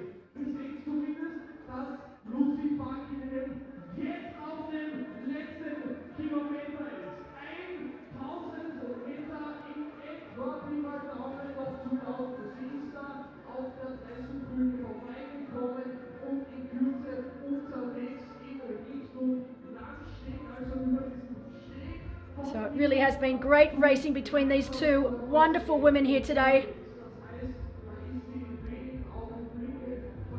Lucy Buckingham and Grace Tech, only around 2 minutes 40 separating the two. We know that Alexandra has now moved her way into third place, but she's a good 10 minutes behind our leader. And Sarah Schoenfielder currently in fourth. Now around 11 minutes 23 behind. So looking likely that will be our podium here today. Lucy Buckingham, Grace Tech and Alexandra J. Great race from Alexandra from Poland. All right, well that was interesting. So that looked to me like that was a stand down call for Lucy Buckingham. So on the run, there are no penalty tents on the run. There are only penalty tents on the bike course here in St. Pölten. They were told in the briefing that if they would be given a penalty for an infringement during the run, they would be given a stand down on the run course.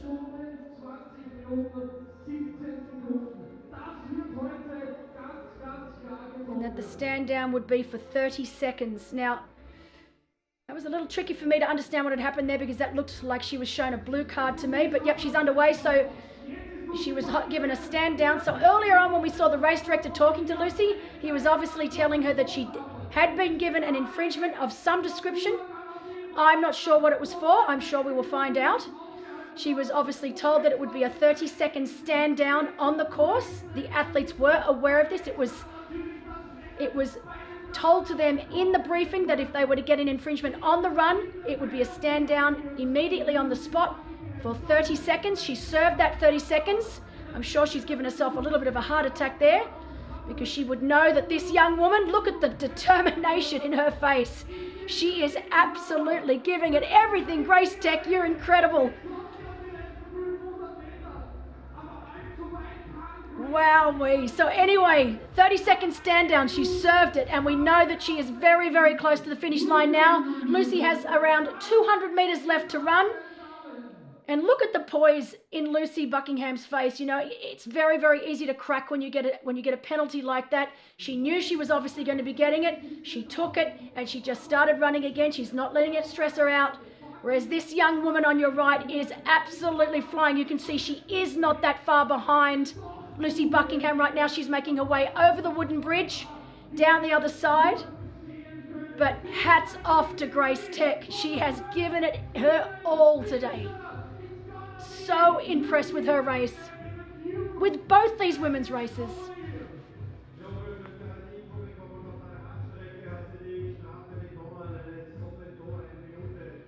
Now, I'm really not sure what that stand down penalty was for Lucy. It doesn't matter. It's not going to affect the overall result. She knows that. She stayed calm. She stayed cool and collected. She knows that she is almost there. She can almost taste that finish line.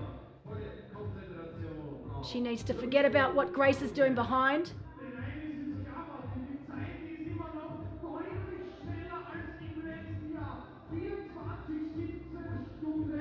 But that was incredible racing. I'm still just gobsmacked with how fast Grace Tech is running and how much time she's been able to take out of our leader here, Lucy Buckingham from Great Britain.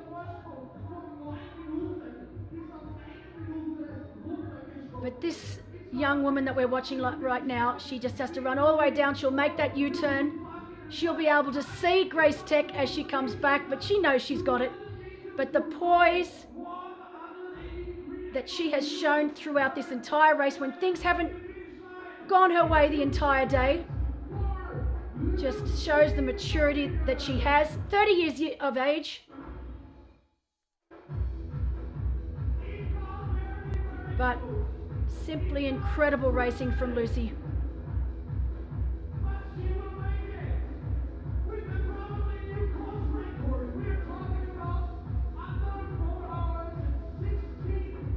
But I tell you one thing today, while the men, we didn't get a record in the men's race, I have a sneaky suspicion that we are going to see a new female record in the women's race here today.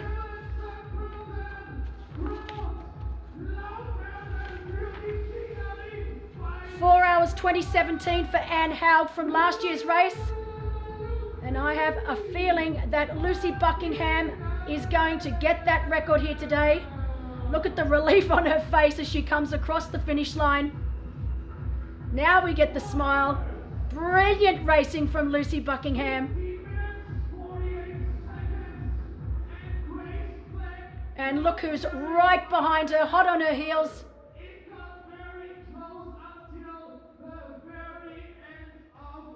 And I think Lucy just letting it all sink in right now.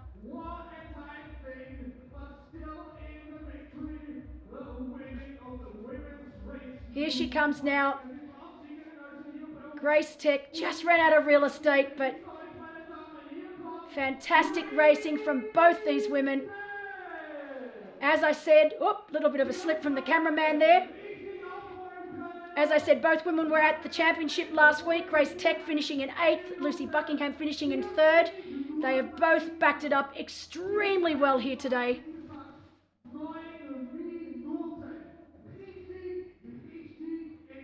And that was an official finish time for Lucy of 4:15.48. So she absolutely obliterated Anne Haug's record of 4:20.17. That just shows you how fast these women went here today.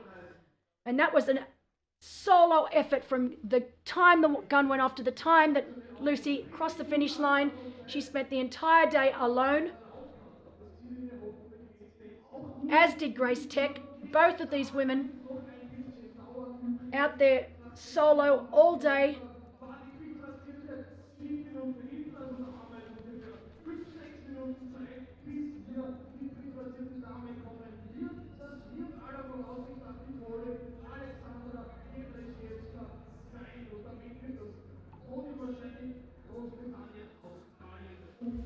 So we go back to the start of the women's race. Lucy, of course, did exactly what we expected her to do. Led from the gun, increased her lead with every kilometre on the bike, and just finished it up with a very controlled half marathon. Had a little bit of a hiccup where she had a stand down penalty for 30 seconds on the run. It didn't matter at all at the end of the day. She was able to cross that finish line in first place. A very fast finishing Grace Tech, hot on her heels. And now we wait for our third place finisher. We know it's Alexandra. She's run herself through the field here.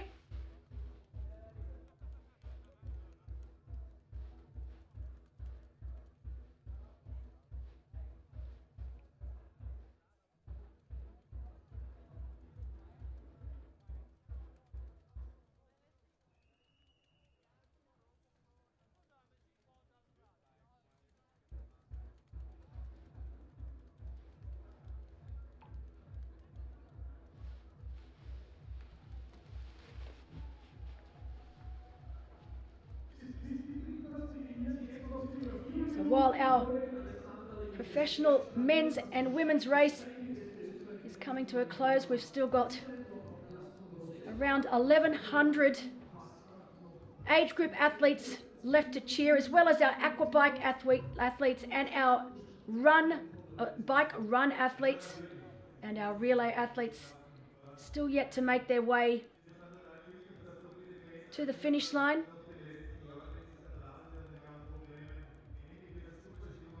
You can see in the background that wind has started to come up now.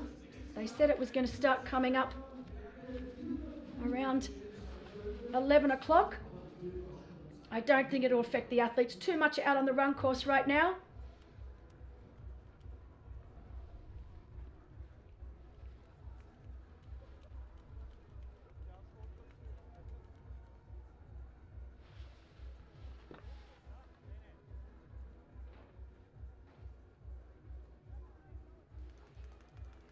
You can see so many of our age group athletes have made their way into transition, and now they'll head out onto the 2-lap run course. Dead flat run course here, except for this little section here up the stairs. Other than that, it is pretty much pancake flat. We've had our first 2 professional women cross the finish line. Lucy Buckingham in first, setting a new record, taking Annie Haug's record from last year away from her. In second, Grace Tech. I'm very interested to see what her finish time was, her run finish time.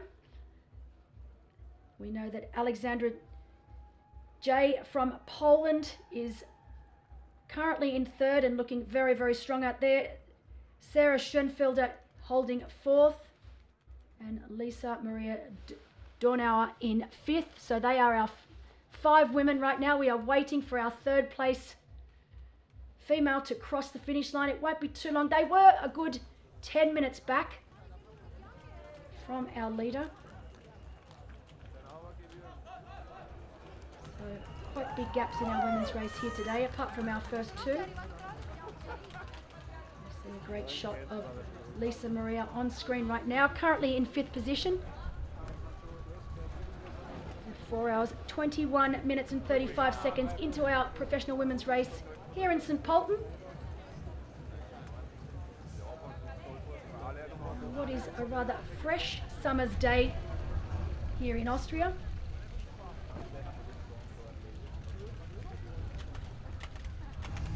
Bitte, 10:56 Uhr, in wenigen Augenblicken wird es auch so weit sein, dass die dritte Dame dann da sein wird. Martin, du hältst uns natürlich dann up to date, aber wir machen jetzt ein kurzes Siegerinterview auf Englisch natürlich hier mit der Siegerin und mit der Zweitplatzierten. Well, Lucy, first of all, congratulations on the win. Great swim, great bike ride, but then it got a little tricky, right? So, just in, Grace Tech had a run split of 1:16:35. So I believe that's a new best for Grace. It is not the course record. Of course, we know the course record was set here last year by Anne Haug at 1:14:07.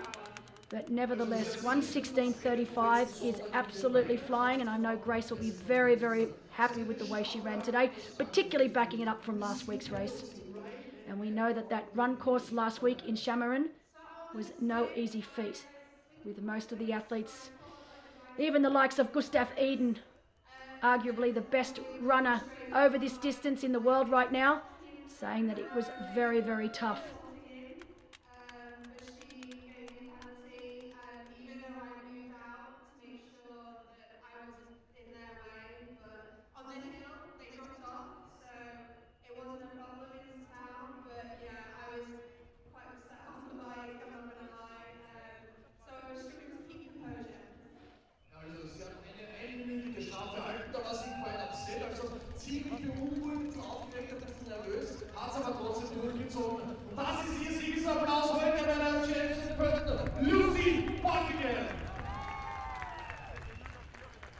Also, we're going to talk to second place, Grace.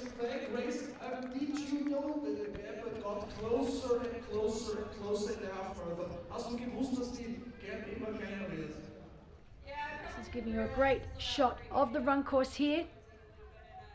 Of course, Lisa Maria making her way back from town.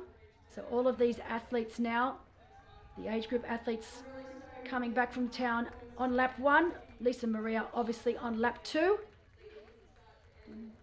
You can see this run course follows the river all the way along back to the finish line here in the triathlon village. Not too long to go now for Lisa Maria. I'd say around 2 and a bit K, maybe 2.5 kilometers. As we see, Alexandra has made her way to the finish line. So great racing from Alexandra. She's a very, very accomplished runner.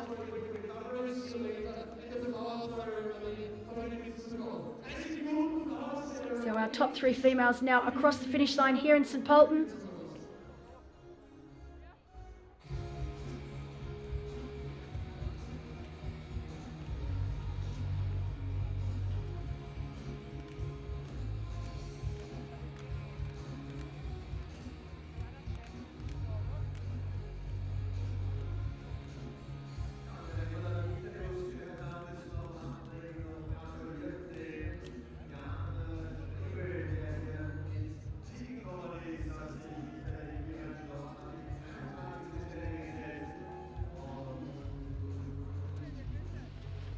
So more athletes.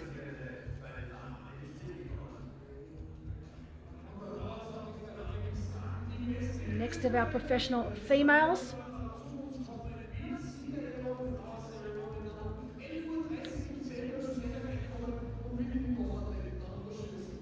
So this is in fact Daniela Kleiser. She's come through the field.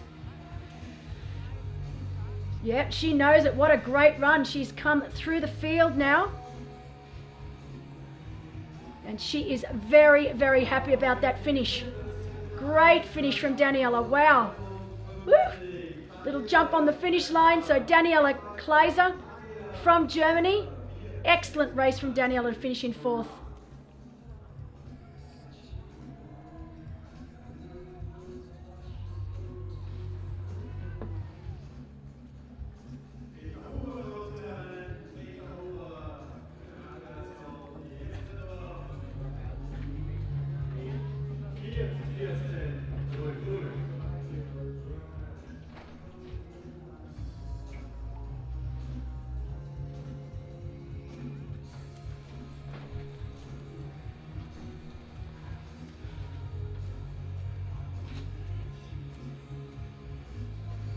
Is our next professional female who we thought was in 4th, but obviously Daniela has overtaken her in the final kilometres.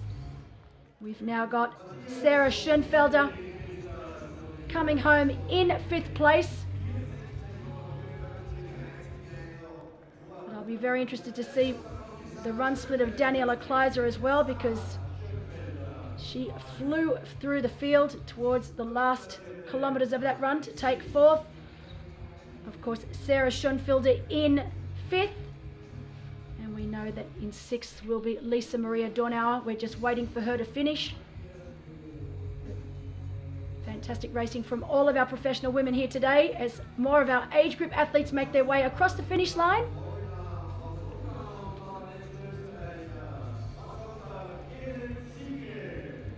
Lots of happy faces.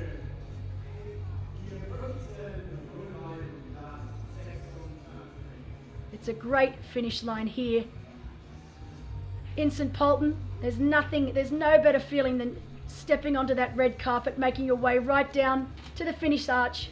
A little bit of a hill up and over. I've seen a few athletes in my lifetime take a little bit of a tumble there, but not happening here today, which is great. Looks like one of our relay teams as well, making their way to the finish line. That will be the first of our relay teams right there.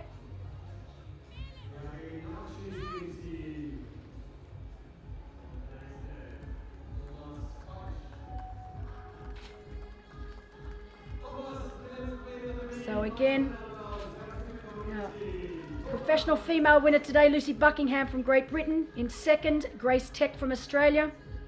In 3rd, Alexandra from Poland. In 4th, Daniela Kleiser from Germany.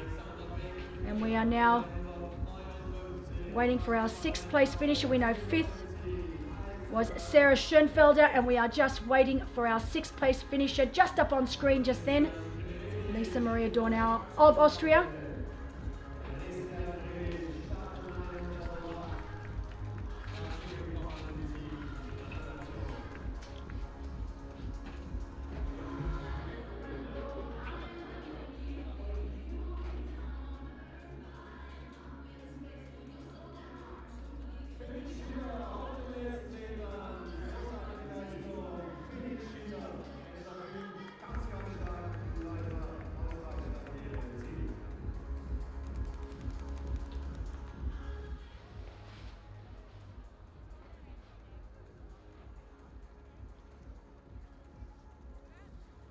Oh, it looks like Gabrielle Obman is in front of Lisa Maria Dorner. So it will be Gabriella Obman who will actually be next in 6th place.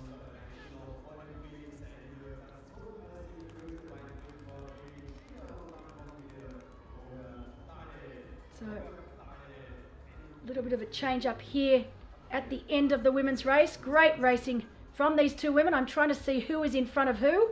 They are both right towards the finish.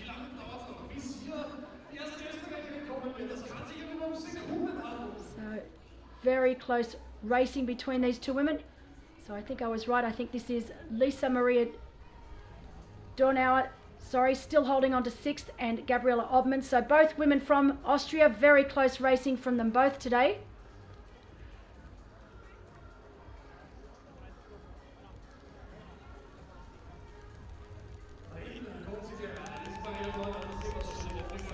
Fantastic racing from Lisa Maria.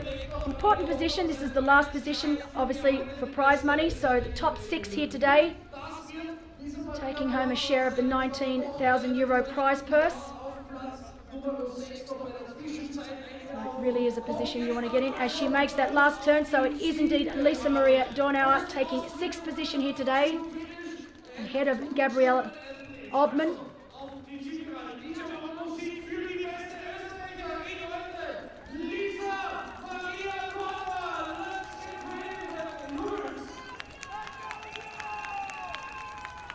Very strong race, solid racing from Lisa Maria. Taking the last slot for the championship qualification for next year, as well as the last piece of the prize purse.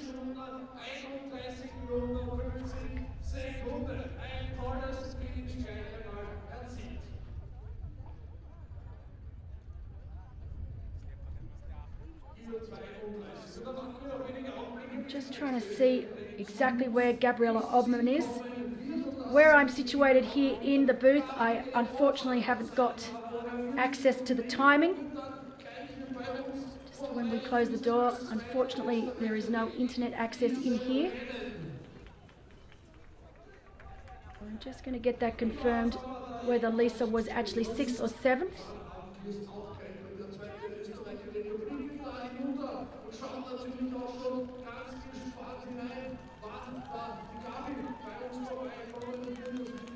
But yes, it was. So that was right. Here she comes now, 7th place, Gabriella Obman. So I was correct. Lisa Maria taking the 6th spot, so the last slot to the championships for next year, as well as the last bit of the prize purse. And now in 7th position, we've got Gabriella Obman, also from Austria. These two good friends, they'll give each other a big congrats on the finish line. So our top 7 professional women now across the finish line. Wonderful racing from each and every one of these women here today. As we can see more and more of our age group athletes making their way out onto the run course. We've already had the fastest of our age group athletes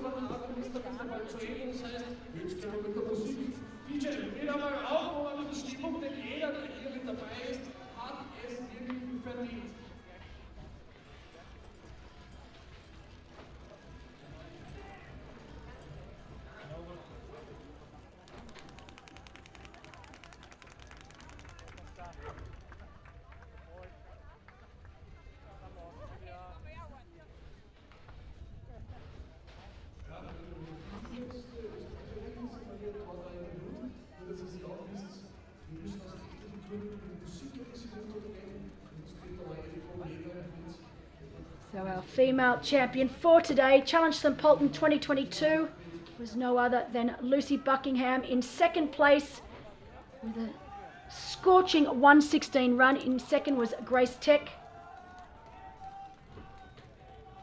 Oh, and in third we had Alexandra from Poland. So our women's podium right there.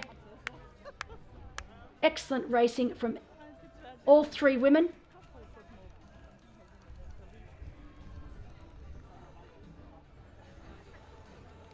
So while our professional men's and women's races are almost done, we're just waiting for the last few of our women to cross the finish line.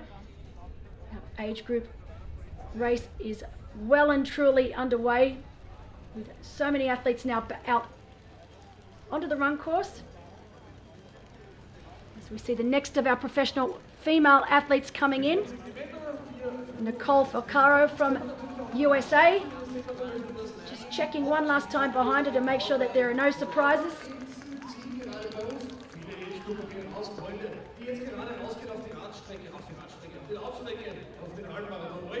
Alles Gute hier beim Rennen. Wird natürlich noch ein bisschen dauern. Wir sind aber da für euch übrigens. Wird man nicht einmal eine Halbzeit weiter von unserem Arbeitstag. Bis 17 Uhr dann ist es los. Dann gibt es auch die Age Group Siegerehrung. Da drüben sehen wir einen aspirierenden jungen Triathleten. Der Manuel Reichsstamm geht auch in seine zweite Runde hinein. Alles Gute auf den letzten 10,5 Kilometer. Another of our age group athletes very, very happy with their race today. Oh, bit of a cramp. And here she comes. Nicole Falcaro, all the way from the USA. She's been travelling here with training partner Ernie Mantell, who was out there on course today in the professional men's race. Both these athletes backing it up and will be racing at Challenge Gerardsbergen in Belgium. Nice race, Nicole. Whoop. That's the face of, yep, that hurt.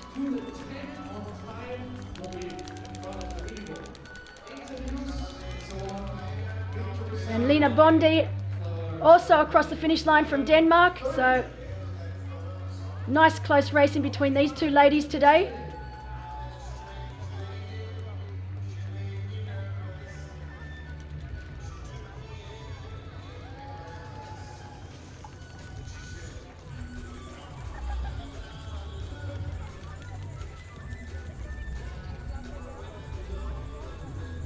But it certainly has been a terrific event here today in St Pölten for the second running of Challenge St Pölten.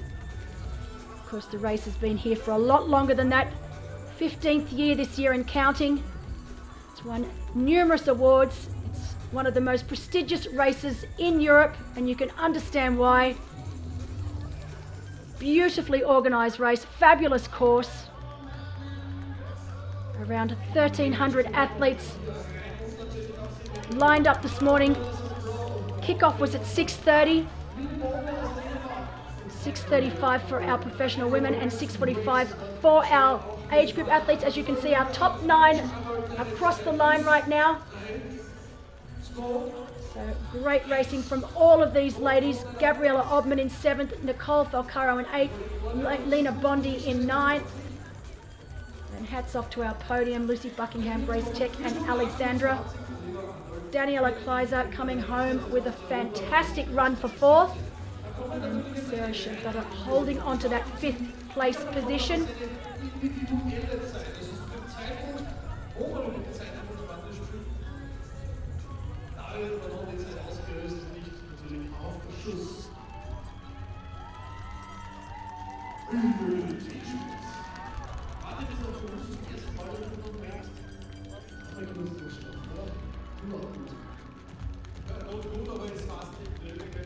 But we will be having the flower ceremony for our top 3 professional men and top 3 professional women shortly. Of course, the age group awards for our professionals and our age groupers, our aqua bikers and our bike runners and relays will be happening this afternoon in the big tent. We've got a terrific setup down here. It really has such a cool village feel. My team and I had dinner last night in the big tent. As our 10th professional female makes her way across the finish line, Joanna Arens. So Joanna Arens from Germany. That rounds out our top 10 professional women here today in St. Pölten.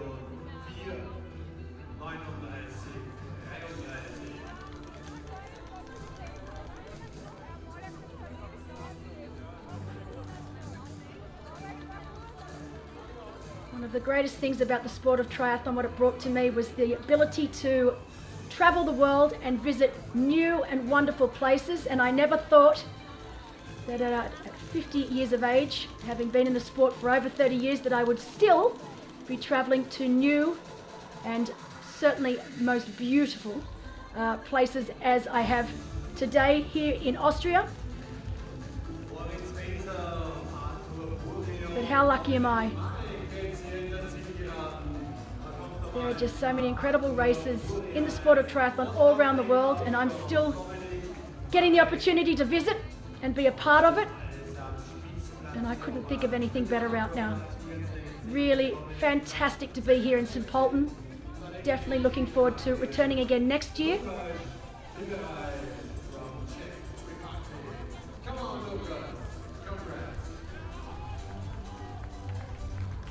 But we also would like to say thank you to our guys who are out there, the spotters actually. So we don't only have the athletic guys, we also have our spotters out there who always keep telling us who is where at the moment, and Martin, they also did a great job. Ja, auf alle Fälle für uns können wir das so gut regeln, wie wir die Infos haben, die wir bekommen. Herzlichen Dank. Thanks a lot. Thank you guys.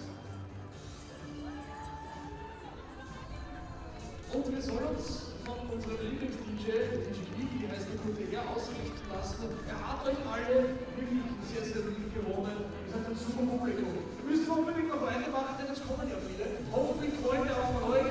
Und wer noch irgendwo rumsteht, irgendwo auf der Ecke, es ist ein bisschen Platz auf der Bühne, gerne herkommen und bitte abfeuern. Jürgen Buchinger ist jetzt reingekommen mit 34:04. Jürgen Buchinger, herzlichen Glückwunsch. Kurz nach Dominik Lübberei finisht er auf Platz 68. Ich sage das noch, aber da sind ja auch schon 10 Damen in der Wertung.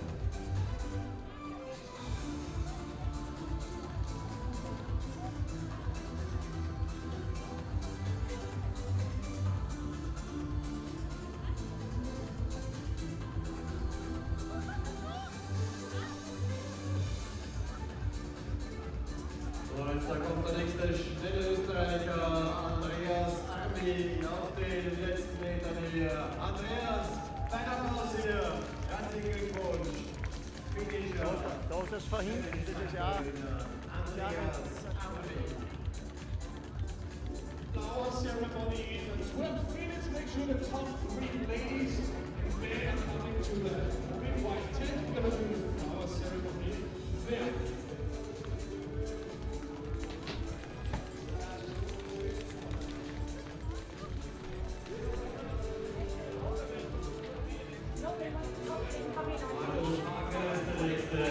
Markus Wagner, aber mit der großen Kappe. Herzlich willkommen im Ziel.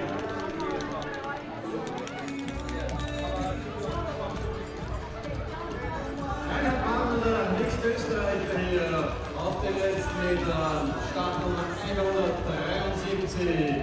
Reinhard Martin.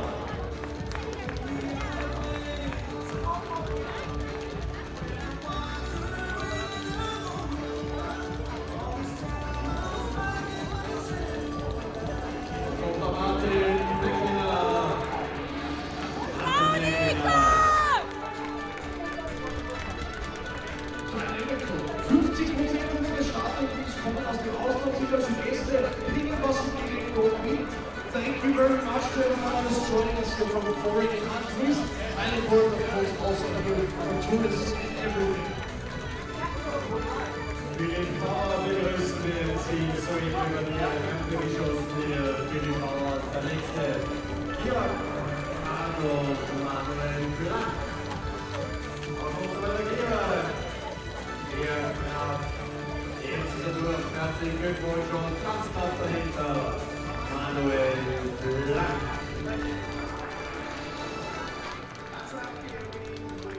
4:33,27 für den Georg und 4:33,43 für den Manuel. So I'd just like to take this opportunity to say thank you very, very much for joining in for this live coverage of Challenge St. Pölten 2022. My time here in the booth has come to an end. I'm going to go out now and enjoy the incredible atmosphere down here on the finish line. It really is quite amazing. We will keep the video running of the finish line to watch all of our amazing age group athletes, relays, aqua bikers and bike runners make their way to the red carpet and the finish line. But from me here in studio, this is Belinda Granger. I will see you at the next one. Next up for me will be, of course, Challenge Roth in early July, and I cannot tell you how much I am looking forward to bringing that race to you around the world. Until then, take care, and I'll see you soon.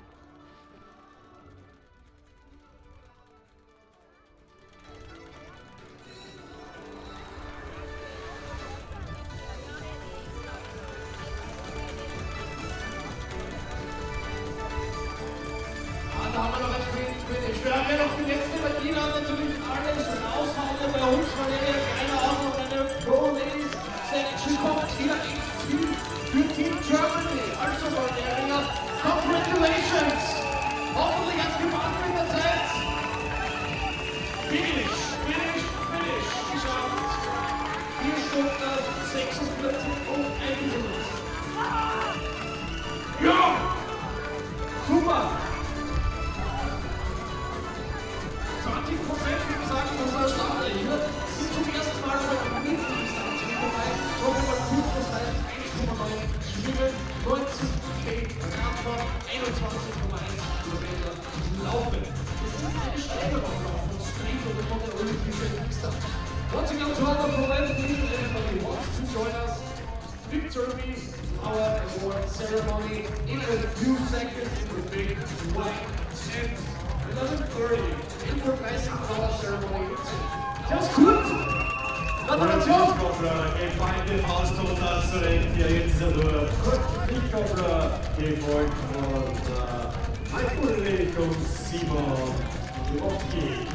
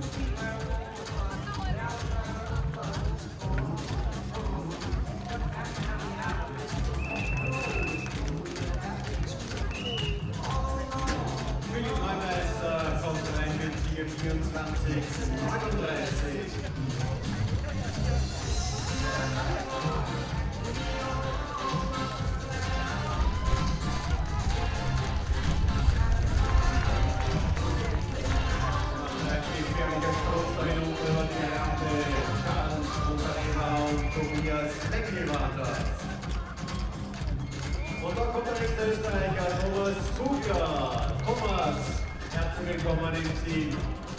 Deine Zeit 4:30:09.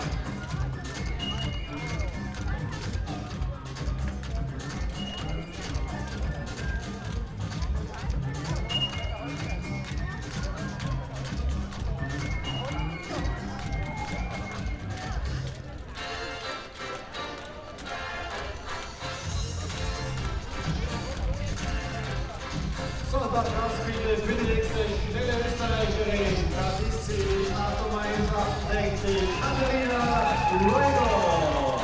Jetzt ist sie durch für Katharina Leudl, 4:38:02.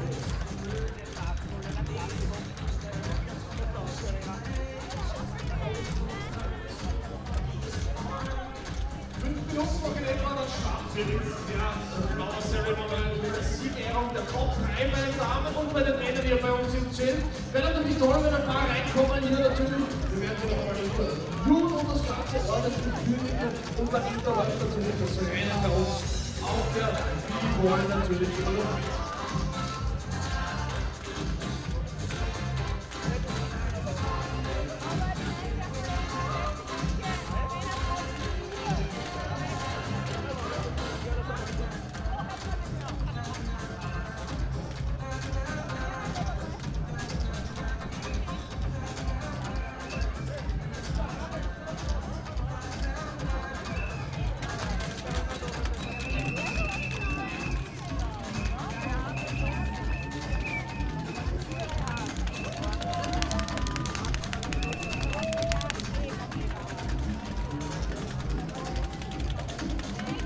Sieht man das voll gut wie sein Rennen. Das ist ein Video. Hast du auf der Video waren? Ja, ja. Okay.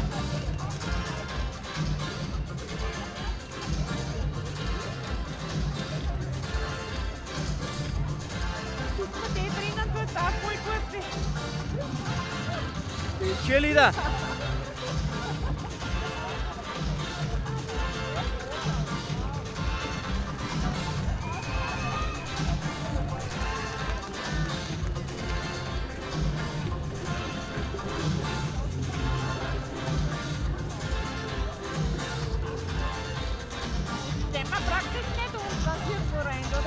Ja, wir gehen noch eventuell wieder runter, haben wir gesagt. Aber das dauert ja noch eine halbe Stunde oder was. Ja, die sind wir ins Pölten. Der Walter ist auch gerade aufs Klo gegangen oder hast du wo gerufen?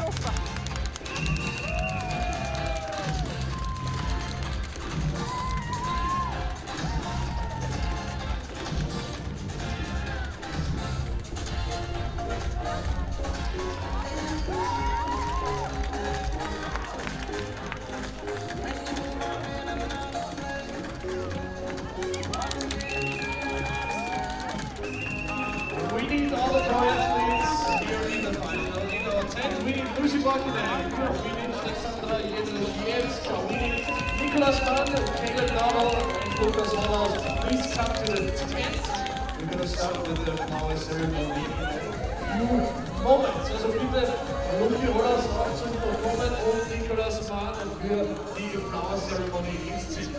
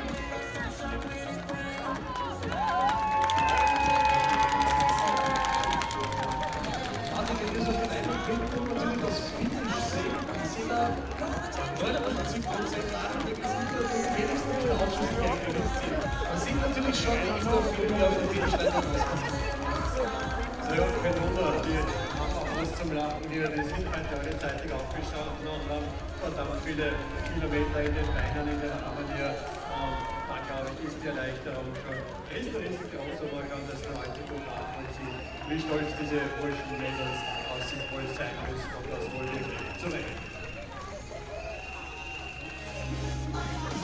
Wo ist es, ja? Alle Informationen, Fotos, Social Media etc. am besten auf challenge-poeten.com, das ist unsere Website. Da schauen wir uns das Ganze dann natürlich an. Da sind die individualisierte Bilder natürlich auch drauf, denn wir haben natürlich around our course, überall auf der Strecke unsere Spione, hätte ich fast gesagt, Fotografen, die unterwegs die besten Momente festhalten werden. Finish ist heute noch in etwa bis 17 Uhr, dann ist wie gesagt die sogenannte Cut-Off-Time, dann ist offiziell Schluss. Wer dann noch weiter laufen will, kann das gerne tun, kommt aber nicht ganz offiziell an jedes rein. Über unsere 10 Flüge schon langsam, wenn wir reinkommen, da gibt es natürlich auch Essen, Getränke etc. Ja, früher bei Schwimmen und auch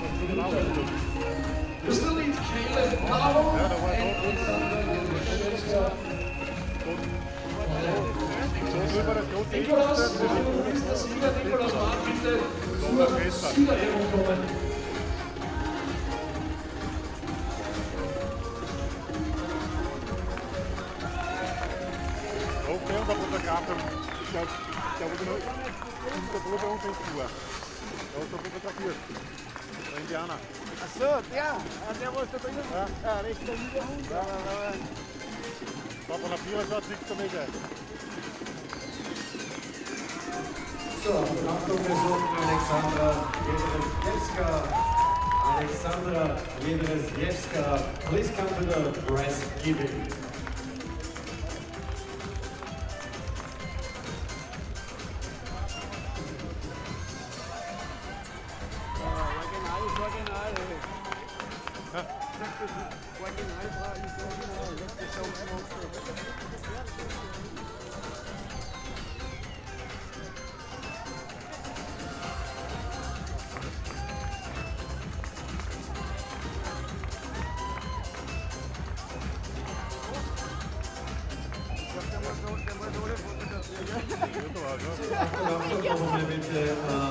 Wir suchen noch die drittplatzierte Dame für unsere Flower Ceremony.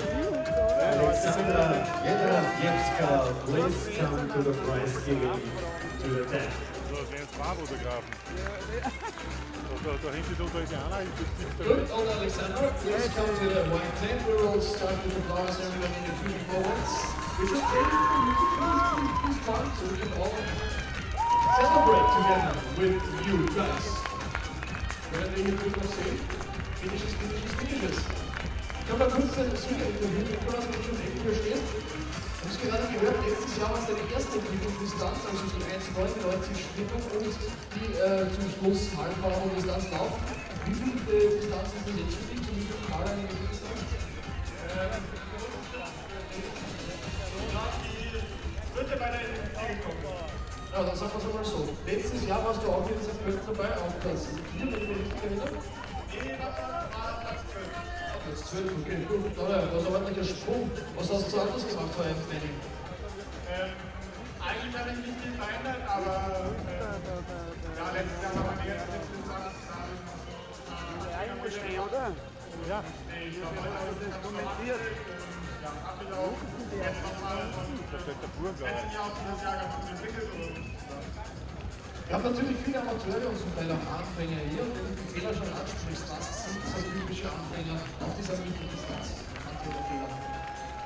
Also was mich letztes Jahr in der letzten Platzierung gekostet hat, ist, dass es sich nicht lohnt, immer Vollgas zu fahren oder beziehungsweise immer schnell zu fahren. Man muss auch manchmal schauen, ist es jetzt vielleicht besser, ein bisschen rauszunehmen und dann dafür, wenn es hochgeht, vielleicht ein bisschen mehr zu fahren, weil da holt man letztendlich die Zeit raus, die nicht irgendwie irgendeine harte Ziel anfangen.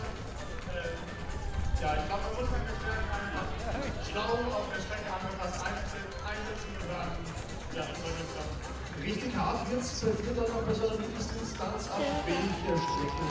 Sind wir Halbmarathon ab Kilometer 10? Na, oder? Nein, das ist nicht blöd. Nee, nicht blöd, klar. Also, Du überreden. bei dem Anfang laufen, also wieder und ja, dann nach Kilometer 15 beim Laufen fängt es natürlich an.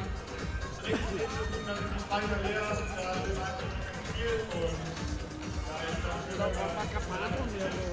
Kannst du vielleicht hier den Leuten ein bisschen mitgeben, wie viele Liter etwas getrunken oder was Ja, wieder ist viele. und wie viele Gels das du zu dir genommen hast?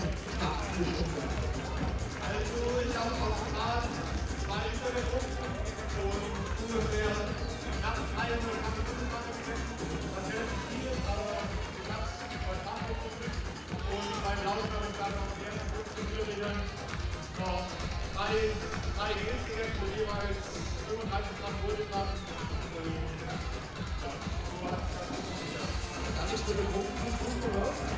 Hey, ich habe kaum weniger getrunken, aber die Gels waren relativ flüssig, also die alle aus dem Kohlenhydraten sind. Wie geht es jetzt weiter für dich? Das wird jetzt mal verdaut, regeneriert, nächster Wettkampf. Also ich lasse jetzt sicherlich bei der Anlage ganz locker angehen und dann werde ich in 3 Wochen mit Landeshauptstadt an der Startlinie stehen und dann wahrscheinlich die Woche danach bei der Rennen scheißen. 2 Rennen in 4 Wochen. Gratulation zu deinem Sieg. Applaus für den Sieger! Yes! Wir sehen ihn gleich am Podest ab.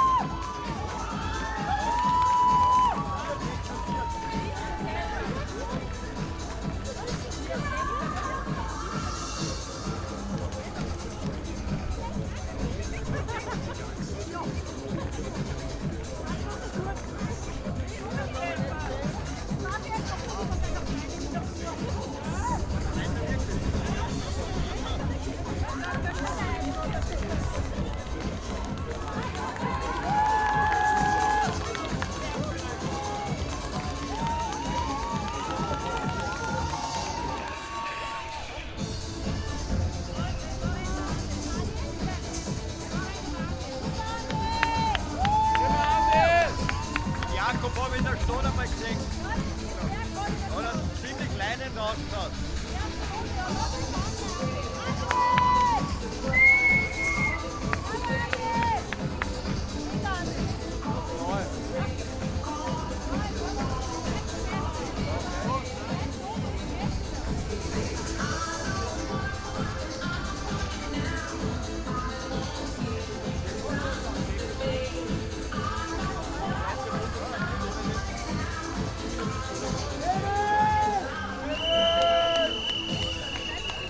Erster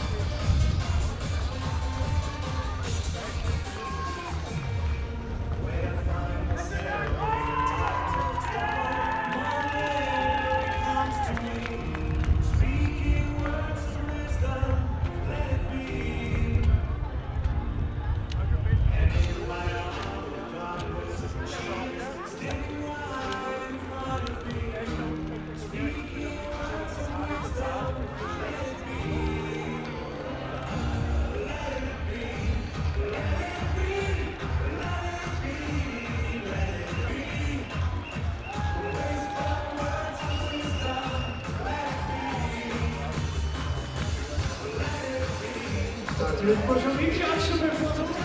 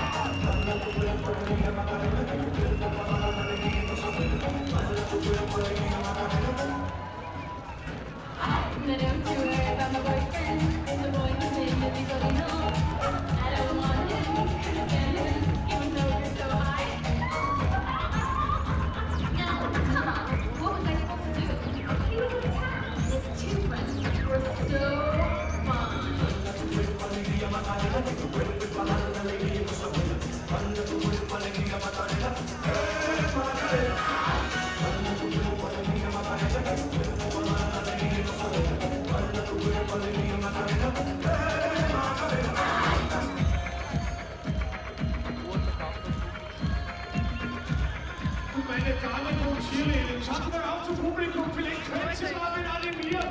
Irgendwer kann sich jetzt Macarena für den Kopf, oder?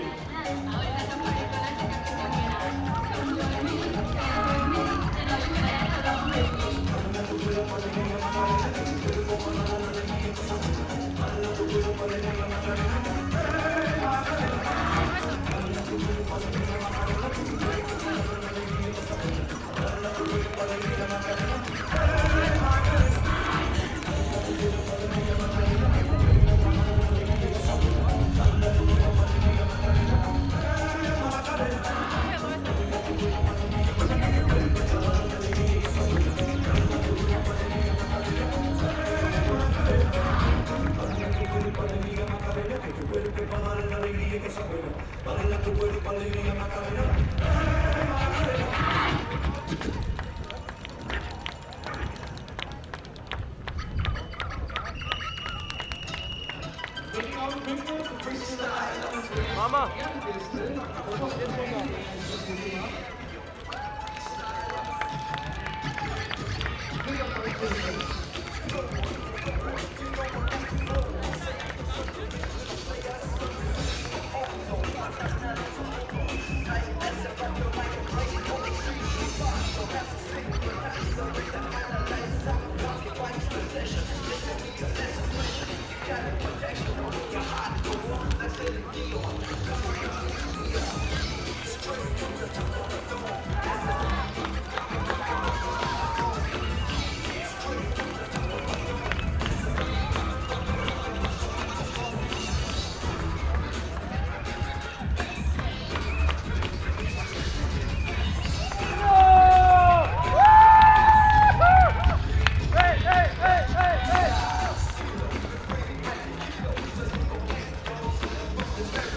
Jawohl, Jakob! Jakob! Ja!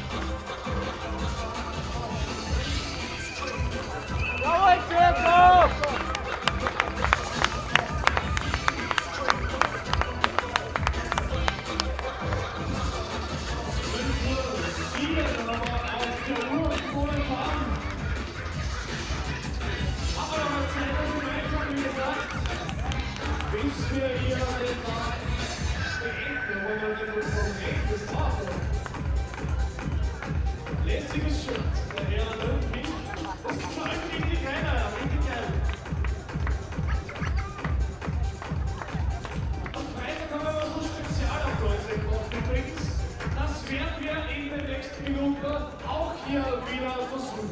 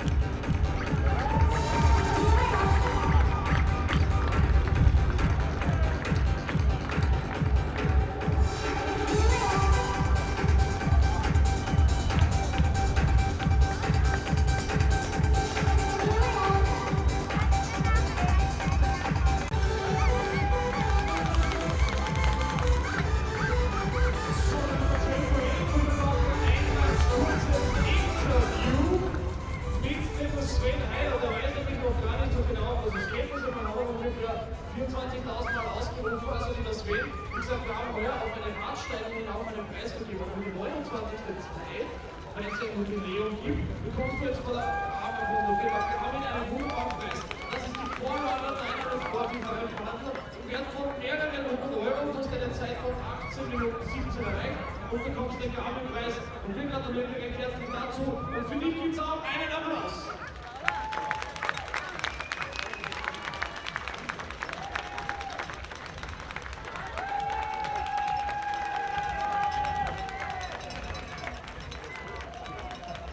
Und wir bedanken uns natürlich wie immer auch bei allen Partnerinnen und Partnern von der Challenge, denn ohne denen geht es natürlich auch nicht so ganz. Einen weiteren Garmin-Preis für den Dame Christoph gibt es noch, die kommt dann noch zu uns ins Ziel, die werden wir dann auch noch unterstützen.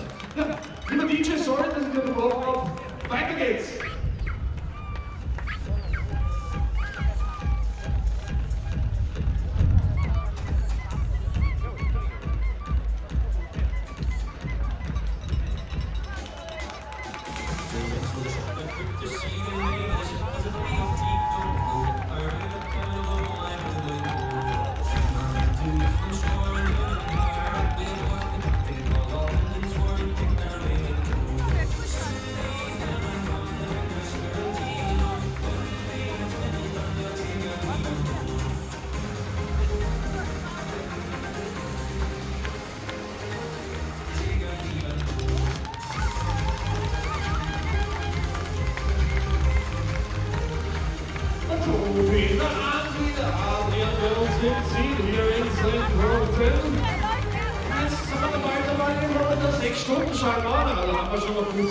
Über 20, 25 Minuten für die jeweiligen Age-Groupers natürlich Zeit hier. Also was bleibt dann natürlich schon noch über. Da finde ich mit einer Dame außerhalb des Letzten. Sehr gut, super. Und auch für den starken Mann hier. Job done for today. Viel Spaß mit mir.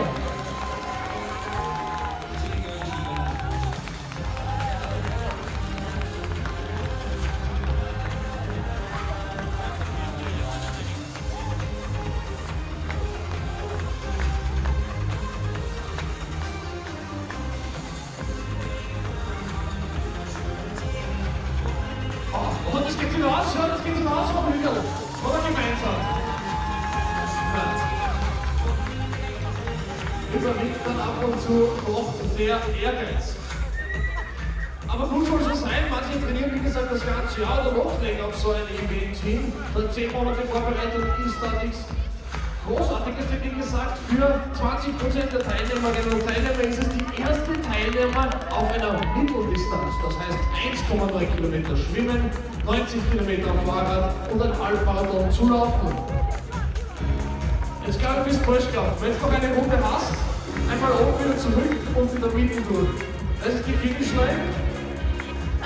Yeah, if you have one lap to go, please go back 50 meters, then turn around and go the same direction.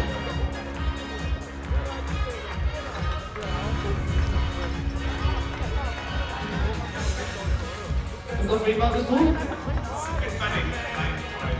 Fan auf der Fanwelle. Genau, richtig. Das wäre gewesen. Mega, ja. Echt geiles Event, großes Mal.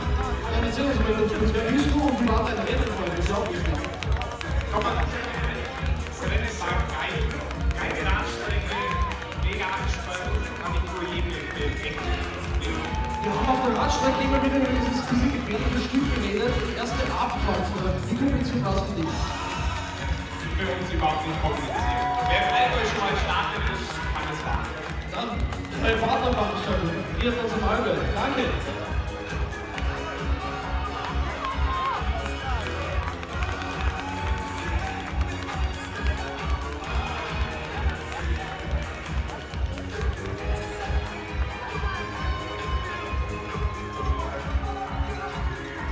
Pressen wir die letzten Kräfte raus, Freunde, ab der Finishline.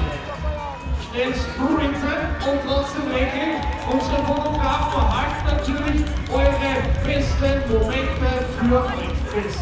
Auf challenge-stpolten.com, dort gibt es dann die besten Bilder des Tages.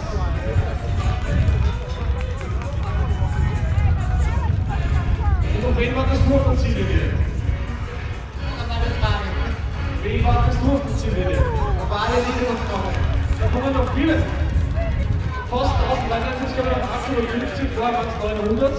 So dann geht noch. Das sind genau die ganz viel leisten. Die mehr Zeit auch natürlich investieren müssen. Die mehr Zeit investieren müssen. Das macht nichts. So, Radfahrer oder Triathlon? Mountainbiker. Ah, super. Das Radfahrer ist ein Lehrer. Wunderschön. Super. Great job, Daniel. Schaut an den Fan-Club, das ist ja sensationell. Da müssen wir fast nochmal zurückgehen und einen extra Rennen machen, gell? Weltklasse.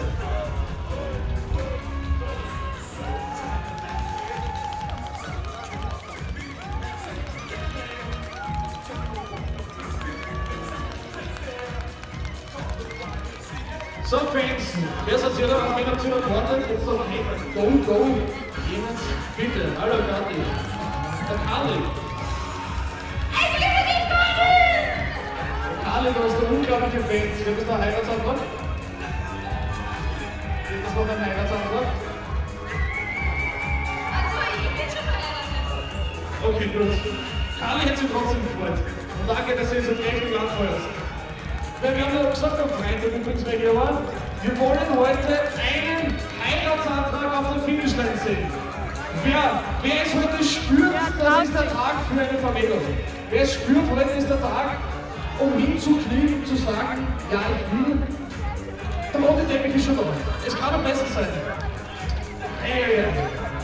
Wer sich deshalb zutraut, gratis Startplatz im nächsten Jahr, wer heute einen Heiratsantrag macht. Es muss ernst gemeint sein, sage ich dazu. Es muss ernst gemeint sein. Wir wollen euch dann nächstes Jahr hier als Paar vorstellen.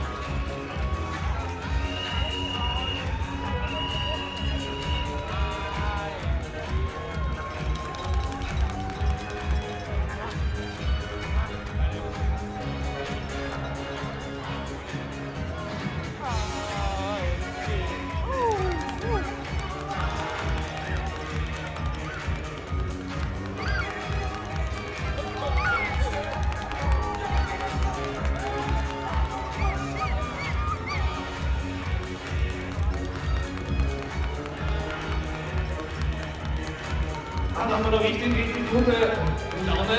Niederwitsche Gigi hinter uns auf der Finishline. Kali war das, gell? Ja? Was du mit Kali? Irgendwo dabei. Wer natürlich jetzt was Besonderes ausrichten will, wenn zum Beispiel Freund, Kollegin auf die Ziellinie kommt, gerne zu mir herkommen, dann gebe ich euch das Mikrofon, dann könnt ihr die Zielmoderation vielleicht sogar selber machen. Ja? Brauchen wir immer richtig gute Unterstützung hier. Bevor ich dann in meine Pause gehe, 10 Minuten.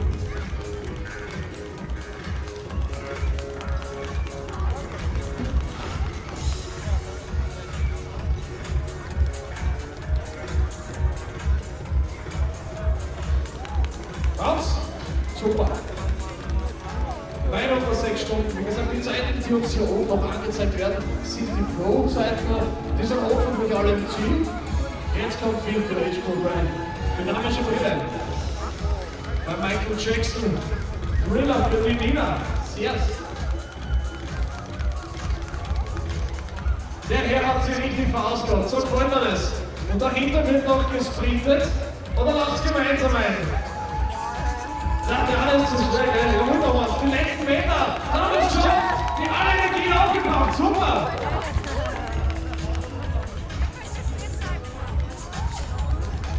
Mit einem tollen Publikum, mit einer geilen Finishline, wie gesagt. Auch wenn man vorher glaubt, schafft man vielleicht nicht mehr. Es gibt Leute, die pinkeln nicht mehr können auf der Zielgerade. Aber mit der Stimmung, mit der Unterstützung von uns geht es irgendwie doch noch. Da holen wir die letzten 0,2% irgendwie noch raus.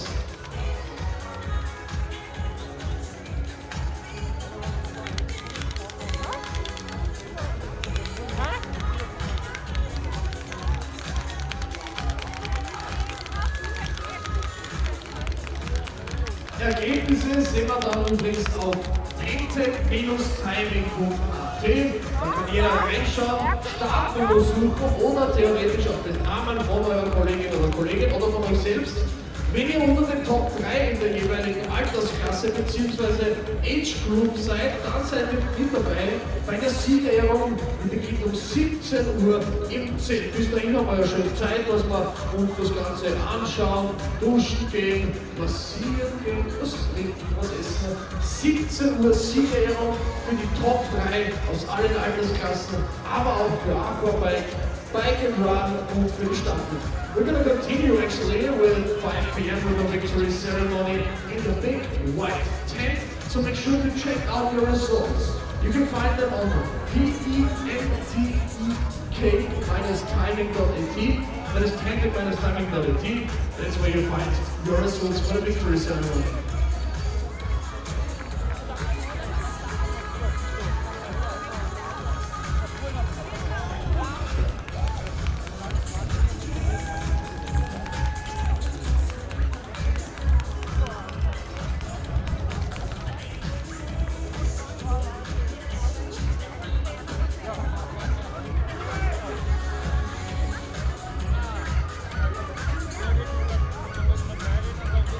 Florian König wird hier gesucht übrigens, falls ihr ihn gesehen habt, wird hier gesucht an der Stelle.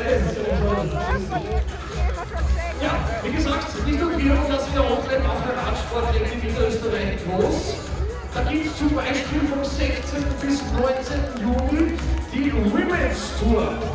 Frauenprofi-Radsport. Nicht nur jemand hiervon, auch vom 16. bis 19. Juni haben wir die Women's Tour. Wer da zuschauen kommen will, Zeitfahren, 4 Etappen gibt es und am Donnerstagabend am 16. Juni auch noch ein Kriterium in der St. Pöltener Innenstadt.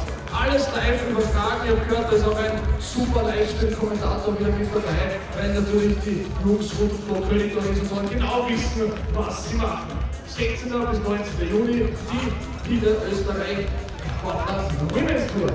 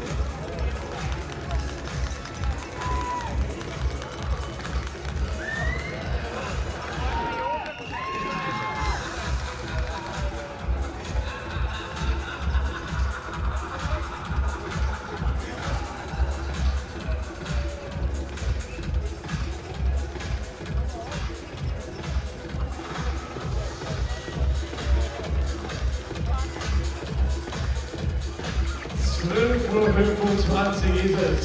Und ein Mann neben mir, der hat gut gespeist. Zumindest schaut er richtig glücklich aus. Martin Batak joining us here. Und wird euch weiterhin dann in den nächsten Minuten kurz über die Finishline bringen.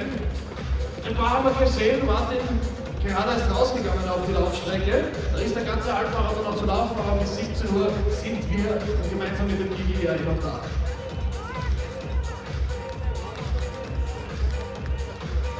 Das heißt, von den insgesamt 1700 Startern haben wir jetzt einmal knapp 500 im Ziel.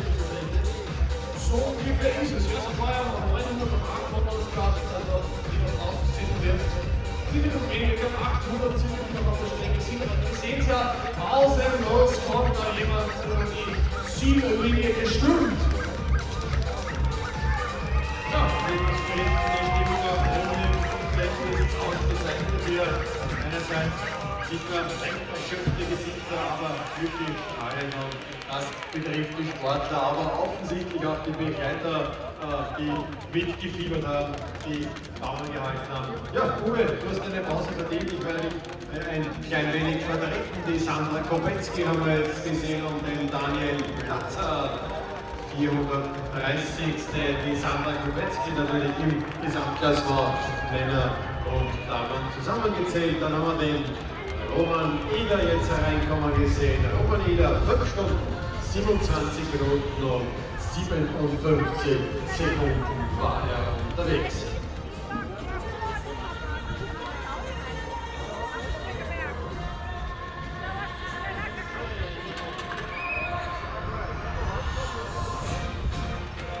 Und der Matthias ist da drüben auf der Gegenfahrbahn. Matthias, alles Gute, toi toi toi, gib Gas und vergiss nicht, wir laufen an dich.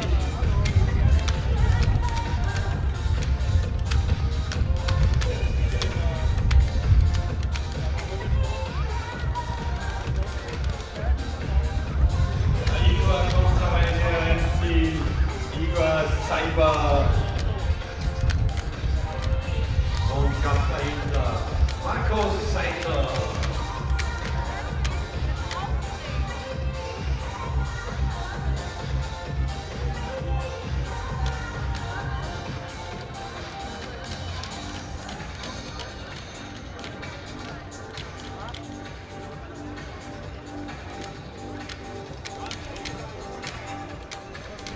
So, und da kommt der Matthias mit der Startnummer 3015. Matthias, einer der ganz großen Helden des heutigen Tages. Jetzt ist er durch.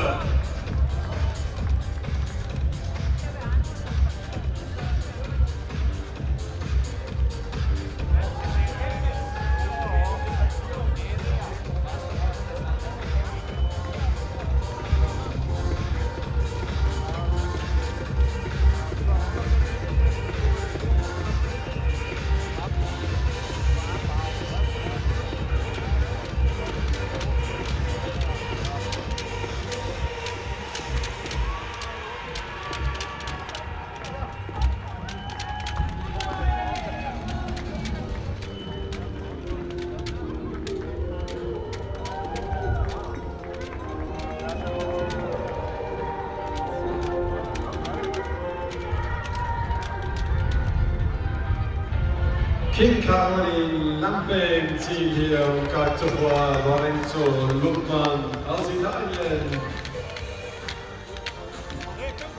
Thomas Retter aus Tschechien, 5:16:19.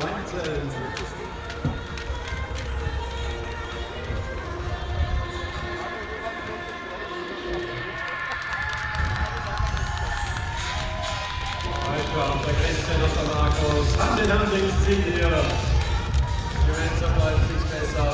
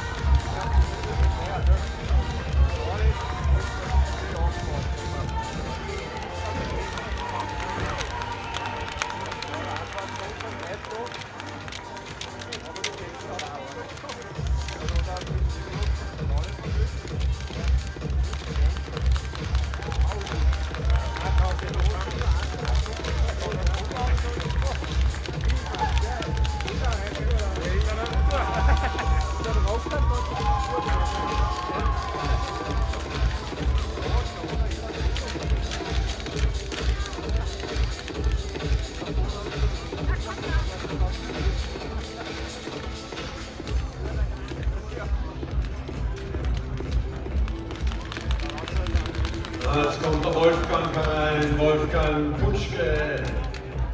Und knapp dahinter Arthur.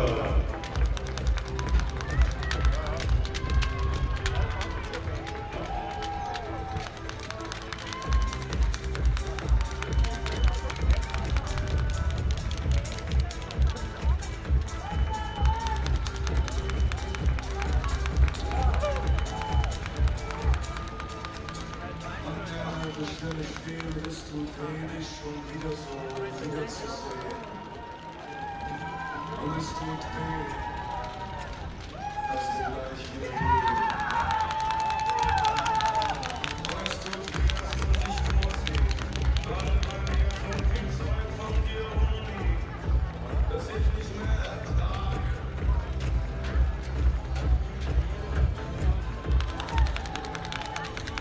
Ich darf dich nicht mehr.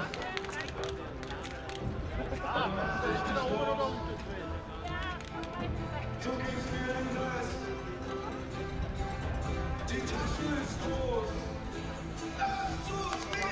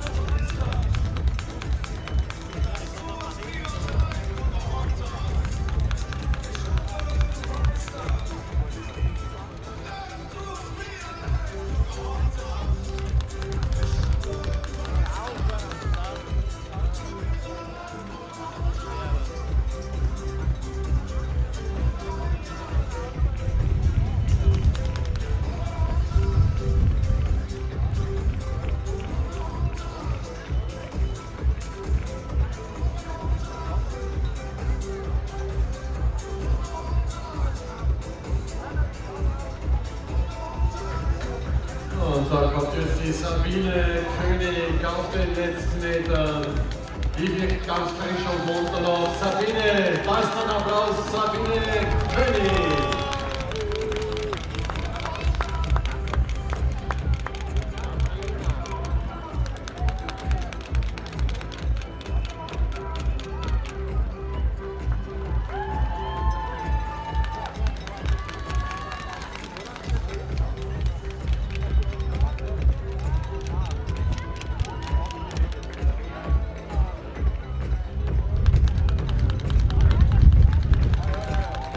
Hermann Hensel, Christian Ulrich und Lukas Mackert waren die letzten. Hier Stefan Weinberg gesehen, Timo Köhler und Olga Männer.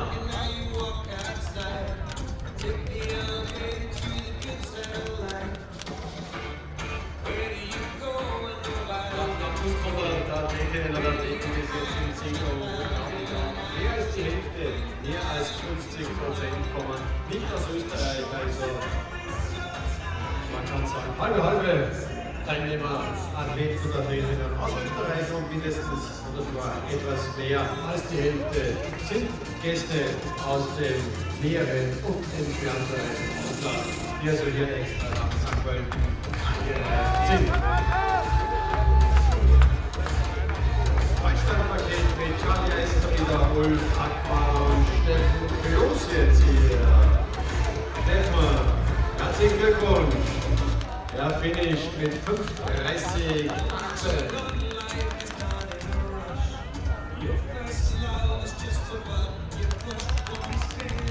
Friedrich Hanke kommt noch rein. Friedrich Hanke.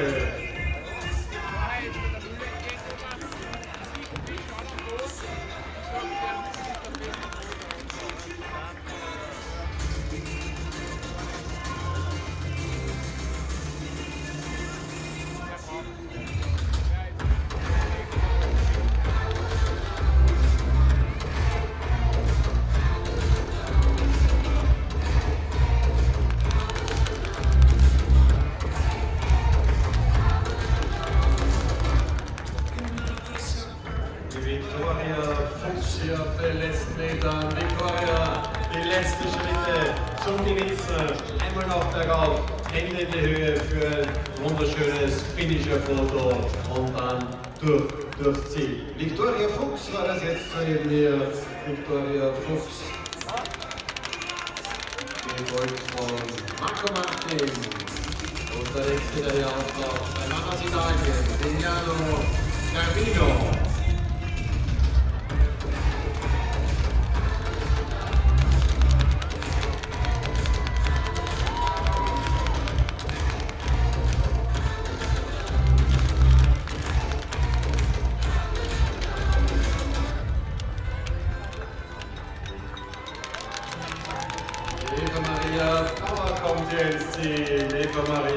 Herzlichen Glückwunsch, finisht hier unmittelbar hinter Ludwig und Norbert Lang.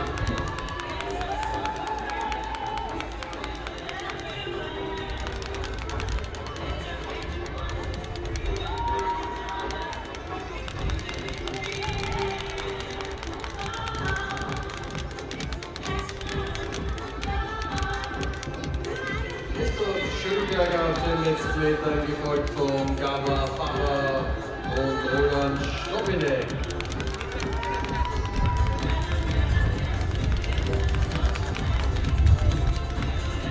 Christina Lechner mit 5:23, Gabor Pfarrer 5:26 und Roland Stopinek 5:28. Der nächste ist der Andreas Haag, der hier auftaucht. Markus Steiger, hier finden Sie Jakob Götz und Markus Steiger.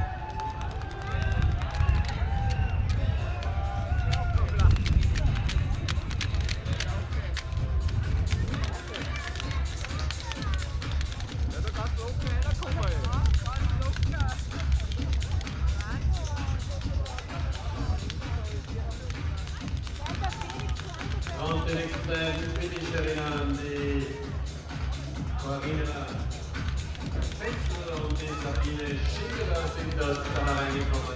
Robert Stauffer ist der nächste. Jetzt geht er durch. Robert Stauffer 5:35:23.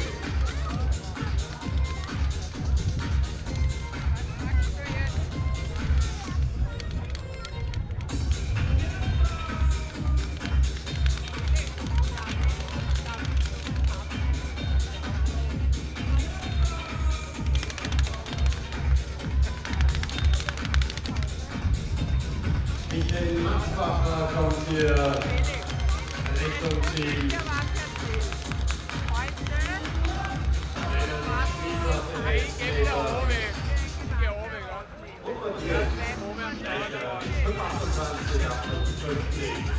So, ein Applaus für Melanie, bitte.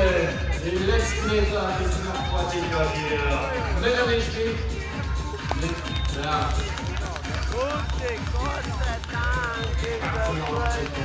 Melanie steht. Herzlichen Glückwunsch. Finisherin der Challenge St. Pölten 2022.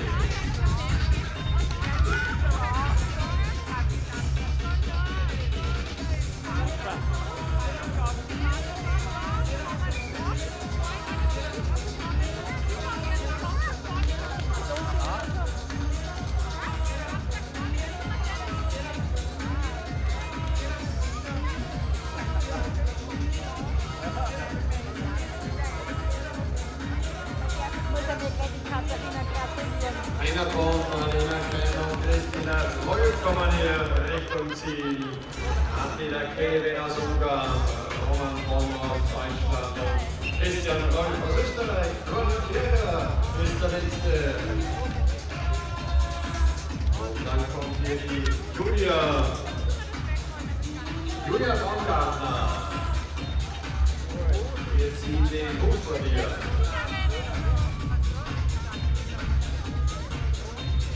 5:43, alle noch eingeschaltet, unter 6 Stunden. Hier ist jetzt natürlich die Unterschiede aufgrund der Netto-Zeiten hier die Läufer kommen. Zeitgleich heran sind aber bis zu 15-20 Minuten mit der Zielzeit voneinander entfernt. Also das um 15 bis 20 Minuten. Als andere aber nicht Zeitanwendung. Da gibt es eben die Netto-Zeit. Das macht diese Unterschiede aus. Schwimmen kommt jetzt ganz interessant und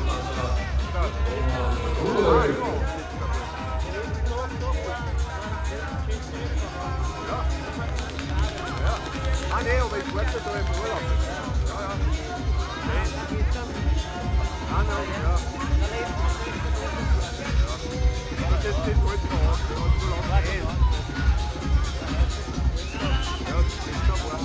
Und Alexander fliegt hier förmlich ins Ziel rein. Mit einem Sprung noch hier hat sich ein paar extra Haltungsnoten rausgeholt. Alexander Hobel, 5:43:07.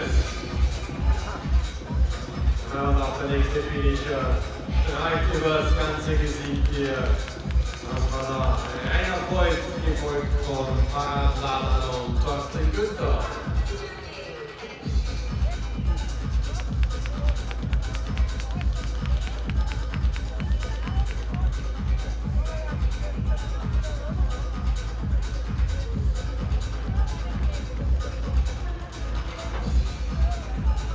Die besten Aufnahmen gibt es natürlich hier im Zielkanal. Christian wie hat es? Auf wen wartest du? Auf Christian Weisch. Hast du den Christian was mitzuteilen? Sag ihm was. Ich liebe dich! Christian, du bist geliebt hier. Christoph, was ist das für ein Fahren gegen Ziel hier? Also, alles im Kasten hier. Super gemacht, gratuliere. Und Christoph Resch mit 5:36:31. Wird nicht nur vom Publikum geliebt, sondern von einer Person auch noch ganz, ganz besonders. Christoph Resch, in anderen Führer Jakob Manzo, Jakob Sachsinger, alle glückliche Finisher. Und da kommt die nächste Dame Richtung Ziel, das ist die Tanja Kastner. Anja Kasper.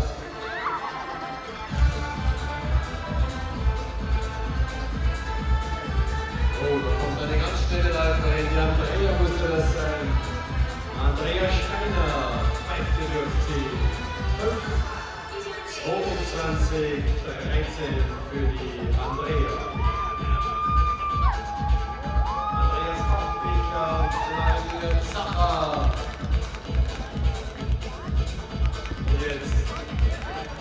Und jetzt ist die Weiterfaust durchs Ziel wieder. Toni Kühle aus der Schweiz. Dann kommt der Gerhard.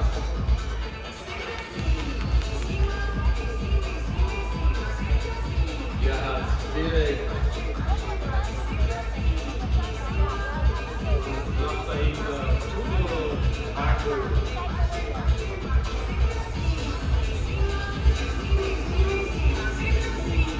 Und der Tuba tanzt jetzt der Musik. Applaus für Trimmern. Der hat's richtig drauf. Tuba Marco. Sensationell.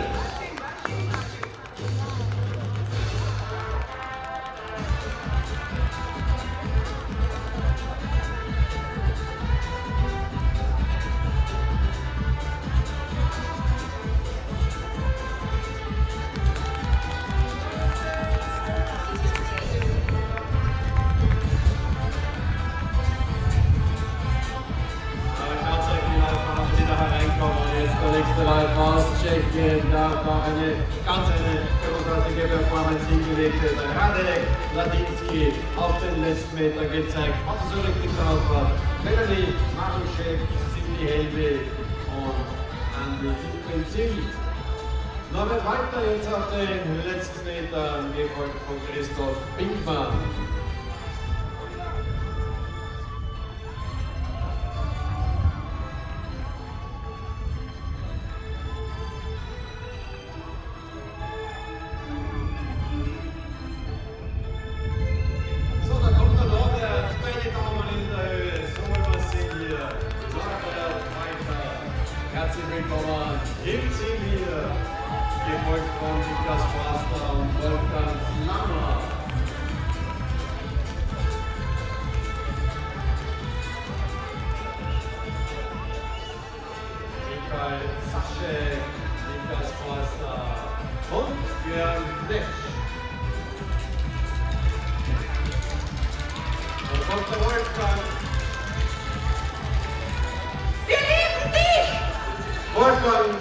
Das war speziell für dich hier. Herzlicher Empfang hier vom Wolfgang. Ich hoffe, du hast es gehört und weißt, wer das war.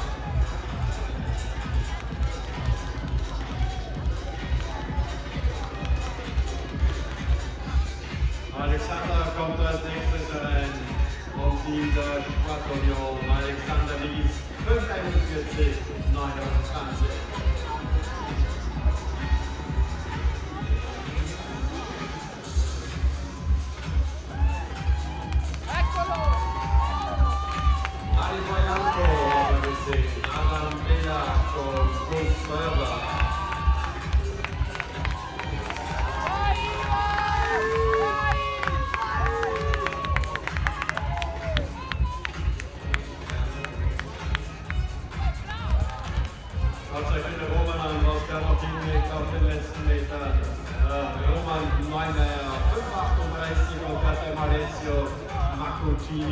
Auf den letzten Meter noch ein paar Sekunden abgenommen. 5:38,17 für den Roman und 38,29 für Alessio.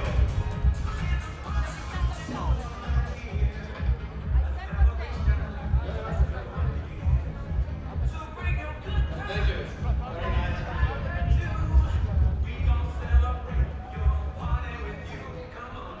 Igor, da kommt Igor. Say hello to Igor.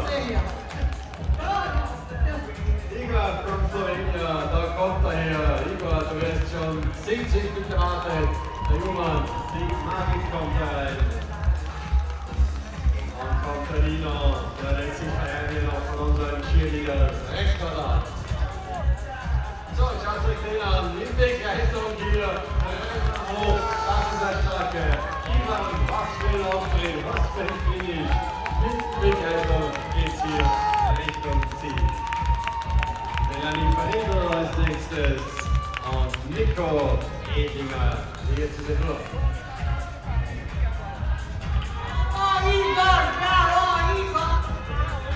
Das ist er, der Igor. Jetzt kommt er herein und auch er wird entsprechend gefeiert für Igor Stupina.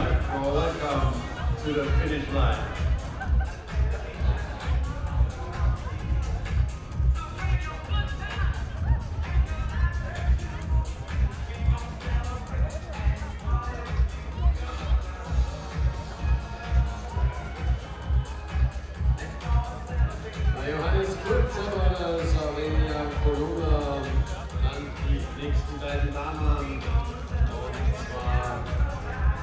Carina, Netzer und Sabine Wolle.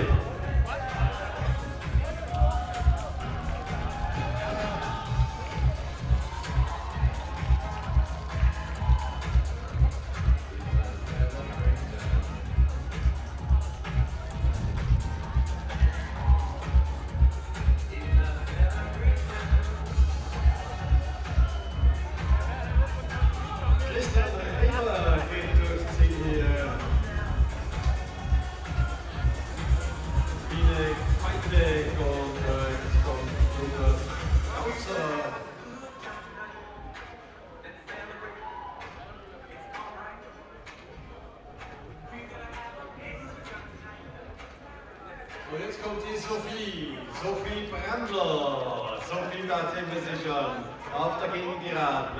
Sophie, wir warten auf dich.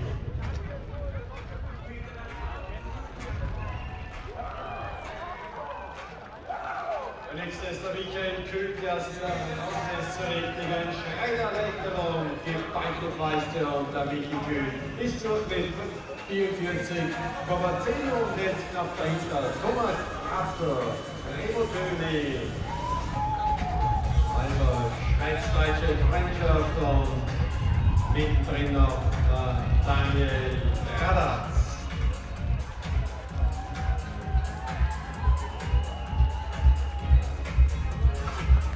So, da gibt es wieder Begleitung hier vom 48er-Team für die nächste Finisherin. Und schaut euch den an, ein Salto hier noch, eine Handstand-Überschlag. Unfassbar, was man hier im Ziel alles zu sehen bekommt. Matthias Linde, ja, und die TV 1848 Schwaber Mädels. Und da kommt jetzt die Sabine Brandl. Sophie Brandl. Sophie, alles Gute, gleich hast du es geschafft. Daumen in die Höhe, Applaus. Jetzt geht sie durch, die Sophie Brandl. 5,48, 46, eine Zeit für die Ewigkeit.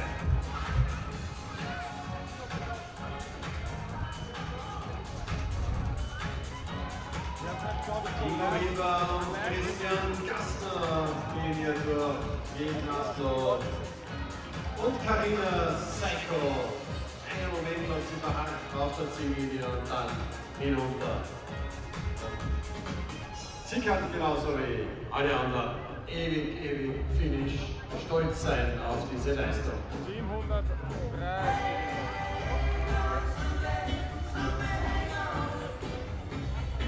Und Grönditz kommt herein, Ron vom Triathlon Grönditz. Herzlichen Glückwunsch, Gratulation.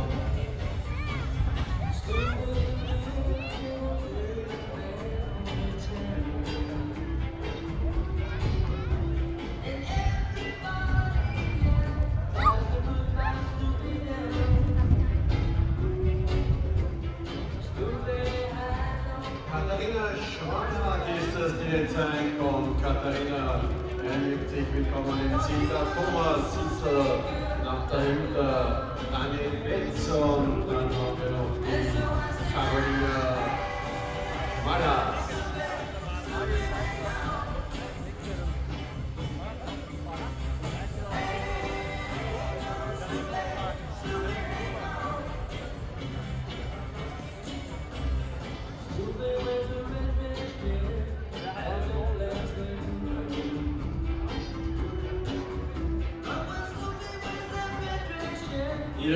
Leitner auf den letzten Metern und vor ihr der Thomas Grabhofer, also Thomas und Iris, beide im Ziel.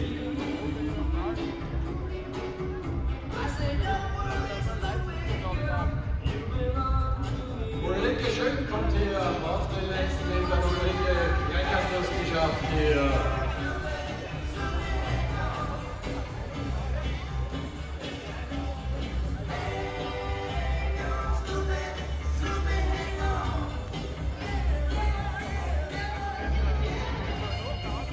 Da kommt die Veronika Schubeck als nächstes. Dann haben wir den Hubert Becker. Der Unterberger Josef. Josef Unterberger. Kennst du? Ich glaube, Veronika hat es auch gleich geschafft. Veronika. Ich glaube, er läuft dort. Hier. Und der Josef bald noch einmal die Fäuste. Josef Unterberger, einer der vielen Helden des heutigen Tages.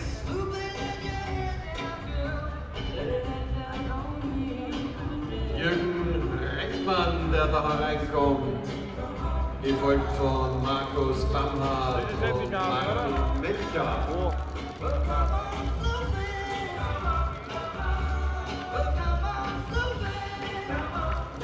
5,44 für den Jürgen, 5,45,07 für den Martin und 5,45,53 für den Markus. Der nächste Herr Richtung Ziel unterwegs ist der Andreas Rach. Aus den Vereinigten Staaten hier. Willkommen, Andreas, zu der Finishline. Nora ist der nächste vom Lauftreff. Großfuß. Und dann der nächste Gast aus Italien, Michele Morosini. Und einer ist aus Amerika da.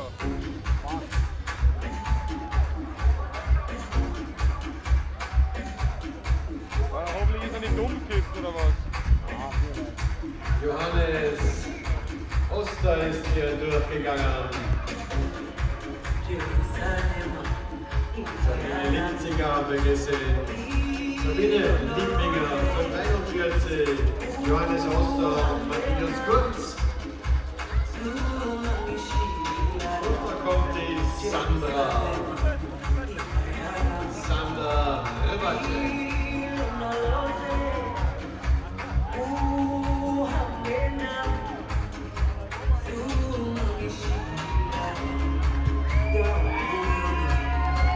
So, wer kommt da jetzt?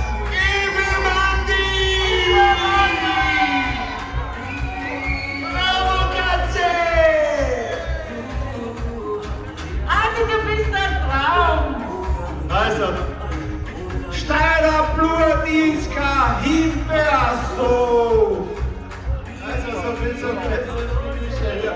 Das sind schon die Fans hier, die haben lange ausgehakt, um auf ihre Lieblinge zu warten. Die haben den entsprechenden Empfang. So soll es sein hier. Und ich hoffe, er hat uns hören können.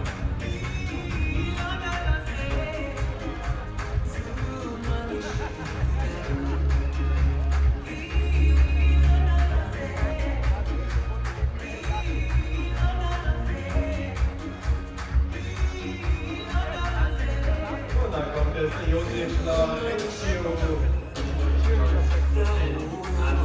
Aus Bulgarien, wie gesagt, aus aller Herren Länder sind sie angereist, um heute hier teilzunehmen. Dann kommt der Thomas Preisinger aus den Kampfsweitgern, Thomas Preisinger und Alexander Ganaus.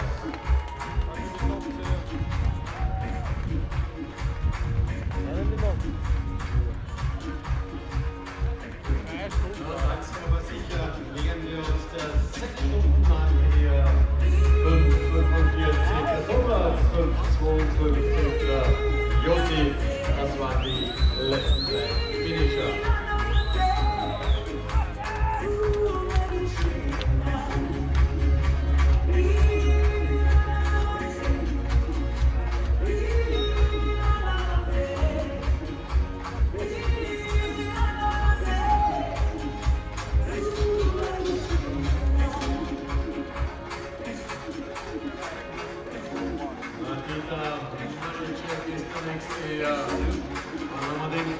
zum Lochteiler, auf den letzten Metern in Richtung Ziellinie.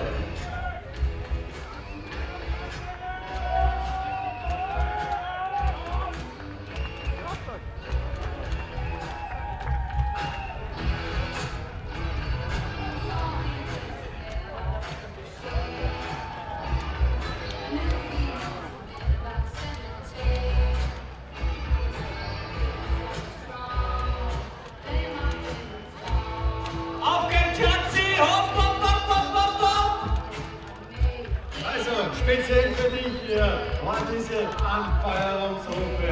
Und Österreich Schatzi, ja, und Schatzi für Schatzi hier. Herzlichen Glückwunsch. Jetzt schauen wir, was sagt da oben unsere Anzeigemarke. Martin Koppi und Oliver mit Lieblinger Marina Dominik Karte. Und das alles immer noch, wie gesagt, nach runter der 6 Stunden Marke. Unglaublich.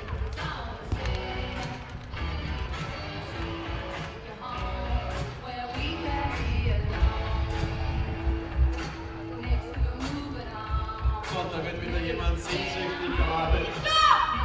Eine Mischung!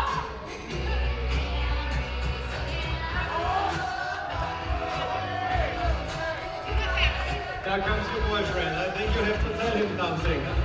Možeš ti to? Mišo je stava! Jetzt runter. Now he's coming, ja?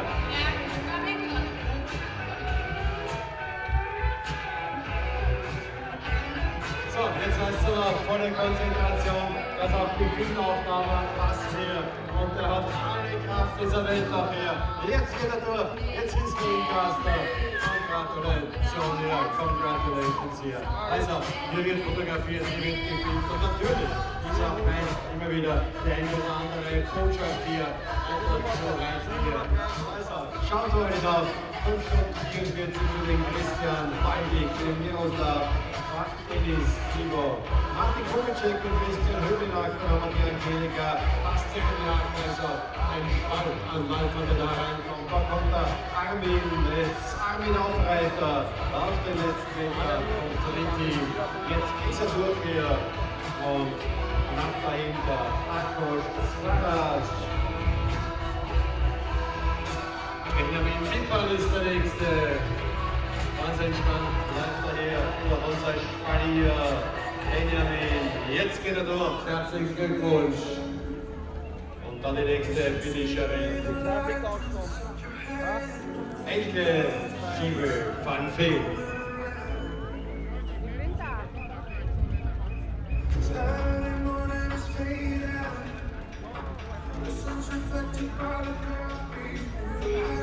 Da kommt sie, die Elke. Elke, come on, congratulations, welcome. Elke van Veen Schiebe im Ziel.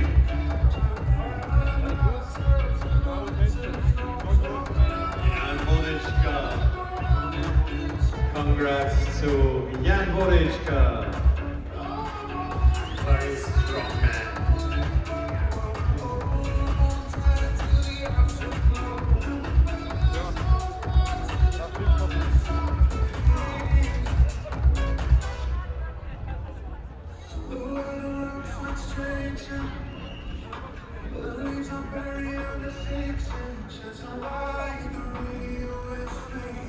Matthias Steckermeier kommt als nächstes herangebraust, Hand in Hand hier mit Begleitung. So läuft es leichter auf den letzten Meter. Was gibt das für ein schönes Zielfoto hier? 5,56 immer noch, sind noch unter dieser 6-Stunden-Marke. Unglaublich, was die Läufer und Läuferinnen hier so auf diesem Halbmarathon geleistet haben. Matthäus Steckermeier und dann der Läufer von Ritti Lino.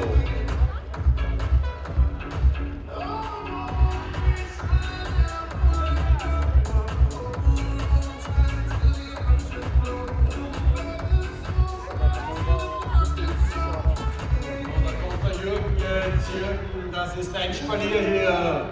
Da kommt dein Applaus. Wir begrüßen im Ziel Jürgen Lee.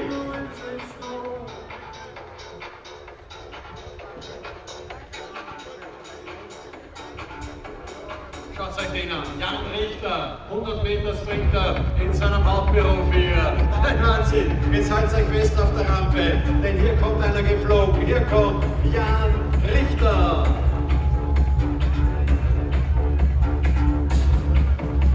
Patrick, der winkt noch hinein in die Kamera. Ein strahlendes Lächeln hier. Mit aller Ruhe hier.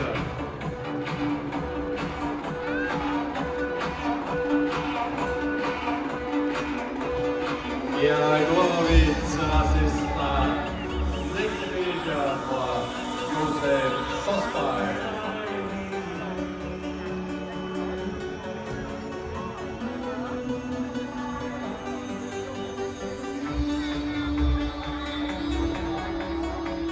Karl Schlagau. Er ist schon lang fertig, 5 Stunden 11. Er ist noch 46 Jahre.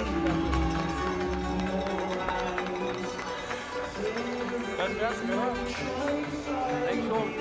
Schau mal, Ziel.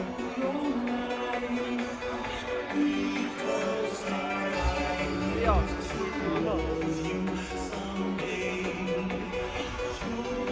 So, Harley Davidson, Schlagau.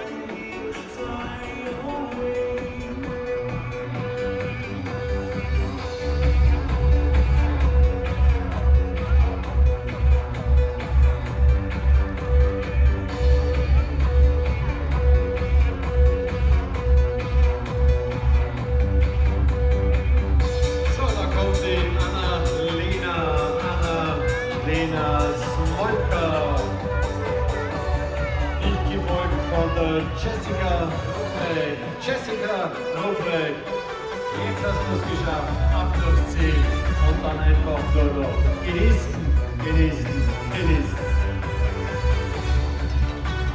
Sag es ab.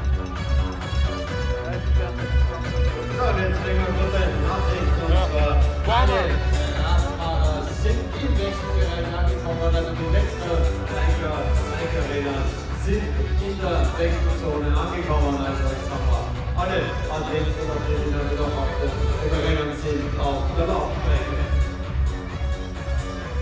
Wolfgang Wieser im Ziel mit 5,48, also das sind immer noch unter den 6 Stunden. Thomas Pretzig, 6 Stunden 07, also der ganz knapp drüber. Und der nächste, der hier die letzten Meter angreift, ist der Sebastian. Sebastian, hier kommt ein Applaus. Hände in die Höhe, ab durch Ziel. Sebastian Führes.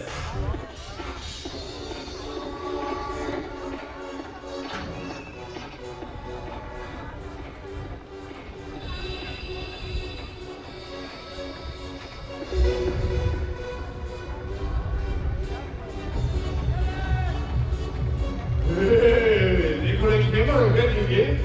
Der Kugelschatz zu. Wissen wir nicht, aber doch wird wahrscheinlich schon so sein. 13:09 Uhr ist es. Wir machen eine Landungsschlussparty, 17 Uhr erst Zielschluss und dann die Siegerehrung. Da ist noch einiges für uns zu tun.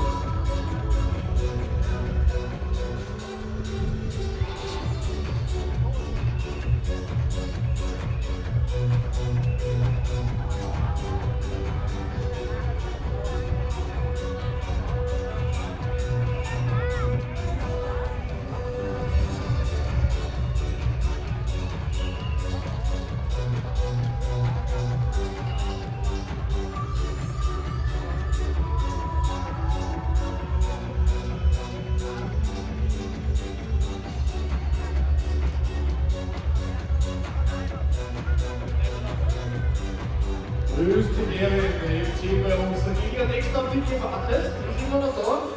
Bevor es ja komplett schon hochgeht. Alles wunderbar. Falls jemand noch besondere Grüße hat, Martin, du hast jetzt mein Vorhaben schon gehört, am zweiten Raum. Wir wollen einen Heiratsantrag sehen. Auf der Finishline. Es gibt für diesen Heiratsantrag, der natürlich ernst gemeint sein muss, einen gratis Startplatz für das nächste Jahr. Wer also hier diesen Mut hat und diesen Schritt wagt, ich weiß ja, da sind ein paar Romantiker unterwegs, die wollen das für sie tun. Warum nicht hier heute vor uns? Die Kulisse könnte schöner kaum sein. Neubling spannend, Uwe. Kann man das hinkriegen? Wie schaut es denn noch mit dir aus? Nächstes Jahr habe ich es dann hier. Nächstes Jahr bin ich noch. Aber vielleicht bekommen wir das noch hin. 6 Stunden 41, das heißt, es kommt 6 Stunden 20 für die meisten Damen und Herren momentan, Rennnzeit. Und 6 Stunden 10 oder bis zu 6 Stunden 5 Minuten einmal im Damen und Rennen bisher.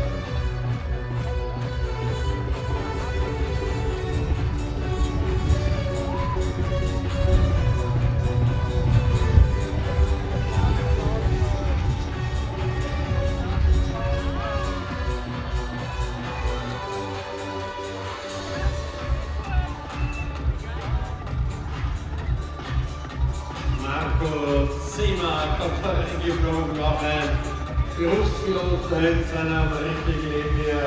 Haltungsnoten 10-0, 10-0, 10-0 für diese Flugeinlage. Ja, verschiedenste Berufsgruppen, das sehen wir hier wirklich.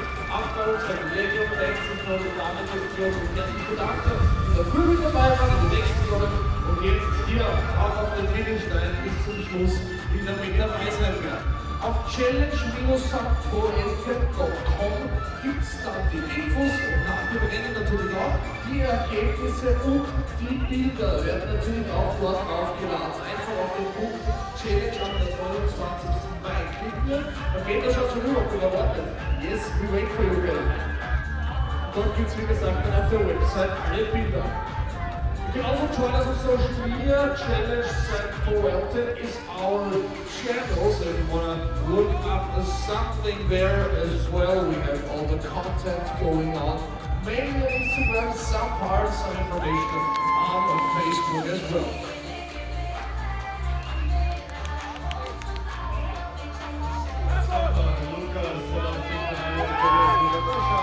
Küsschen hier von der gegenüberliegenden Seite hinauf. Für wen waren die Küsschen? Für euch?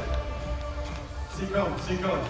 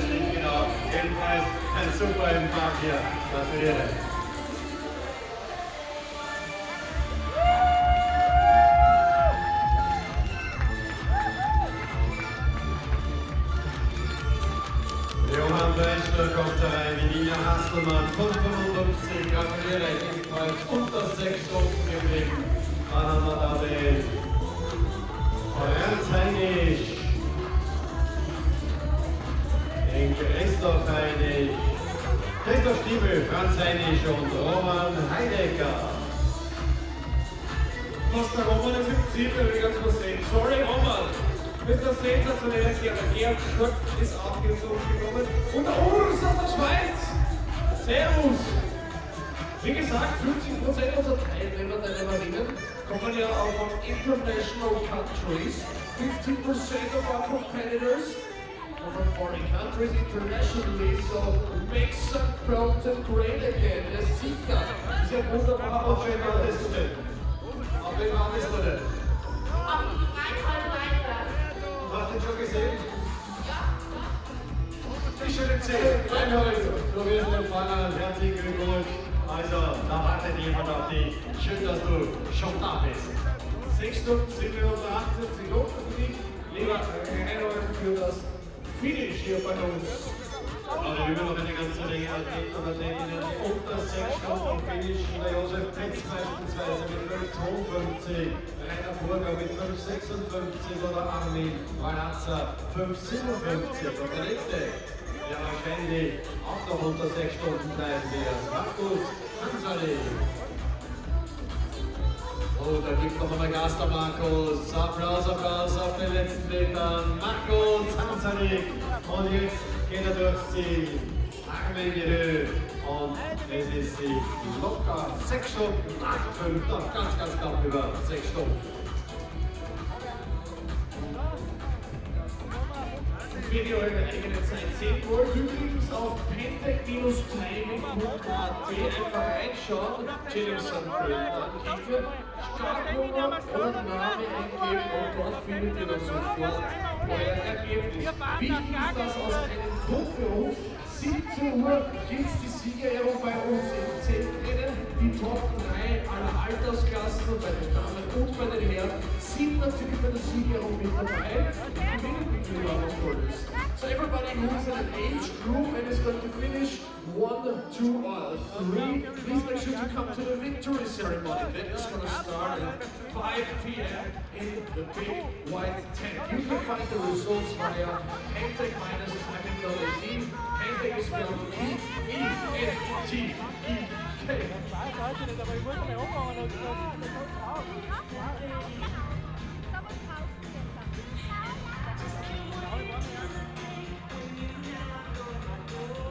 Aber da kann man nicht saufen am Freitag.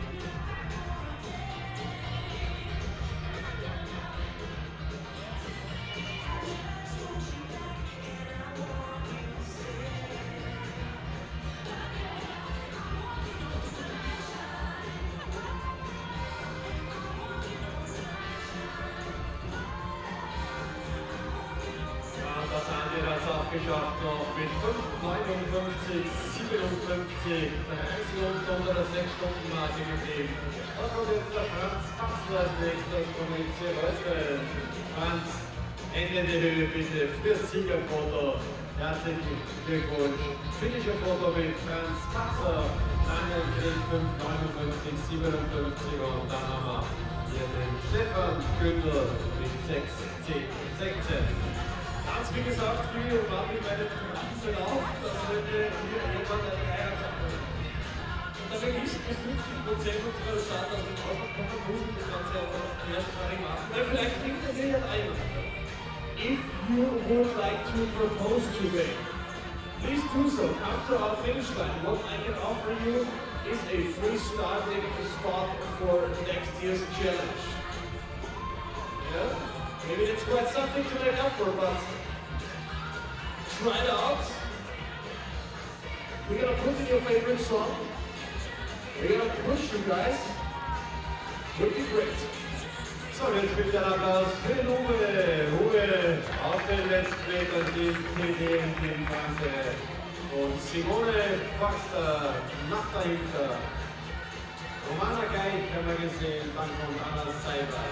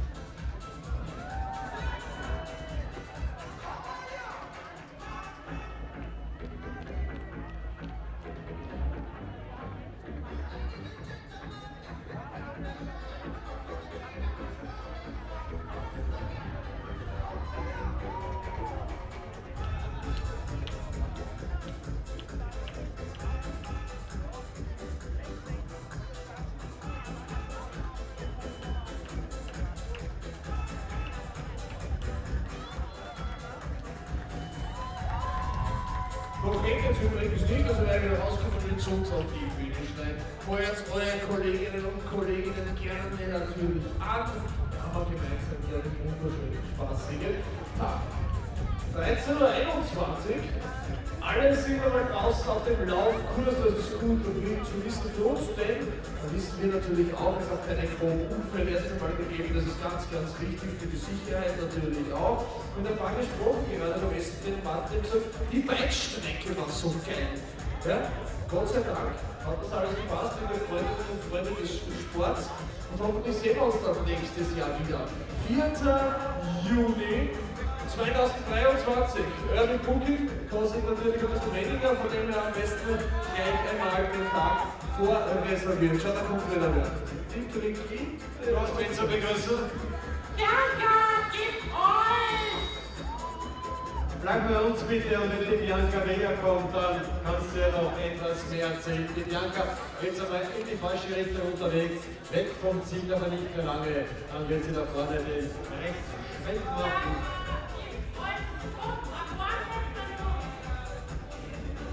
Wie ist die Bianca? Wie hat sie sich auf das Rennen vorbereitet? So brav, trainiert die ganze Woche. Es ist das Werkstatt und danach Schwimmen, Radfahren, Rennen, Arbeit. Dann wünschen wir ihr viel Spaß auf den letzten Metern, während ihr ein paar Tröpfchen auf uns einmal runterkommen. Vorher hat es.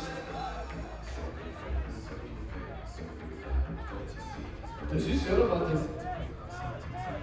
Bianca, pass auf, du bist eine der Glücklichen, die jetzt einen riesigen Applaus bekommt! Bitte! Bianca, gib euch! Hey, Bianca! Bianca! Ja, wenn wir hören, jetzt ist sie durch die Bianca Kitzweger, 6 Stunden, 4 Minuten, 20 Sekunden und nicht nur ich ziehe meinen Hut.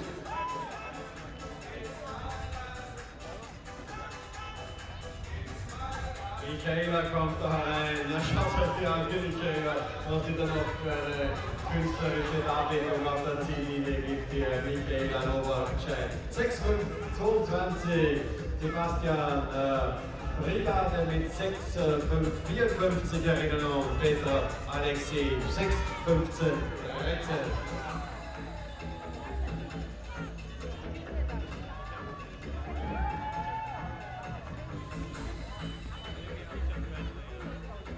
Eine von 5 Starterinnen und Startern sind, wie gesagt, zum allerersten Mal bei der Mitteldistanz mit dabei.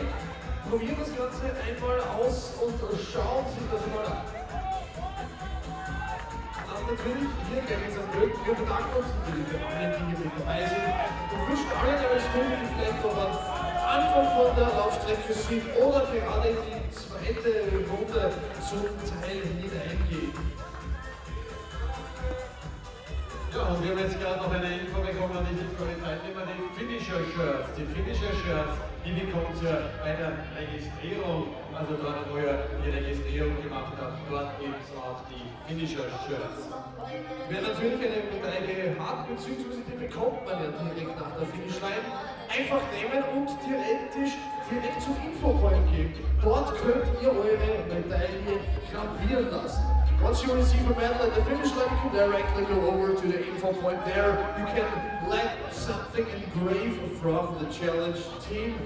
Make sure everything looks nice, good and fine.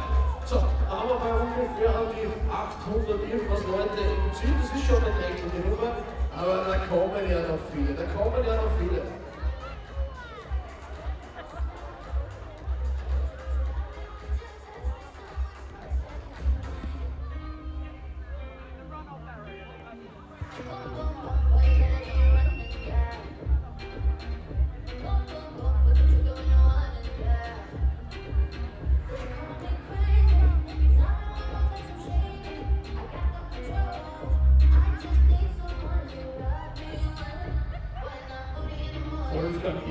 Von Triathlon. Aber der schau, die ganze Mannschaft, die Familie der Fenkel und alle mit dabei. Die Frankenstaffel. Aus dem Frankenland ist Deutschland. Was der nachher ist, Thomas Gottschalk. Finish, wie auch immer, alles gut gelungen. Unter 7 Stunden sind wir immer hier oben noch, aber wie gesagt, 6 Stunden 40 in etwa, 6 Stunden 35 einmal momentan für die Finisher aus den verschiedensten Age Groups. Also Alterskategorie, Sieger und der nächste große Punkt dann um 17 Uhr. Wenn das Ziel kommt, links gleich Ladestation.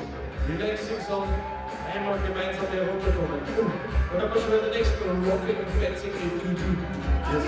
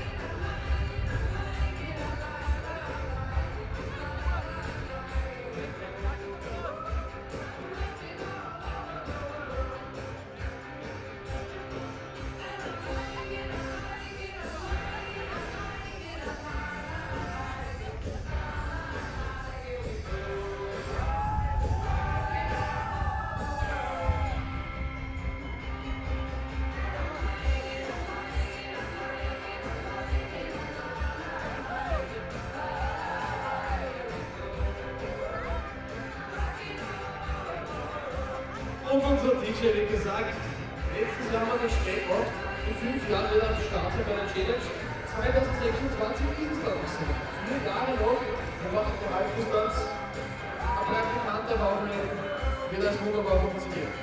4 Jahre noch Zeit vor der Rettung. Wer sich dem anschließen will, Team B mit maximal 10 Leute. Momentan haben wir 2, da ist noch Platz. Da ist Platz, da ist Platz.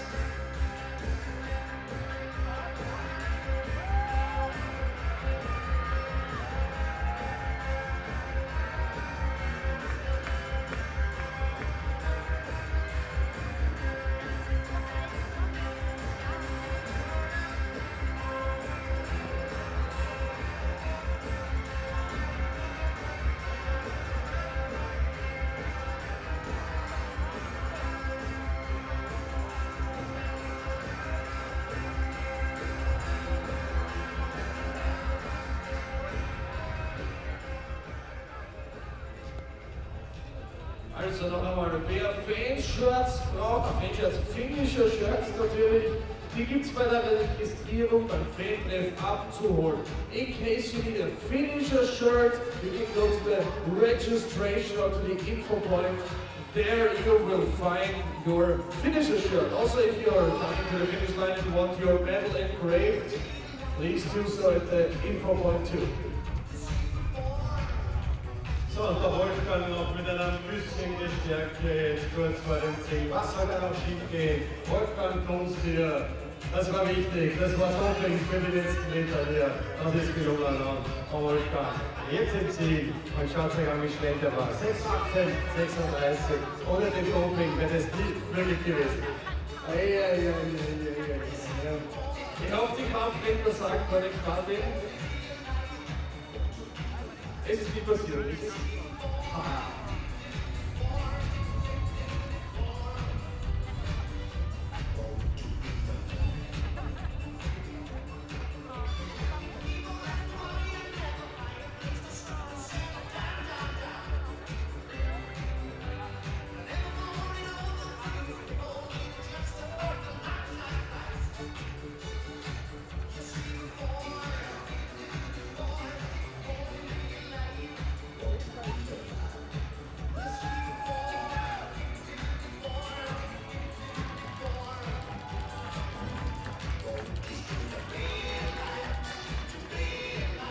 Ich glaube, der Georg hat ein paar spezielle Fenster. Wo sind die Fans von Georg auf der Tribüne? Oh, schau her. Also, am Georg hat da einige.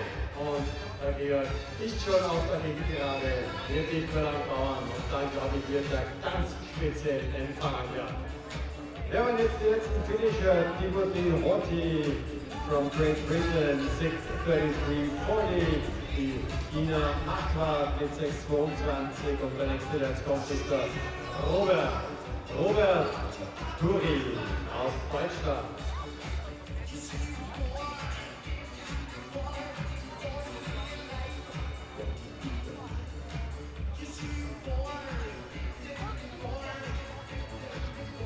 Robert auf den letzten Metern hier, herzlichen Glückwunsch.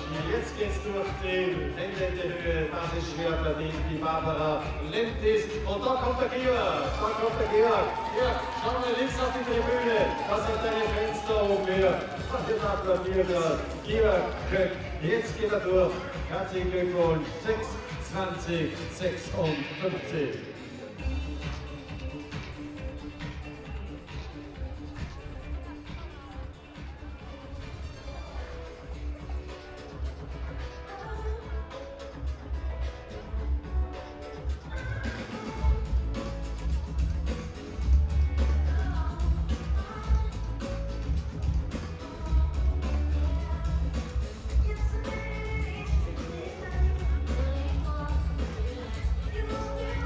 Da kommt der Christoph, eine kurze Steigung noch für dich, Christoph Freiberger, der ist im Ziel und Anker als nächster.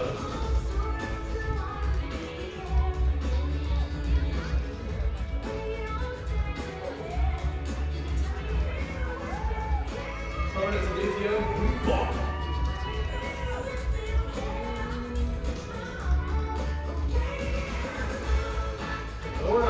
Kufner, 6:22:25 und dahinter kommt der Ani Gasser,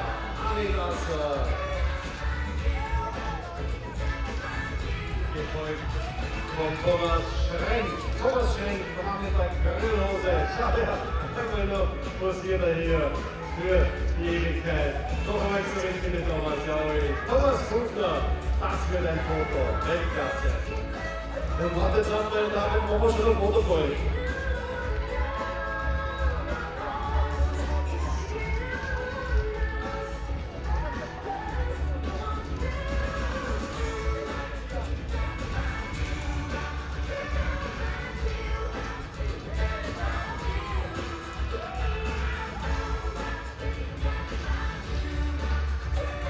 Aber dafür kriegt er so ein Spezialauftritt, gell? Pass auf. Fuß rechts von jedem bitte. Also der Herr hat jetzt den perfekten Empfang gekriegt. Ich will das machen. So. Kusshändchen für den Helmut. Helmut, irgendwas musst du richtig gemacht haben mit deinem Leben.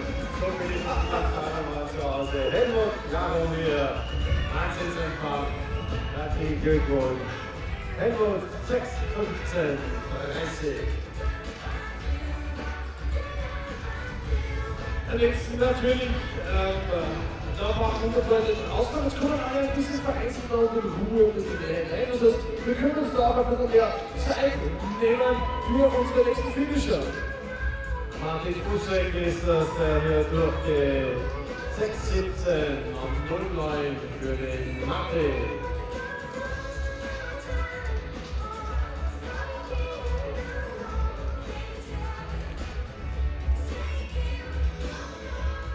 Schau dir das an, Martin, wollte ich sagen, da gibt es doch einmal einen guten Sprint-Finish. Ja, super! Wollt ihr auch so in der letzten Energie, Freunde des Sports? So gehört sich das, Mario. Yes! Mario, super Wahnsinn!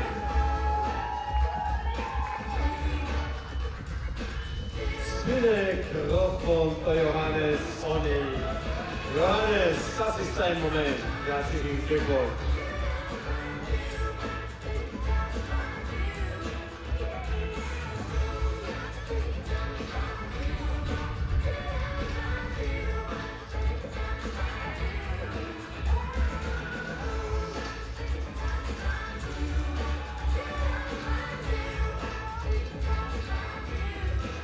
Der Herr im roten Trikot wird da gewinnt von der Seite. Ist es der Milos, wenn wir das richtig lesen können? Yes.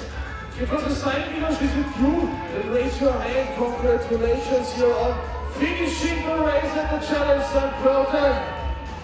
Perfect and great moments. You will be under 7 hours, no worries. Congratulations on finishing here. Oh yeah. ACDC in the background. Bevor Don und Blitz hier wieder einschlagen. Whip, 2, 3, 4. Weltklasse.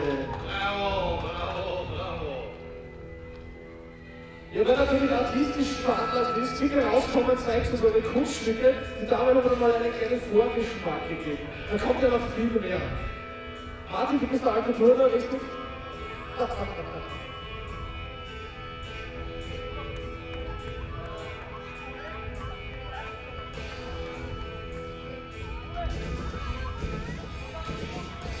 Fritz Collins kommt hier auf den letzten Meter. Fritz, herzlich willkommen im Team. Die Cheerleaders haben auf dich gewartet. Fritz Collins. Jetzt in Tilo in seiner Altersklasse. Platz Nummer 8. Und da weisen wir immer wieder drauf. Viele Siegerehrung für die Altersklasse Age Groups ab 17 Uhr. Ergebnisse auf bänke-timing.at. Bitte, bitte kommen. Die Top 3 jeder Altersklasse. Schau, der läuft mit Trainerin ein, Martin. Wer ist das? Ja, der Herbert müsste das sein. Schau mal, der Herbert Sandler mit Begleitung hier. Wahnsinn. Wirklich zielgeleitet hier. Da kann nichts mehr schief gehen. Herbert, herzlichen Glückwunsch. Ein Puzzle auf der Ziellinie. So wollen wir das sehen. Wie gesagt, ich will mal Heiratsantrag sehen. Falls ihr das verheiratet seid, jetzt wäre der Zeitpunkt. Ah, komm, danke. Ich übergebe die Isabel Meyer-Köck. Herzlichen Glückwunsch. 631, 13 und da kommt die Antonia Untersberger. Jetzt geht sie durch die Nelle Antonia. 6, 25, 50.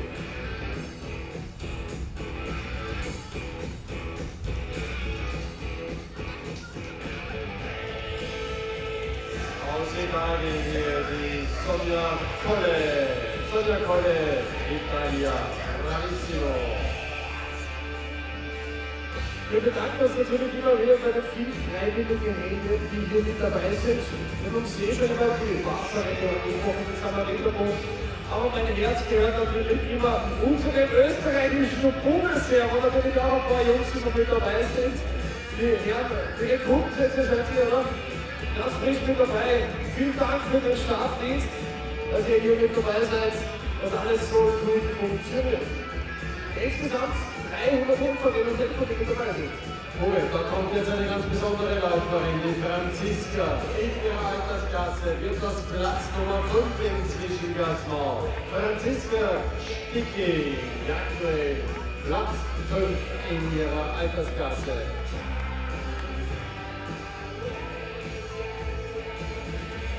Deswegen finde ich das Bundesheer so toll. Der eine Herr ist zurückgelaufen, jetzt 60 Meter, wollte der Dame sagen, dass sie ins Ziel kommt, obwohl sie noch eine Runde hat. Der wollte mir verhelfen, ja? Unser Bundesheer. Trotzdem eine Runde noch, Jana. 1 lap to go, 10 Kilometers.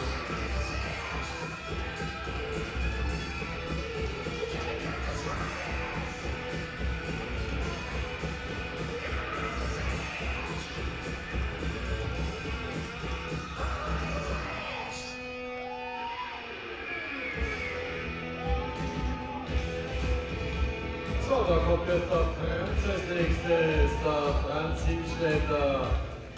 Der hat auch noch Zeit für einen Lauscher. Ein Puzzle, so viel Zeit muss sein, Franz. Der Mann hat Ziel. Und jetzt genau. Er nimmt da 1-2 Sekunden ruhig in Kauf hier. Also, der Franz 6, 35, 40. 2 Sekunden können wir abziehen. Das war das Puzzle. Also 6, 35, 38. Jürgen Fischer der nächste. Jürgen, großartige Leistung. Jürgen Fischer im Ziel. Ino Sandu kommt hier rein. Juno Sandu. Martischer, der nächste Act für dich als ein Turmlehrer. Und yes! Wahnsinn, absoluter Wahnsinn. Ihr könnt euch nicht vorstellen, wie das Zelt drinnen jubelt und trubelt. Alle 10 Minuten ein gymnastischer Act, nennen wir es einmal. Wir dürfen uns am besten die Figuren ausdenken. Super. Jetzt kommen Thomas Koss, Bojan Kontara und Kim Vorhorst. Ja, Kim hat sich abgesetzt hier. Kim Vorhorst. Ein Jubelschrei, schwer verdient hier sein Spitzenplatz in der Altersklasse aktuell. Auf Platz 17, Thomas und Bojan, die verstehen sich bestens. Congrats. Bojan, congrats. Thomas.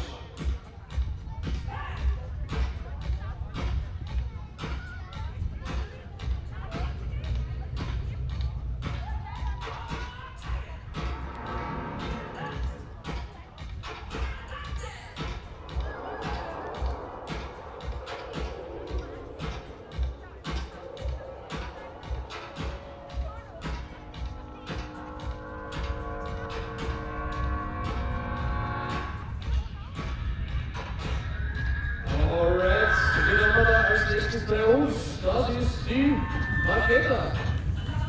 Weltkulturerbe Wachau. Servus. Gut, die Kamera bereit, auf wen wartest du? Stefan. So Stefan, dann machen wir bemerkbar an die Höhe, dann sehen wir dich. Plus, wir können dich. Ah, da kommt noch da, auf die Seite erst. Da haben wir noch Zeit fehlen, da haben wir noch Zeit fehlen.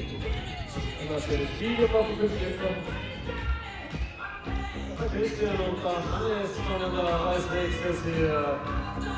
Der Christian setzt zum Sprint an, Christian Höhner und knapp dahinter Hannes Meyer.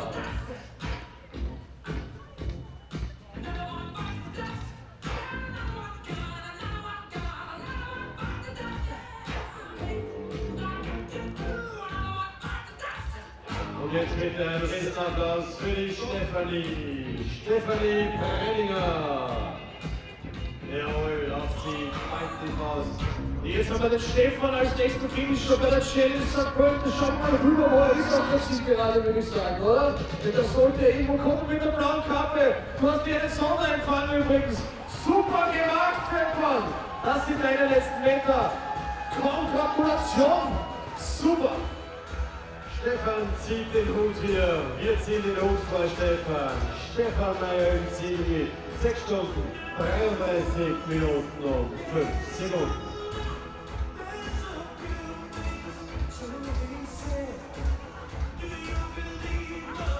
Und nächstes ist der Christoph, der da reinkommt. Christoph Neunfinger.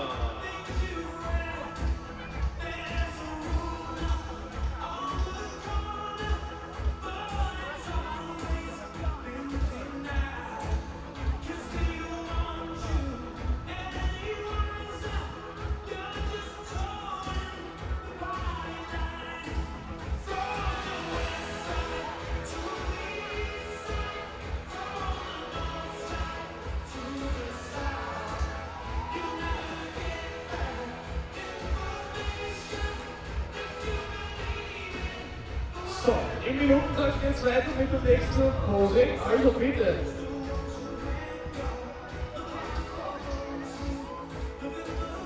Und Weg ab uns. Guck mal, da bitte.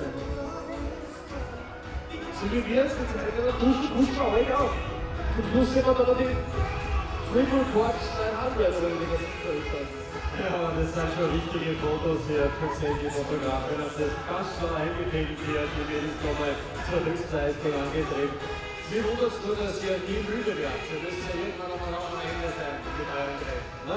Kein Problem. Ja. Sind ja auch die Millennium-Tänzer, also die trainieren ja tagtäglich. Sehen Sie, was die für Kombi haben und was die für die Performance an den Tag legen. Und dann kommt die nächste Juniorische an Mareke Rosinski. We are very proud of you.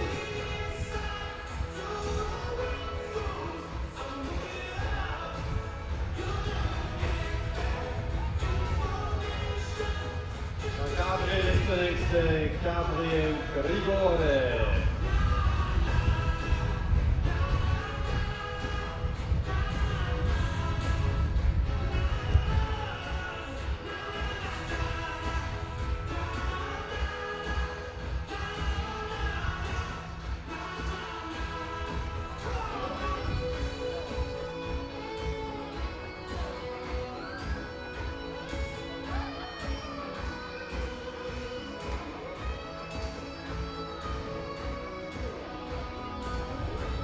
Da kommt jetzt der Gerald Aschbacher auf der letzten Applaus. Damit anfangen wird da vorne Gerald Aschbacher. Herzlich willkommen, 6:24, 16. Und der nächste auf der Zielgerade, das ist der Alexander Adler. Laufpapa, Lauf steht da beim Alexander. Alexander, schau mal, links vom Ziel hier. Laufpapa, Lauf. Und der Papa ist im Ziel. Ihr könnt stolz sein. Er ist geraten, der Papa. Gratuliere. Herzlichen Glückwunsch. Laufpapa, Lauf, Gerald Aschbacher im Ziel mit 6 Stunden und 24 Minuten.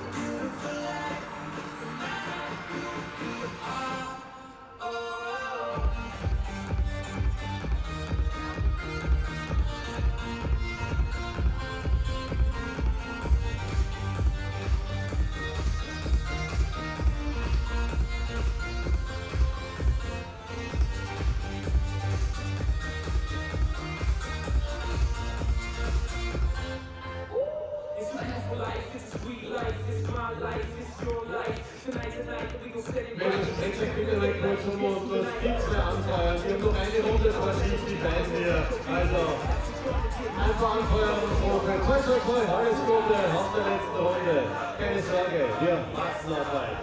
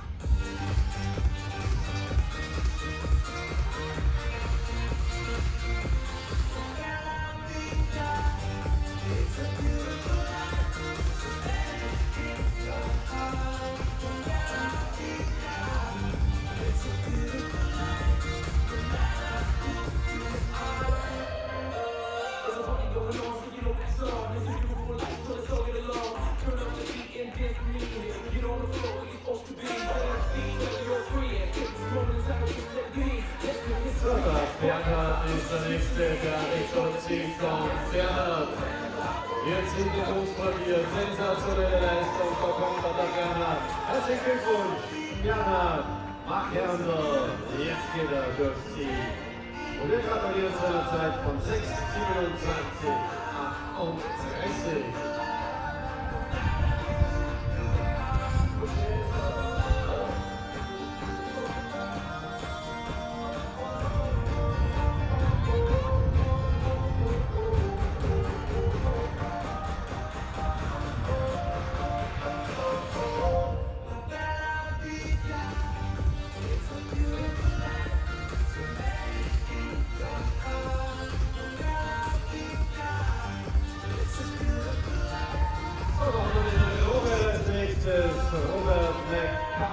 Robert McCarthy from Great Britain. Jetzt geht er durch hier. Und dann haben wir die Marion Roller. Und den Günther. Er läuft hier. Offensichtlich für die Sportpraxis Wien der Günther 6:43:01. Macht Werbung für die Sportpraxis. Herzlichen Glückwunsch, Günther. Und der Christian Straube mit seiner Kollegen Gerhard auch jetzt. Letztmeter für den Gerhard Winter vom Team St. Pölten. Jetzt wird er hier Gerhard Winter, gefolgt von Christian Appensauer.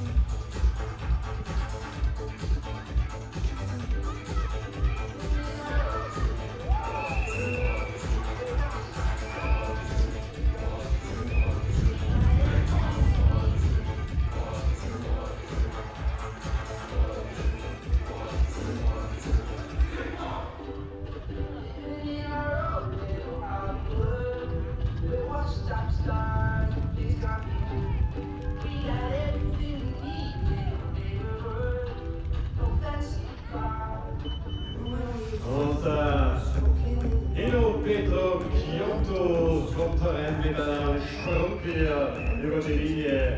Also unglaublich, was da noch für Kräfte auftreiben werden auf den letzten Meter. Haben wir schon die tollsten Haltungsnoten gesehen, einen Handstandüberschlag haben wir schon gesehen, eine Pirouette. Also bin gespannt, was da heute noch alles auf uns zukommt. Jetzt kommt aber der Lukas als nächstes. Der Lukas Krenke. Lukas, schau her, die Mädels warten alle auf dich hier.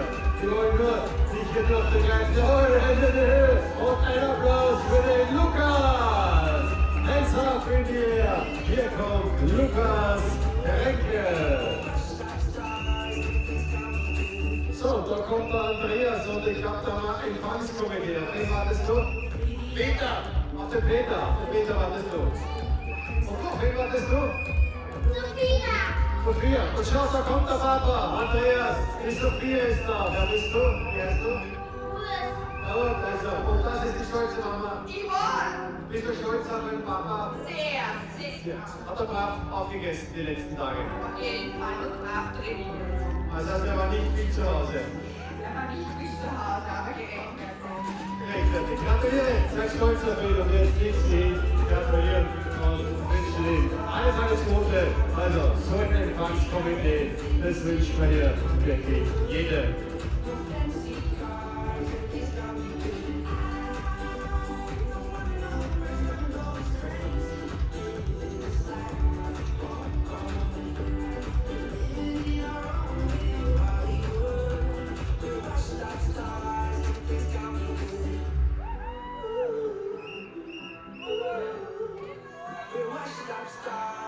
Die Karin.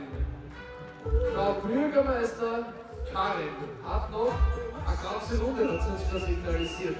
Wir sind da bis zum Schluss und dein Lieblings-DJ Dr.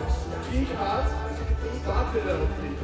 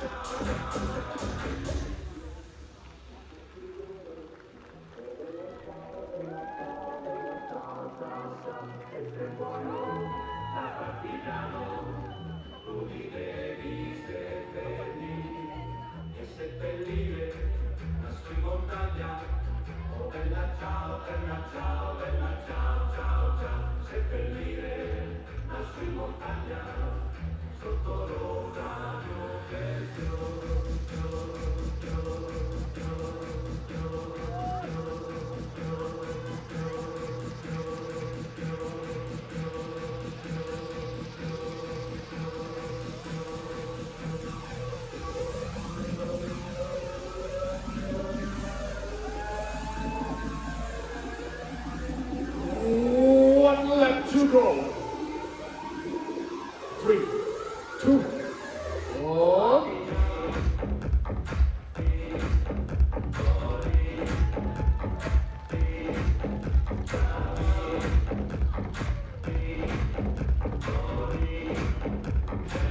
Kabine, das war ein super Sprint zum Schluss. Jawohl.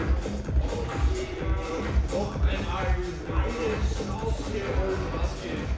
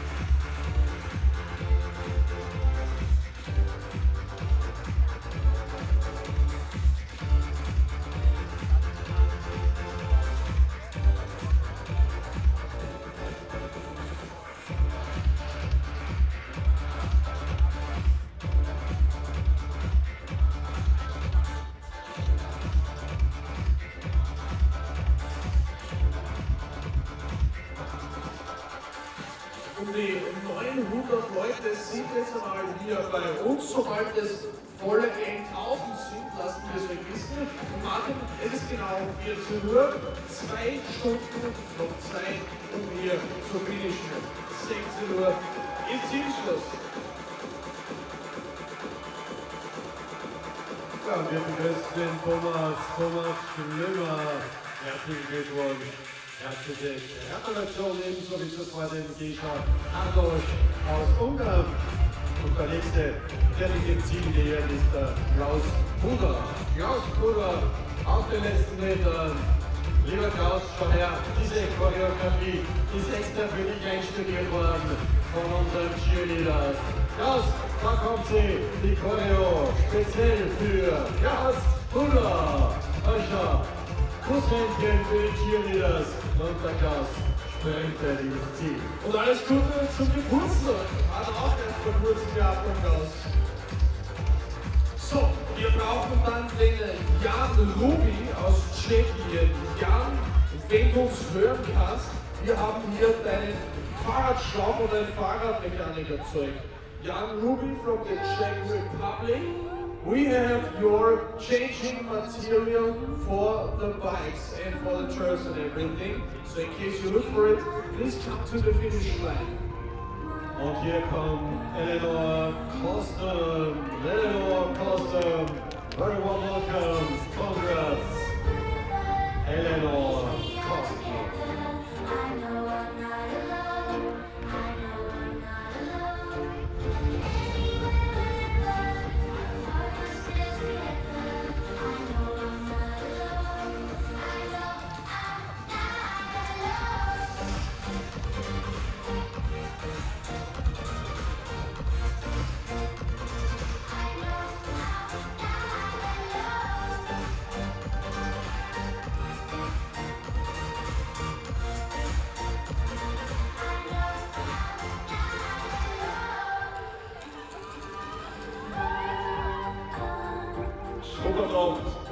Dann sind da voll hinter dir auch wieder Alfred.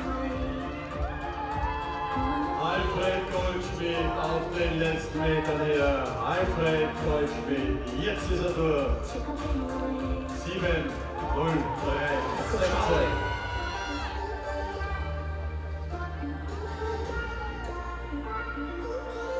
Also ich probiere es noch weiter.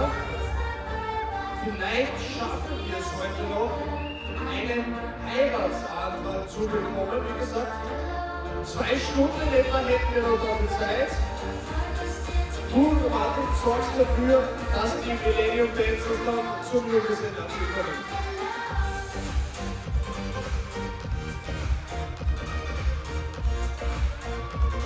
Alexander Kohl hier. Alex Rufe aus dem Publikum, er streckt die Hände gegen den Himmel. Alex Kohl, 6:44:31.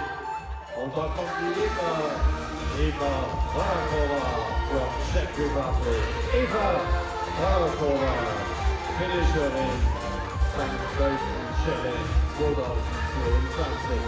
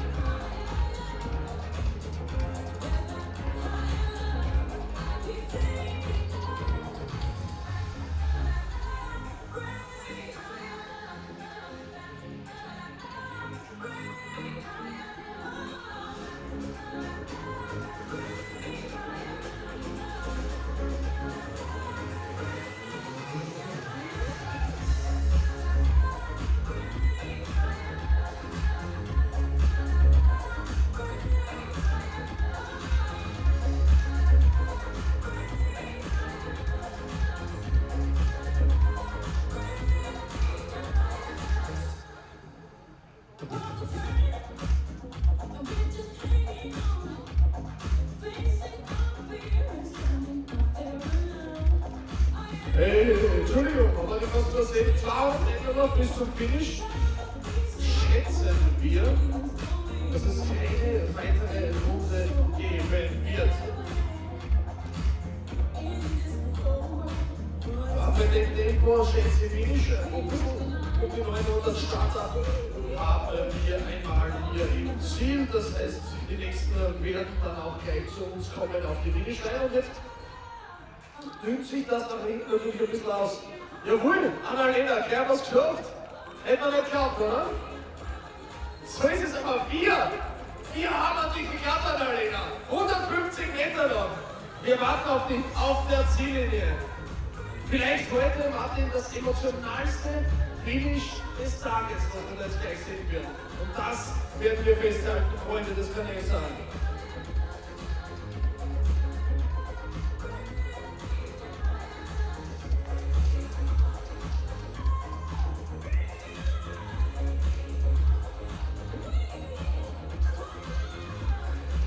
Super!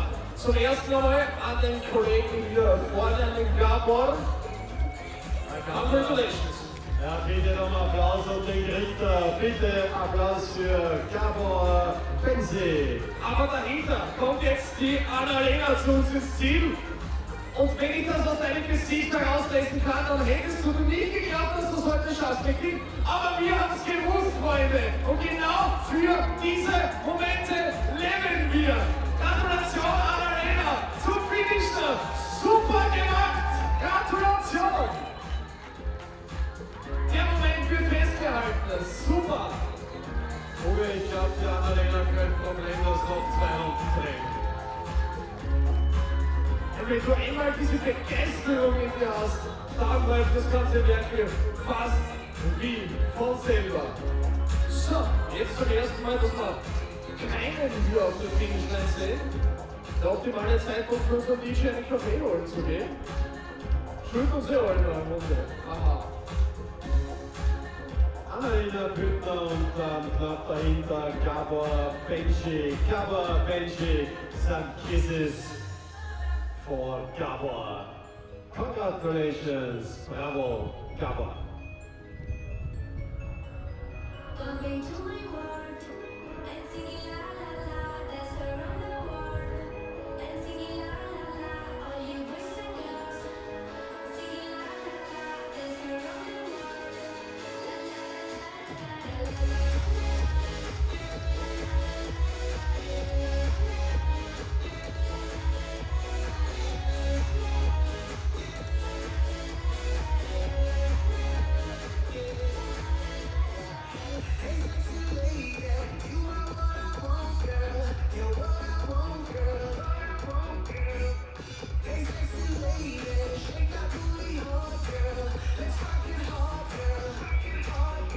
Super. Nächstes Jahr, 4. Juni. Weltklasse. Ja.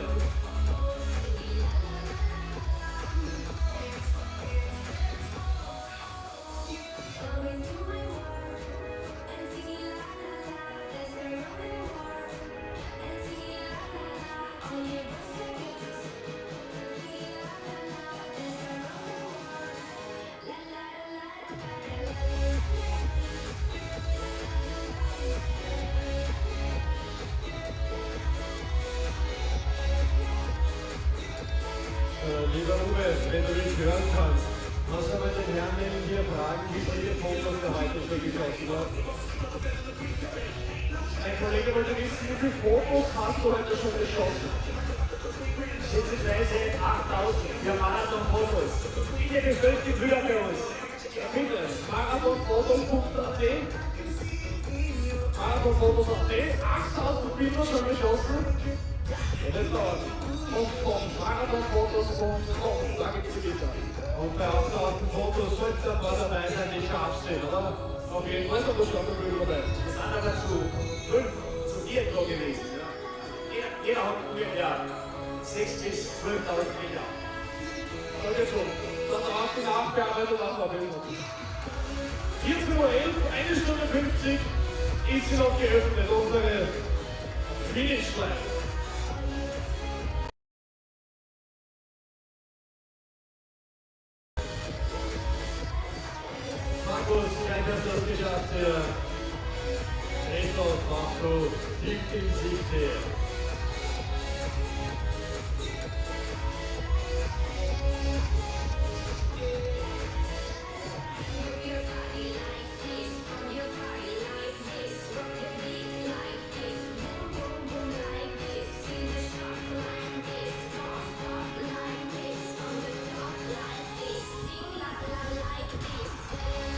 Unser Fernsehteam baut die Geschichte gerade wieder ab. Heute natürlich, da sind wir natürlich immer stolz drüber. Live-Übertragung 5 Stunden lang hier von der Challenge von 6:20 Uhr bis 11:15 Uhr. Gibt es dann sicherlich auch zum Nachschauen eine Woche normalerweise auf der TV-Thek. Einfach mal probieren, eingeben, Challenge St. Pölten. Irgendwelche Beiträge zumindest werden sicherlich auftauchen. Und Martin, da kommen in der Ferne die nächsten Gesichter. Da zumindest haben wir einen. Ja, die beiden haben schon drüben auf der Gegengerade so einen guten Eindruck hinterlassen. Georg, du hast es auch gleich geschafft, alles Gute. Und wir konzentrieren uns jetzt auf den Markus. Denn der Markus, der legt richtig Zug noch einmal auf den letzten Metern.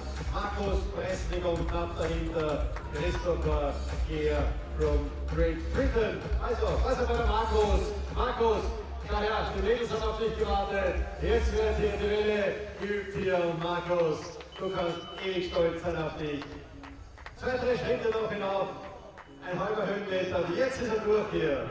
Markus Prestig und hier kommt der Christopher. Christopher, Giro d'Italia, Mann. Jetzt geht er durch. Congrats, Christopher Gehr. Danke fürs Reminden, Christopher, because the final stage of the Giro d'Italia is actually happening today. It's going to be a time trial, and it's going to be very, very close and tight. 2 guys that still can win, if I remember correctly, Richard Carapaz and Jay Hindley. Letzte Etappe heute das Zeitfahren bei der Giro, da reden wir später wieder drüber. Ja, da kommt jetzt die Lucy Siblova, gefolgt von Georg Hofer.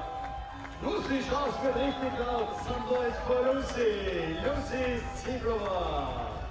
Congratulations und dahinter der Georg mit der Startnummer 1040. Georg, herzlichen Glückwunsch, Gratulation. Georg Vogler, schaut euch den an. Was für ein Sturm ins Ziel.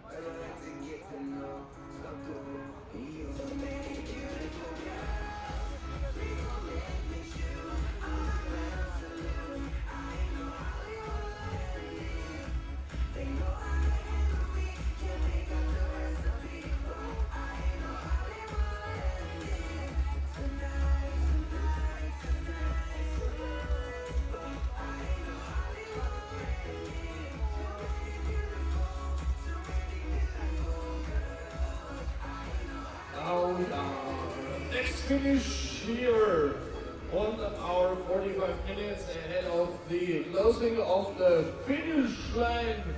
Martina, welcome. This is it. It's over. It's done. Und da kommt die Magdalena auf den letzten Metern hier. Magdalena richtet die Nummer noch nach vorne. Und jetzt Magdalena Blick nach vorne gerichtet. 2 Meter geht's noch aufwärts. Und jetzt ist sie da. Magdalena Heschig. Und ich glaube, du möchtest der Magdalena gratulieren, oder? Sicher, herzliche Gratulation an die Magdalena. Super. Und wo ist sie denn auch? Alles klar, Dankeschön. Gratuliere auf die Magdalena. Könnt stolz sein. So ist es. Im Traum gibt es ja auch einen wunderschönen Triathlon, den Aloha Triathlon dann Mitte oder Anfang August, 7. 8. August in etwa dort ist dann diese Veranstaltung. Was glaubst du, Martin? Wird es mit meinem Heiratsantrag oder was? Ich glaube, sehr keine Wahrscheinlichkeit. Ja, du hast eine gewisse Hartnäckigkeit, kommt mir vor. Also so gesehen würde ich es doch nicht ganz abschreiben hier. Was haben wir gerade überlegen noch? Ich sehe schon, die schauen immer so herüber, wenn das Wort Heiratsantrag fällt. Hier Startplatz, hast du gesagt, fürs nächste Jahr. Das hat ja auch was für sich. Was ungefähr muss man einzahlen für so einen Startplatz? Wenn es für mich geht, 200 Euro. Okay, also das ist eigentlich ein Heiratsantrag wert, sollte man glauben, oder? Würde ich auch sagen. Plus im nächsten Jahr würden wir das ganze Jahr dann hier präsentieren. Plus wir pulten noch, on top gibt es noch unsere Damen hier beim Tanz beim Junggesellenabschied und unser DJ legt auch noch eins drauf, der ist beim Junggesellenabschied als DJ mit dabei. Also das Paket für diesen Heiratsantrag wird immer größer. Jetzt müssen wir weiter warten. Tickets ausgemacht. Matthäus als nächstes hier Matthias. Matthias Lickis, auch hier Kusshändchen. Dann kommt hier die Marin Hartmann. Marin Hartmann, knapp dahinter und ganz in schwarz. Das ist der Alois. Alois Oellerer. Alois, herzlich willkommen im Ziel. Herzlichen Glückwunsch. Alois, Marin und Matthias, allesamt Finisher der Challenge St. Pölten. Ich fasse es noch einmal zusammen, dann machen wir eine kurze Pause. Für den Heiratsantrag mit dem Junggesellenabschied steht folgendes Paket. Von eurer Seite muss kommen, Heiratsantrag an der Finishline. Wir machen romantische Musik dazu, beziehungsweise die Musik, die ihr wollt. Millennium Dancers tanzen. Nicht nur jetzt, sondern dann auch bei eurem Junggesellenabschied. Die Fotografen haben wir auch mit dabei, das habe ich ganz vergessen. Hochzeitsfotos, gratis inkludiert. Ein Startplatz nächstes Jahr bei der Challenge, gratis inkludiert. Dann unser DJ spielt bei eurem Junggesellenabschied und die Millennium Dancers tanzen. Also bitte. Oh, es wird schwer, aber bitte jetzt einen Applaus für die Karin. Karin Witterskova. Da wird es richtig laut noch einmal. Die hat viele Freunde, um Gottes Willen. Was war das für eine Einlage noch über die Ziellinie? Karin Witterskova. 7:00:00. Na, die Zeit muss da mal schaffen. 7 Stunden, 0 Minuten, 0 Sekunden. Sensationelle Zeit. Genau, 7 Stunden. Und wer eine Idee hat oder etwas auf unser Heiratsantragspaket drauflegen möchte, bitte einfach herkommen zu uns und präsentiert, was ihr für uns habt. Daniel Rech ist der Nächste, der da Richtung Ziel kommt. Daniel, schauen wir mal, die letzte Finisherin hat es geschafft, mit 7 Stunden ganz genau zu finishen. Daniel, Blitzlichtgerichter, jetzt geht's durch. Und was ist deine Zeit? 7, nein, Daniel, 6:55:21. Noch besser, unter 7 Stunden, 6:55:21 für den Daniel Rech.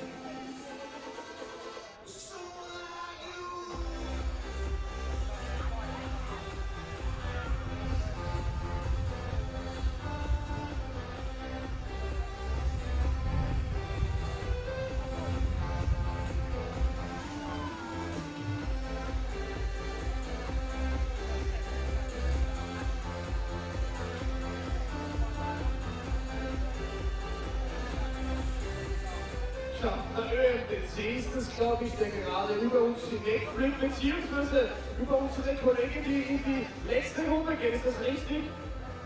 Claire, last lap for you, letzte Runde. Na bitte, 10 Kilometer noch. Wir warten auf dich.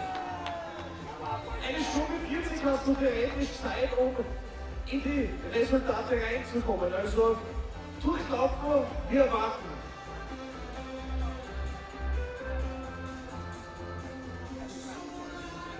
Bis 16 Uhr haben die Sportlerinnen und Sportler Zeit, in die Ergebnisliste zu kommen. Dann ist Cut-Off-Time, wie es hier genannt wird, im Triathlon-Sport. Und danach kann man theoretisch finishen, aber hat eben kein offizielles Ergebnis. Und der nächste Finisher kommt aus Italien, Italiano Mario Scarpi. Mario, tutto bene, gratulazione. Mario Scarpi.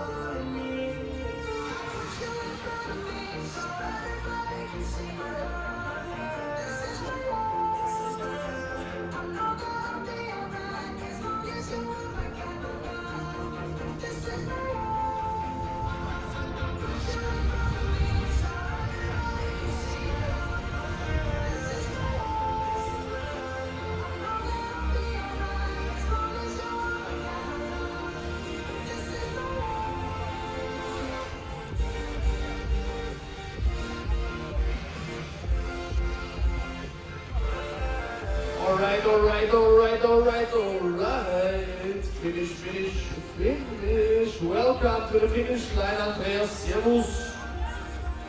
Andreas Frankensteiner ist es, hat ein Kusshändchen über noch und jetzt geht er durch hier und das ist wohl die häufigste Pose. Hände in die Höhe, Fäuste geballt und dann durch den Zielbogen und dann kommt der Philipp Steck from Czech Republic. Die Karin wartet schon auf die, Karin is waiting, Philipp is coming. So it should be. His fans are outside there too, taking pictures and videos. You can share your moments with us by using the hashtag Challenge St. Pölten. Ja, das wär's. Challenge in Pölten auf Instagram, Social Media mit dem Hashtag. Dann seid ihr bitte hier bei uns drinnen. So, dann haben wir als nächstes die Martina. Hallo und super, dass du es durchgezogen hast, um 14:23 Uhr. Geheißen hat sie eigentlich, dass es zu regnen beginnt. Zuerst am Vormittag um 10, dann um 11, jetzt um 14:23. Ich verschreie es nicht, DJ. Wir werden keinen Regen erleben bis zum Zielschluss.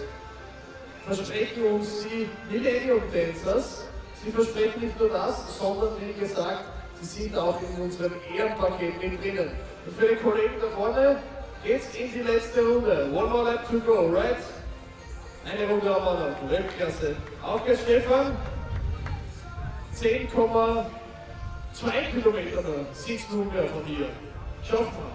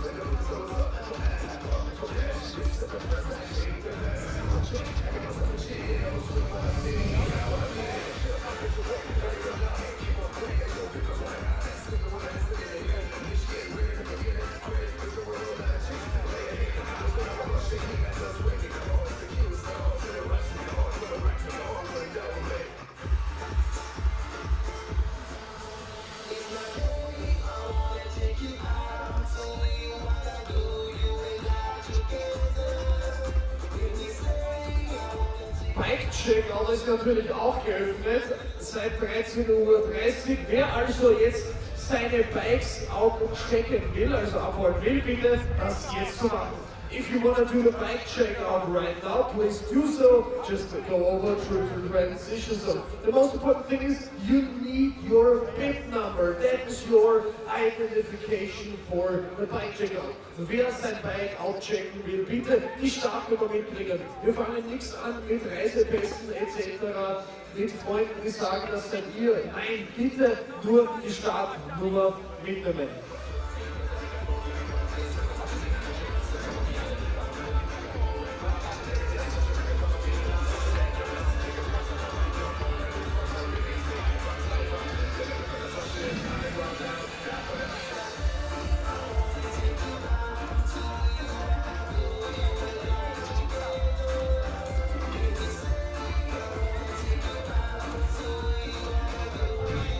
Rechts sind wir im Ziel, rechts sind wir im Ziel, super!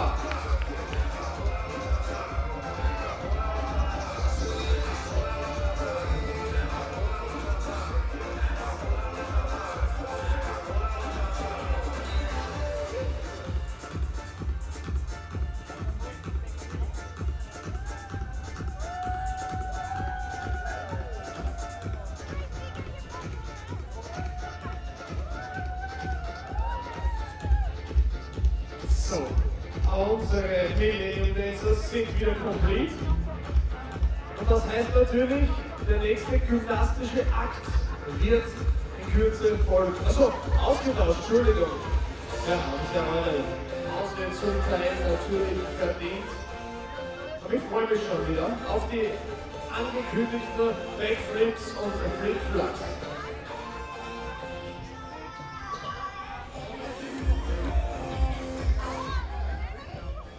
Warte mal, war das jetzt ein Heiratsantrag oder war das nur ein Bussi? Was einer? Nein, es war keiner. Wir kommen der Sache aber näher, so wie die Ursula an dem Ziel. Uschi, Servus, 14:29 Uhr.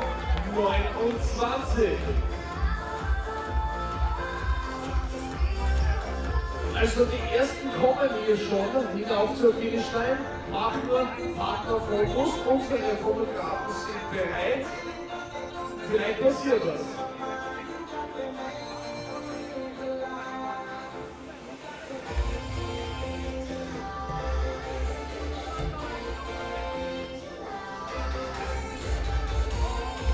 Yes, bitte. Die Kamera ist übrigens da hinten und die läuft um 10 mit. Also vielleicht schauen die Leute schon auch zu. Super.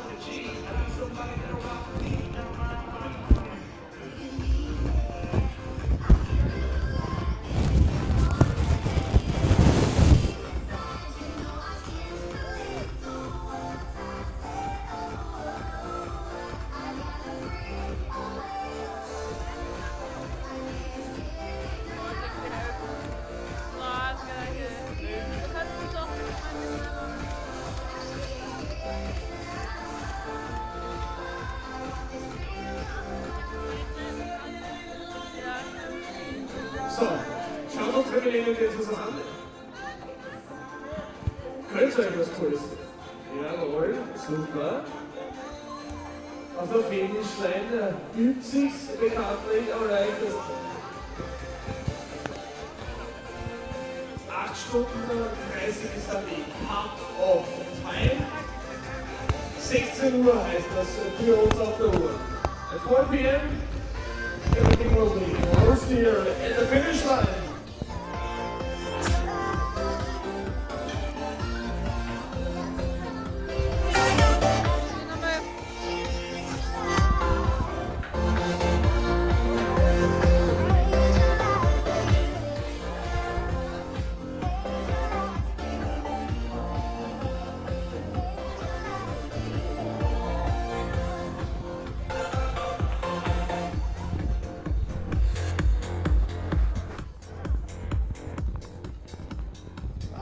Haben wir, glaube ich, dann als nächste bei uns im Ziel in wenigen Momenten.